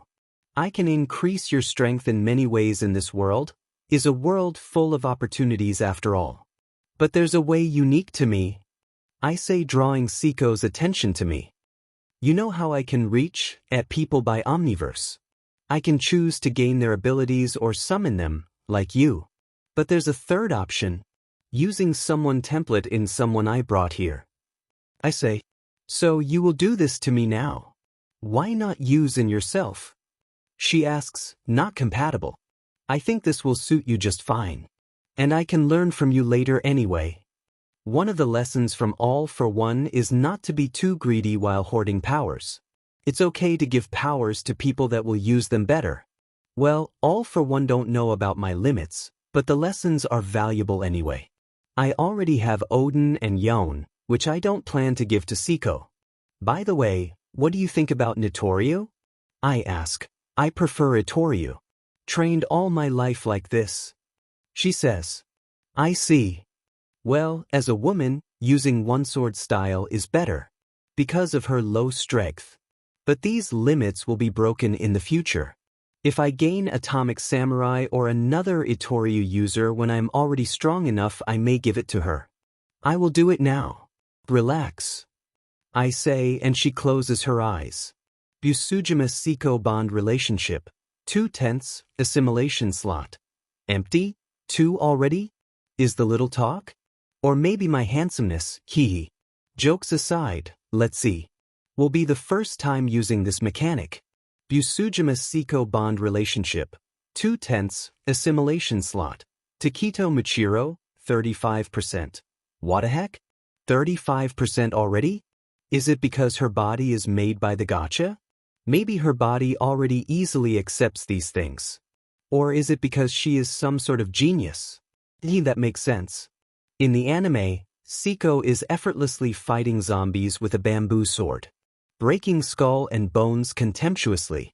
Maybe she is one of these. People that are limited by their world. People that are so op in their verse, that look surreal. Like Mikasa and Levi or the Hanma family. They, opness, is close to bullshit or anime logic. I try to imagine how far Yujiro Hanma would grow stronger in the Dragon Ball universe, being able to learn ki and other things. People limited by their verse. This brings an interesting prospect. Maybe it's more worth taking weak people with great potential and grooming them myself. Much better than summoning already strong people. They may be arrogant and will not be as grateful as the weak to strong people. How do you feel? I ask her, making her open her eyes. Different, she says, checking her hand. But I can't put my finger on it. She doesn't notice, but she is breathing differently now. Takedo is a genius too. I'm a little excited now to see how far she can reach. Then let's spar. I say, making a shurnai with creation, and without hesitation, I attack her shoulder. Very weak and easily defensible. And I only hit missed. Oh, Siko gives a backflip and tries to slash me. I evade like her, leaving one afterimage. It's unbecoming to attack out of nowhere, she says, putting a stance. And even so, you're smiling. I answer. She blanks out and brings her fingers to her lips, tracing the smile that she has without realizing it. I know her issues, but now is not the time to address them. Now is the time for little bloodshed. Let's dance. I try to release my inner Brazilian samurai. Then, hell-ho there. Welcome to the author notes. Let's talk a little about Johann. Many people, with reason, pointed out that he is dangerous, even to Gichurmsi. Understandable, but in truth no. Hector will never trust Johann, and will have no qualms about using of amoral means to keep Johann in check. He has power, Johann not. Know everything about Johann. Hector will have a very tight leash on the bastard. Trust me, someone pointed out that Johann will become the demiurge to Hector. Congratulations, you're right. He endgame with 10 on bond relationship. Only caring about Hector and nothing more. The rest of the world can burn for all his care. Is Johann dangerous? Absolutely. But Hector is dangerous and manipulative too. Can Johann break Hector? If he is not bonded by the gacha? Maybe. But is not a stretch to say that Hector is the mortal with the greatest amount of willpower in the universe. He would bounce back eventually. And Johann, in the end, is human. And like Dr. Manhattan said, the world's smartest man poses no more threat to me than does its smartest termite. In the moment that Johann steps out the line, no hesitation, no remorse. Hector will not be all chummy with all the summons. I have other things to say, but this chapter is already too long. And I had problems today. So, till next time. Stay good, y'all. How to use your summons 101 disclaimer. I own nothing. This history have no interest in offend any party. Having the sole objective of only entertain the readers. Enjoy. Those who stand at the top determine what's wrong and what's right. This very place is neutral ground. Justice will prevail, you say? But of course it will. Whoever wins this war becomes justice. Don Quixote da Flamingo, One Piece. The next day, Sunday. It's now early in the morning. I mean, I'm a space station, there's no morning here, so I'm using the New York time zone as a reference. It's 4 a.m. in New York, and I'm again in the training room familiarizing myself with my new powers and changes. I noticed a loophole. To cheat through the assimilation process. Partially at least. Works like that. Yesterday I noticed that I can't use all the cyborg features of Inuyashiki because of the low percentage of assimilation. But if I use the alt form mechanic and change my body to that of Inuyashiki, I can use all his body features like his back thrusters, laser guns, and others. With a little practice, I can change only the part that I want, so will have no loss to me, and I won't need to change my external appearance. The problem is that I can't cheat all the way. The potency of attack and range of the technopathy as examples has not changed. I will have to go through all the assimilation processes to be able to use 100% of Inuyashiki's power level. And now I'm trying another idea that came from the same source. I will only transform specific parts of my body into animal parts to use these advantages more efficiently. There's no lack of people theorizing about how a human-like animal would be or how strong/fast a human-sized animal would be. Like ants that can lift 50 times their body weight. So if I can accomplish it, I will take another leap in strength. Not to mention other benefits. Right now I'm so focused that sweat has already built up on my forehead. Looking at my right hand, I try to change just what I want. Mantis shrimp. The little animal that can punch like a bullet. And if we bring this power to the human level, try to change my muscles and joints in the biological springs, latches, and levers that the mantis shrimp uses to punch. I fail again. Making only small changes are too hard. Huff truly my hardest power to use, I sigh before trying again. The main problem is because my Beast Boy card is the Teen Titans version. A young and inexperienced Beast Boy. Full of untapped potential, so I will not gain any practice or experience from him. I already proved that I can go beyond what my templates have accomplished when I unlocked my own type of observation hockey. I just have to do this the hard way. Probably will be easier when I achieve 100% assimilation with Beast Boy, but there's no problem in training right now. The percentage is going up fast while I train either way. I already did something simple like making scales cover my arm and make gills while still a human. But changing such specific and in turn parts of a crustacean on top of that, which has biology so different from mine, it's very difficult. Another thing that I tried is making something of an animal appear in a different part of my body. Like making a wasp's sting appear at my fingertips, or changing my tongue into a tentacle of a blue-ringed octopus. I'm just being able to hold the change for a few seconds. Might be useful in the future, like making the hole where spider webs come out on my wrist, like Tobey Maguire Spider-Man. Instead of getting out of my, I'm taking inspiration from a manga from my past life. Terraformers. There are many OP animals on Earth. If I can use them to the fullest, I will have many new abilities. Tardigrades and their survival capabilities, the proportional strength of many insects, many poisons, and the many regenerative abilities of the likes of planarians and some starfish. And who knows what type of dangerous beasts have walked the earth in the past.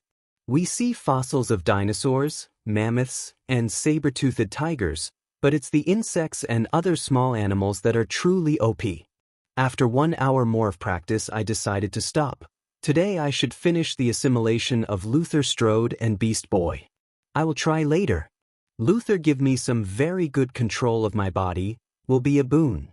But I patiently wait for the MRI machine to finish the scans. Hey sir, all done. We finished your list too. One of my bots informs me as I get taken out of the scans. After that, I revert to my normal body. I was 100% Miles during the process. I'm changing myself in all my alt forms and then making scans, exams, and checking my genetic code to see the changes. To see if I gain another organ or something like that. I will continue to do this in the future. Like when I get Dark Danny Ghost Physiology. Knowing yourself is half of the needed to always win your battles. I paraphrase Sun Tzu. I'm very curious to check my brain activity in these alternative forms. I want to see if changes anything. Honestly, it probably doesn't change much. Some things simply don't make much sense, maybe it's just how power works. Good powers will protect the user. For example, when I change into animals, my brain remains normal. Very strange. Funny that I can't speak because of the change in my vocal cords, but my mind is mostly unaffected. Except for the small influence of animal instincts. Something like that shouldn't be possible. How do I maintain the same level and intelligence if I transform into a bird? I think there's a realistic take on this power in The Boys Diabolical. The guy transforms into a gorilla to fight, but when he transforms he simply forgets about everything and is left with a gorilla mind. Some powers just work. Like invisibility. The way that deflects light particles to prevent the user from being seen while at the same time allowing the user to see. I sigh again. In my last world, something like that shouldn't be possible. But again, it just works. Like King Crimson, Sir, Busujima-san is waiting for you outside. The bot tell me. HM? What time is in New York? 0816, the bot answered like an astronaut. By the way, I need to ask for the time in New York because if not they will give me the time based on the Greenwich line, which is the standard used by people in space stations. I walk out of the exam room and come face to face with Siko. Good morning. Are you hungry? I ask. Good morning. A little yes. She answers. And I feel like one of those people that forgot to feed and give blankets to their friends during sleepovers. Let's go to the cafeteria, I say, leading the way. I didn't get a chance to show you everything here, right? I ask and she nods. Yesterday she is very impressed to be in space. Normal, I guess, and made me think, damn, I'm in space. In my last life only astronauts, the elite of humanity, people who need great physical and mental conditioning, could be here where I am. And I will go much far. I'm truly grateful for the opportunity, even with the danger of dying at any second. My spar yesterday with Siko ended as expected. I gave her a beating, even equalizing my status with hers. But it was a good fight. Siko is better than I expected. She learned and adapted quickly. Her assimilation progressed to 50% during the half-hour spar. I thought of teaching her hockey like I did Kana, but I don't want to overwhelm her too much for now. I gave her some interesting powers to bring her to the superhuman status. Just some minor enhancements to her physical strength and a copy of Overclock, one of my trump quirks, but I think if combined with an IAI technique can create a very strong combo. So, tomorrow you will start a new life as a transfer student. Nervous? I make small talk while we both eat. She smiles at me. Not at all. Oh, most people would be worried and make a good first impression or something. Fufu. I will just be myself. Is the only way that I will act. That the impression part depends on others and I can't control this. She says with a calm gaze. Good mindset, you should write a self-help book. I say, making her laugh. Almost everything that she said is true, I can tell. Except for the beginning. She will not be herself. Her true self can't be accepted by the modern world. Is what she thinks. I decide not to comment on it for now. I will solve this darkness of her at later date. After this, we talked about ourselves. She says that is just her and her father in her last life. And she does not know her father's whereabouts when everything went to shit. She gave me more details about the zombie apocalypse. She never met the main cast, and she was very well by herself. Till a certain idiot that she met fired a gun, blowing up a gas station and attracting a fair amount of zombies. Her bokken, which was already worn out, ended up breaking and she was overwhelmed by more than 50 zombies. In the end, she committed suicide using the broken and pointy part of her wooden sword to pierce her throat. Well, she is a badass. Exactly like I imagine what a samurai would be like. She is a national champion in Kendo too. Zombies shouldn't have been the end for her if it wasn't for her high school girl stamina. Too bad. I'm really curious to see how far she can go with the proper power-ups and opportunities. I talked a little about myself too, nothing much. And this made me think that maybe I should reveal even less personal information to the other summons. Especially the bad guys.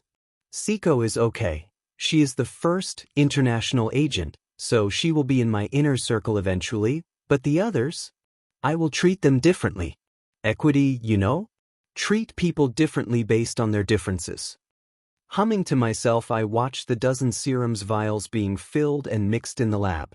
Simulations run on my computer, but I'm very confident that this serum is at least 5 times more effective than the serum I made at BNHA World. The capacity to bring a person to peak human level of Erskine Super Soldier Serum is a great boon to my own creation. Honestly, I would rather wait to win some more formulas and projects from the world of Marvel to perfect my serum. Like the Extremis Virus, Centipede Project, and even Luke Cage Power. My own serum uses my blood to give a person high adaptability, especially to their own powers. Erskine's serum gives peak human capabilities. Extremists give incredible healing factor. Luke Cage's power, which comes from the formula of Dr. Noah Burstein, gives invulnerability. Is just really durable skin. I want a serum that can give everything. Is an unreachable objective for now, but one day I will make this serum affordable to everyone. When I am in power, where I can control the world enough to be sure that this won't be misused. First, distribute to my own meta nation as a test. Everyone will be better. And then I expand. Sincerely, the potential of the super soldier serum goes much beyond military purposes. The serum can make humans better, jump steps in our evolution, and bring us closer to the other races in the universe. Honestly, I think all races at some point have developed a super soldier serum in their history. I think Thanos himself is full of genetic enhancements and cybernetics augmentations. The comic version, at least. The MCU downgraded how smart he really is. And he is not that cool too. With that holy warrior vibe in a crusade to make a better universe. He is just Marvel's biggest simp. Unfortunately, he is a dangerous simp. Sigh, I really need to know what's happening in the universe. Maybe Thor has a way to get intergalactic news. I will ask him next time. I decided to do the summons already. Right now is truly the best time to bring these guys. With the exception of Edna, she can be considered a little special, so I will summon her later to not bring her together with this bad batch. I head to the training room again. Seiko and Cathal, who have followed me and are by my side as I customize the background of the ones that need it. I have some plans for them. Clicking in confirm, I summon Erwin, Saul, Armstrong, Uvijin, Rob Lucci, and Johan. All together.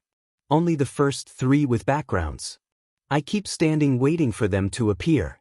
Cathal, who at my feet, and Seiko a little behind me. The familiar scenes of them being formed by motes of lights take place. Seiko looks closely, being the first time she sees from this perspective. By the way, Shago had asked to be present when I did the next summon. Now is too late. I didn't expect useful summons to come, and now is the best time. I can't wait. The 6 of them appear. Their appearances are exactly as expected. With the exception of Erwin, Saul, and Armstrong, I customized their background to make them younger. The 3 of them are in their mid-20s. Because when I went to create Armstrong's background, I realized that I can't make him a senator right away. It seems that the reality warper power from the essence has a limit about affecting too many people. So Armstrong and the others are just people who have just graduated from college and will start climbing into their position from the start. Well, with my help, and their talents will be fast. They already has the experience. Everyone has different reactions to their sudden appearances. Owen, the tall blonde man, looks around for a bit before he notices me and doesn't shift his gaze anymore. His posture is straight and his face is serious. Saul is the most flustered with the whole ordeal of changing universes, frantically looking around. Honestly, he's the first summon to show so much surprise. Well, he's the normal reaction, right? He is exactly like in the show, just younger. Without wrinkles and with a head full of hair. You're welcome. Not Senator Armstrong also only looks younger. He is the same fucking mountain of muscles with a friendly smile on his face. He's just standing there, pun intended, con. Now to the people who didn't receive the background. Uvijin is a tanned and brawny man, full of hair on his body and head. His hair looks like a mane. He looks like a brute and is exactly what he is. He also looked around for a bit till he saw me. Maybe his battle instincts are warning him because he's looking at me pretty seriously. Rob Lucci is using the full white 3-piece suit from the CP0 and, oh looks, is his pigeon. He's using a top hat and a tie too. As I think about it, Rob Lucci kneels down to me. Okay, awkward. I think is part of his soldier mentality, right? You can rise. I say calmly. The rest of the people look at me with measuring eyes. Ugh, Johan, don't smile at me. You give me the creeps. Johan looks like a truly harmless, handsome young man, with a gentle face and calm smile. But his eyes, No wonder people say that the eyes are the window to the soul. His true nature is leaking out through his dead eyes. I feel I've seen enough and I decide to start talking.